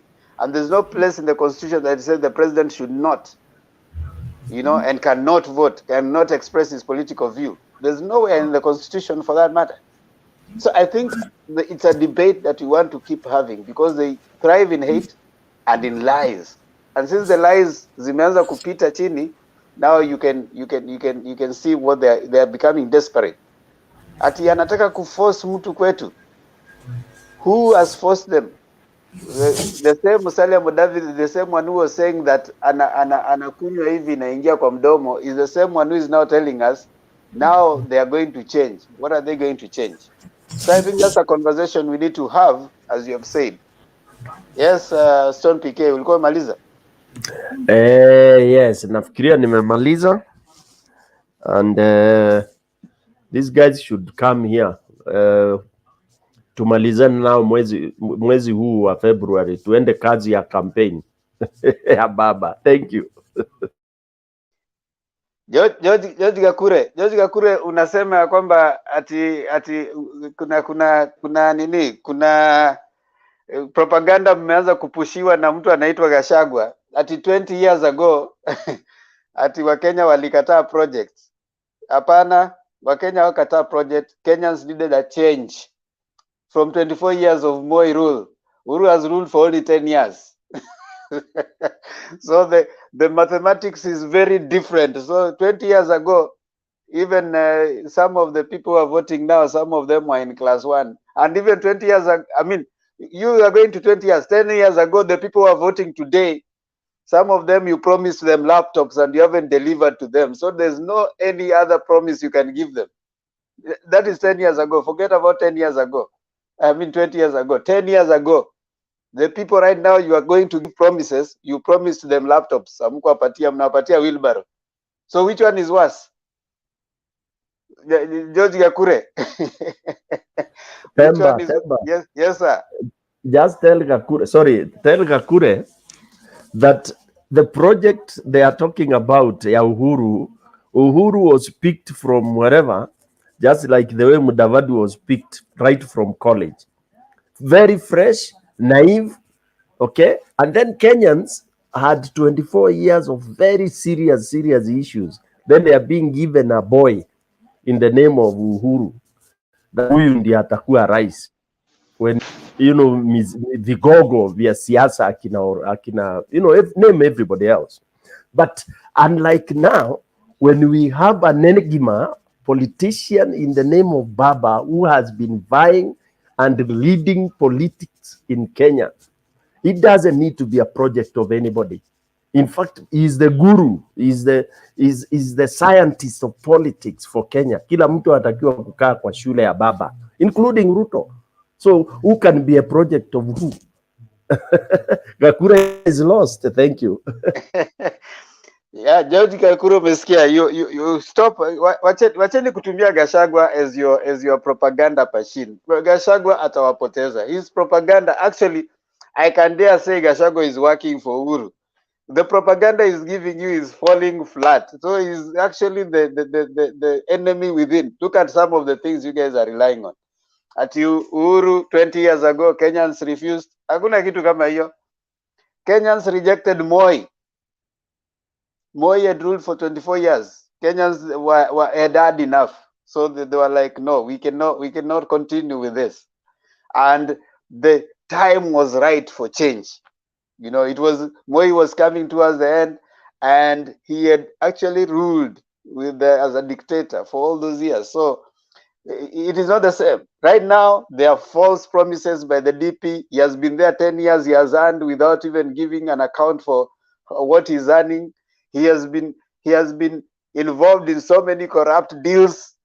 He is surrounded by corrupt officials, people who are comparatively, they are like, everybody has a case in court. So when you're surrounded with so many people, honestly, integrity issues, they are there. So you can't tell us the only thing you are relying on is in 20 years ago, people rejected the project. That is so different, and the times are so different. The people you promised who are going to vote right now are the people you promised laptops. Now they are you are giving them wheelbarrows. So, and you think you can rely on that? Tell your guys to go back to the drawing board. Ladies and gentlemen, I think we have 30 minutes. We need now to start taking our closing rounds. And for that reason, therefore, I will allow us to at least, we have about 30 minutes. So we can take, how many of us? We are 6 of us. If we take 5 minutes, no, 3 minutes, I think will be good. So I want to start with Alex, then I go to Stone PK, Harun, Selina Yego, Mr. Kamau, and then of course Princess Ziana. Alex, kwani umeenda? No, niko si hakuna mahali naenda bwana. Niko kwa nyumba bwana. Haya, nipatie hoja zako dakika 3 za mwisho tuanze kufunganya. Ya kweli kabisa, mjadala wa leo umekuwa mzuri sana. Na though kulikuwa na confusion, unajua sasa tulipata tuko na discussion mbili, lakini that was good. That's how it's needed. Mpaka mwisho you came to join us here, and next time tutawajoin huko. We need to expand. I'm happy we are expanding, and that shows kuwa tumetoka kutoka 50% plus 1, sasa tuko 70 plus 1. That is really good. Sasa Stone PK nataka nimwambie kuwa hawa watu uongo yao ilifika wakati walifika Eldoret. Walipokuwa Eldoret, that was the culmination of everything. Unajua unapokuwa nyumbani, unaona kama wewe ni mtoto, mtu akukosee kwao. Mtoto ajui akikuja kwenu ajui kuwa kuna tabia. Mtoto atakwambia tu toka kwetu, ulinifukuza kwenu. Ulisikia hiyo? Sasa hapo ndio walituita madoadoa. Na hilo jina madoadoa, nataka nikuambie, ilionyesha the whole campaign strategy ya William Ruto. And that's where he lost everything. There is no way he is going to resuscitate himself from that. And I'm telling you, there were people who were thinking twice or thrice that they could. Iko kijana amekuja leo akastruggle akasema amempa Ruto 20%. Ulisikia? Iko kijana anaitwa hapa juzi amekuja anaitwa Moses. Moses came here akasema I used to be on their side. I shouted, but these people wako na anger, they are angry, they are liars, they have no strategies. The truth is that you can use bullshit to build a mountain, but you cannot keep that bullshit to keep the mountain. So I think they have run out of strategy of lies. Lies have an end, and I think this is the end of them. And if you look truly how the deputy went to Dubai, I don't think the deputy could have gone to Dubai. The only thing that took deputy to Dubai, because he came from Dubai direct, kuja wapi? Mombasa, which means his health is good. So the only thing that took him to Dubai is money. Somehow. We don't know how, but the only thing that can take that guy out of the country, kwenda Uganda, kwenda Congo, kwenda Southern Sudan, ni pesa. The guy is alienda sorry Alex, alienda mpaka Italy inasemekana. Yeah, ndio maana tunasema sasa hiyo alienda, lakini sasa yeye anasema ni huko. So what you are seeing is that even his money zimeisha. Uhuru said when they were opening the city of Nakuru, siasa ni marathon. Atakimbia, atachoka. Uhuru, they have been monitoring this guy. It's not like, you know, Herman Manyora has said it very carefully. Uhuru is the most unstudied president because the guy keeps quiet and only leashes the bullet where is necessary. He will not use his bullet when you are not his enemy. And I think he has reached a point now, he knows everything. And I thank God because we had a president. You know, I know one person who told me before I wanted to discipline a child right away. Akaniambia, you don't do that. Mtoto akikosa, unawacha mpaka unajua ujinga yake imefikia wapi, alafu you administer the discipline to the indiscipline. So Uhuru is administering his discipline to the indiscipline, direct proportion. So whatever he will do to the DP will be finished. Haitakuwa dose kidogo, hata mpea mara moja moja hii ati dawa moja. No, Uhuru cannot even be given mara moja. Hata kana apewe dawa moja kali na siasa yake ishe. So we thank God because we had a president who was patient to understand this guy honestly and truly. And he has understood him. Now umeona, currency kakuwa changed, things responsibilities were taken out of him, and the guy still continued to fight the president. What kind of man is that? That is gross insubordination, very gross. And it shows that if this person now had power, what he is capable to do to us. If he did not have power and he wanted even to have power over the president, how come now when he gets the real power, Stoney, we cannot even have a YouTube channel. Today, we ulikuwa Kenya, ungechukuliwa kutoka kwa nyumba na atunge kuona, you could be another Musando. So let's thank God that we have an opportunity to elect a president that will give us the opportunity to still exercise what we are exercising. Na watu wa UDA wajue hivi. In Machiavelli, when you go to take power from somebody, he will come for you fast. He will come for you fast. Rigade, Wahome, these are the casualties first. Sio wengine. So they should be prepared. But the good thing is that we have covered them. They are not going to get those salvos. Thank you so much, nyinyi wote. Tukutane kesho kwa huu mjadala. Princess, we need to hear you. Thank you. Yeah, kaeni hapa vile mnaendelea kutoa hoja za mwisho. At least ndio tuweze kusikiza hata Princess. Haya, Stone PK, dakika zako 2 za mwisho. Mimi zangu acha ni pass. Okay, sawa sawa. Mr. Kamau, hoja zako 2 za mwisho, dakika 2 za mwisho. Huyu alilala. Selina Yego, huyo pia alilala. Haya, Selina yuko. Harun, dakika zako 3. Acha nikupe 3 kwa sababu kuna watu wamepass, so acha nikupe 3 za mwisho.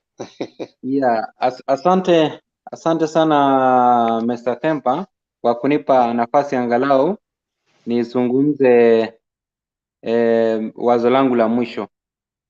In fact ningependa kuchukua hii fursa na kumshukuru Mwenyezi Mungu kwa lile jambo ametufanyia sisi wa Kenya. Ni jambo lipi hili? Jambo ambalo Mungu ametufanyia sisi wa Kenya ni kutufunulia the real character za William Samoei Ruto mapema before tuende kwa debe. Wacha nikuambie ndugu zanguni, kama huu uchaguzi, kama William Samoei Ruto angeficha his inner being na huu uchaguzi tuende ile wakati mambo ya hustler na dynasties ilikuwa imeshika moto, ndugu yangu, tungepata kiongozi mbaya na hatungejitoa. Lakini Mungu akakuwa mzuri, akafanya William Samoei Ruto yeye mwenyewe ajiondoe kutoka kwa serikali kisnaipa tu, ndio aanze kurusha makombora. Tuone tabia yake vizuri kabisa, na hakika Wakenya wameiona. God is really wonderful. Huyu bana, kama tungefanya makosa hiyo wakati mlima Kenya, watoto wetu manzee, wakati walikuwa wanapewa handout, wanaruka mpaka akili zinakuwa zinapotea, hakika tungepata kiongozi mbaya. Lakini watoto wetu wa Mount Kenya ama mahali popote ameenda akapeana handouts, au watoto wako safe. Kwa sasa hivi Mungu mwenyewe sasa amerudi kuwaongelesha kuwa hakika it is me who exposed this man kwenyu mapema, mmemuona. In Ruto's hands hatungekuwa safe, lakini nyinyi mmeona karakta yake vizuri kama Wakenya, na Mungu sasa hivi ametupatia muda. Wale ambao hawaja make their choices wa make their right choice, kuvote another person apart from William Samoei Ruto. William Samoei Ruto, in fact, look at his character. Angalia vile amefight boss wake hiyo wakati wote. Angalia wale watu ambao wanamzunguka, their characters. Angalia yale matusi yenye William Samoei Ruto na watu wake wanarusha. Wakati umefika, Mungu ametuletea baba Raila Amolo Odinga. Baba, he was tested wakiwa na Mwai Kibaki, and truly they both delivered. So huu wakati sasa, mimi ningeomba Wakenya wenzangu kuwa tusiche tukawa na uoga.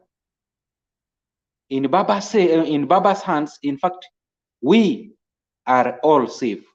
So tarehe 9, amka, enda kwa debe na upatie baba kura yako, kwa sababu baba, I'm very sure he is going to deliver 99 ama 100% of his promises ambazo ametupatia huu wakati tukingoja his manifestos. But manifesto yake msije mkafikiria kuwa kuna vitu mingi ataleta outside the point agenda, no. Manifesto ya baba itazunguka tu katika kwa hiyo 10 point agenda. Thank you so much, Mr. Themba. Asante sana Harun for your submissions. Ziana, haya, take us home. Asante sana Bwana Themba. Nashukuru sana kwa kunipa nafasi hii. Tukiangalia hii KKA, kitambo tulikuwa tunaiita Yuda. Sasa wameleta ati wanaileta unajua wanaibadilisha, ndio ile sasa walikuwa wamesha agana na watu wa Mount Kenya ya kwamba makamu wa rais itakuwa ni yao, lakini sasa unajua wakiweka tu hiyo Yuda, bado wale watu wa Mlima Kenya, hata mliona Mwaura leo ni leo alikuwa ametokezea akisema hiyo nafasi ingali yao, nafasi ya deputy ingali yao, lakini sidhani kwa sababu imeshabadilishwa tayari ni KKA na hawana sera za kuuza. Ukiangalia pale, wakienda pale Kakamega walipokuwa hapo VIHIGA, hawana sera za kuuza kwa sababu walikuwa wakisema bottom up. Iliwashinda kufafanua nini ndio maana ya bottom up. Wakasema pesa mfukoni. Hatusikii wakisema pesa mfukoni tena. Hiyo pesa mfukoni pia haiko. Sasa wanaona tukirudi kwa matusi, kwa sababu ukitusi Raila useme ni project ama useme chochote kuhusu Raila utasikika. Kwa hivyo hiyo ndio ilikuwa maoni yao kusema, kwa sababu wanajua ile ni mahali pa Raila pale Western. Kwa hivyo lazima wamharibu jina ndipo wafanye nini? Wa gain mileage, waongeze.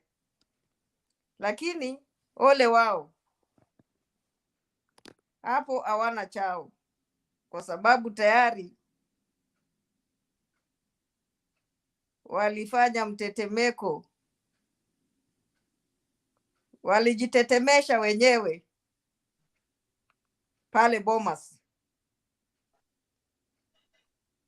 Sasa mtetemeko ulienda na wao. Poromoko wa ardhi ulianguka kwao. Kwa hivyo hawana chao. Mimi kile na wahimiza,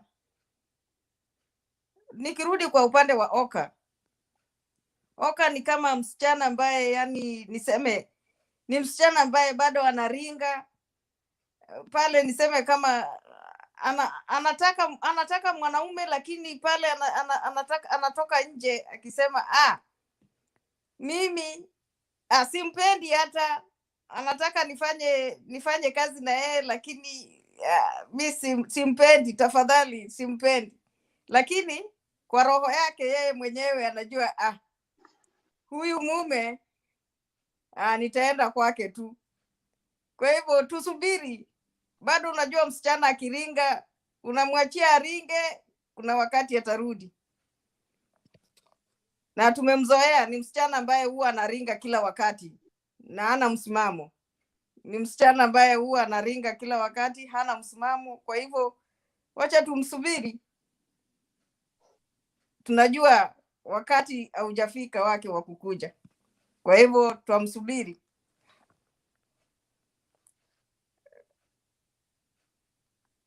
Sasa mimi nawahimiza tu Wakenya wenzangu, nikimalizia, tuwe na upendo, umoja na amani. Na kile ningependa mfanye ni kuchagua wale ma MCA MPs, senators na governors, wale watawafanyia kazi, wale watawafanyia kazi. Sio uende uchague mtu kwamba ni ndugu yako, dada yako, mtoto wa ndugu yako. Chagua mtu kulingana na kazi ile unaona hata amefanya hapo kwenu tu kidogo, hana pesa, lakini ye mwenyewe amejitokeza akafanya kazi mwenyewe bila pesa ya serikali. Huyo ni mtu ambaye kweli amejitokezea kufanya kazi. Kwa hivyo nawahimiza mchague wale watu watawafanyia kazi, Wakenya wenzangu. Ni hayo tu kwa leo. Asante sana Bwana Temba. Inshallah, inshallah. Asante sana. Marahaba. Tumemaliza, tumefika hadi tamati kwa siku ya leo.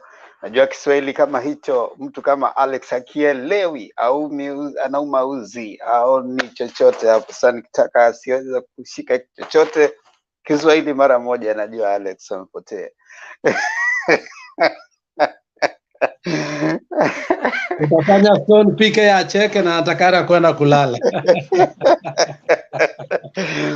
Yeah, tunashukuru sana kwa wale wote ambao wameweza kuja kwa mjadala wa leo. Kama vile Alex alisema, tulianza na studio mbili, ilikuwa kidogo kama experimental, you know, because kuna wengine wakati mnapoanza show saa 2 hivi, watu ni wengi sana wa Kenya hawajalala, so wanataka sana kuingia kwenye show. So tukasema acha tuone kama tutakuwa na nyingine kule pia, watu wale wanapata show imejaa huku waingie huku kwingine. So obviously as the time went by, wakaenda wakilala, tukafunga hiyo side nyingine, tukaja hapa. Labda pia Sunday tena, wakati ambapo kuna watu wengi, tutakuwa tunafungua studio nyingine, ndio tuweze kupata maoni nyingi zaidi kulingana na vile ambavyo watu wanazidi kukuja. As time goes by, tukiona watu ni wengi sasa kabisa, unajua watu wanakuwa wengi kulingana na mijadala ambayo inakuwepo. So kama mjadala uko na watu wengi na wengi sana wanataka kuingia kutoa maoni, tutakuwa tunapatia nafasi kuwafungulia show. Only 10 people can be here at a time. Na kuna wakati mwingine akina Alex wakiingia hawatoki, wanakaa hapo hadi mwisho. So tutafungua studio nyingine ndio tuweze kuaccommodate watu wengine wengi kidogo, lakini tunashukuru sana kwa maoni. We have to keep talking as Kenyans, like we always say. When you stop talking, you start fighting. Yes, Temba, sorry, Temba. Kuna watu wanaandika wanatumia lugha mbaya huko, mmoja anaitwa new arrested. Ukisoma hapo utamjibu, utamwambia asitumie lugha mbaya bana, asiite wengine babu. New arrested bana. Sasa wewe umeamka, sijui kama ni kuamka umeamka ama ni nini imekushika. Kuna watu wanakuwa na negativity kabisa, yani naingia pale tu, wewe kazi yako ni kutoa tu. His name betrays him. Kweli hiyo development iko arrested. Sijui ilikuwa arrested kwa stage gani. Inaweza kuwa ilikuwa arrested kwa homo sapien ama haikuenda mpaka ikafika Homo erectus. Haikufika, yani haikuendelea. Unajua Homo erectus is a little developed kuliko Homo sapiens. Homo habilis. So what we are trying to say, speaker is saying, unapokuja hapa tafadhali jaribu, you don't have to insult the other person to make your point. Make your point, improve your argument, not your insults. That's what we say. If you want to make your point, improve your argument, not your insults. Your argument can be very, very robust if you improve on it. Just expand your mind a little bit, read a little bit, interact with the political players a little bit. You'll find yourself a little more enlightened, and you'll not have to use insults. Mtu anapoingia kwa insult inamaanisha kwamba sasa amefika mwisho wa mawazo, so whatever other junk can come out is what comes out at that point. So we we urge all of us to be mindful of our language. We of course have to end there. Thank you so much for the panelists, Alex, Ziana, Son PK, and Harun, for sharing your time and also sharing your views with us. We also appreciate all those who have commented, either Facebook, YouTube, wherever you are. Thank you so much. Thank you so much for those who come here every single day. We appreciate you. Kindly subscribe to Mutembei Forum TV, and also click the notification bell so that every time we come here for a show, like today later, I know we'll be here because there'll be a lot of political events taking place today. We always meet here to give our views and also inform you and also analyze them and give our thoughts to it, because we want Kenyans to be more informed. This is basically a civic education platform. So things that you didn't know, you're able to interact with. You're able also to connect and see what Kenyans think about leadership and governance in the country called Kenya, because all of us are Kenyans and Kenya is our business. That is what we are trying to do here. You don't have to be UDA, Azimio. Anybody with a political view is welcome. Thank you so much. And also, when we want to finish, we finish with a prayer. Tunaimba kwa Kiswahili. Stanza ya kwanza, wimbo wa taifa. Harun, ngoja usikie. Harun amechomoka kwa sababu amejua ataambiwa yeye. Unajua anachomoka akijua ya kwamba yeye ndiye ataambiwa imbe leo. So unaona ashachomoka mara moja. Amesahau tuko na Alex na Stone PK ambao amekuwa akifanya rehearsal. Alex ametoweka. Wow, Stone PK usiepe. Alex pia ameenda amesikia kwamba ni wimbo wa taifa kwa lugha ya Kiswahili. Watu wanatoroka. Haya basi, leo nitawasemea ndio wasiweze kutoroka. Mungu, nguvu yetu, ilete baraka kwetu, haki iwe ngao na mlinzi, na tukae na undugu, amani na uhuru, raha tupate na ustawi. That is our first answer, Kenya National Anthem. Tafadhali unapoenda, pitia pale Themba Ondiege TV, subscribe, press the notification bell so that every time when we drop any video uweze kuiona. Wacha niweke hapo so that you remember to subscribe to Themba Ondiege TV. That is the other channel that I have. It is a journey of a dad with his daughter, a simple African dad with his daughter. So just go there and see what is going on. You can learn, you can share and share and share. See you, everyone. Son PK, asante sana. Ziana, asante sana. See you. God bless you all. Asante sana Bwana Themba.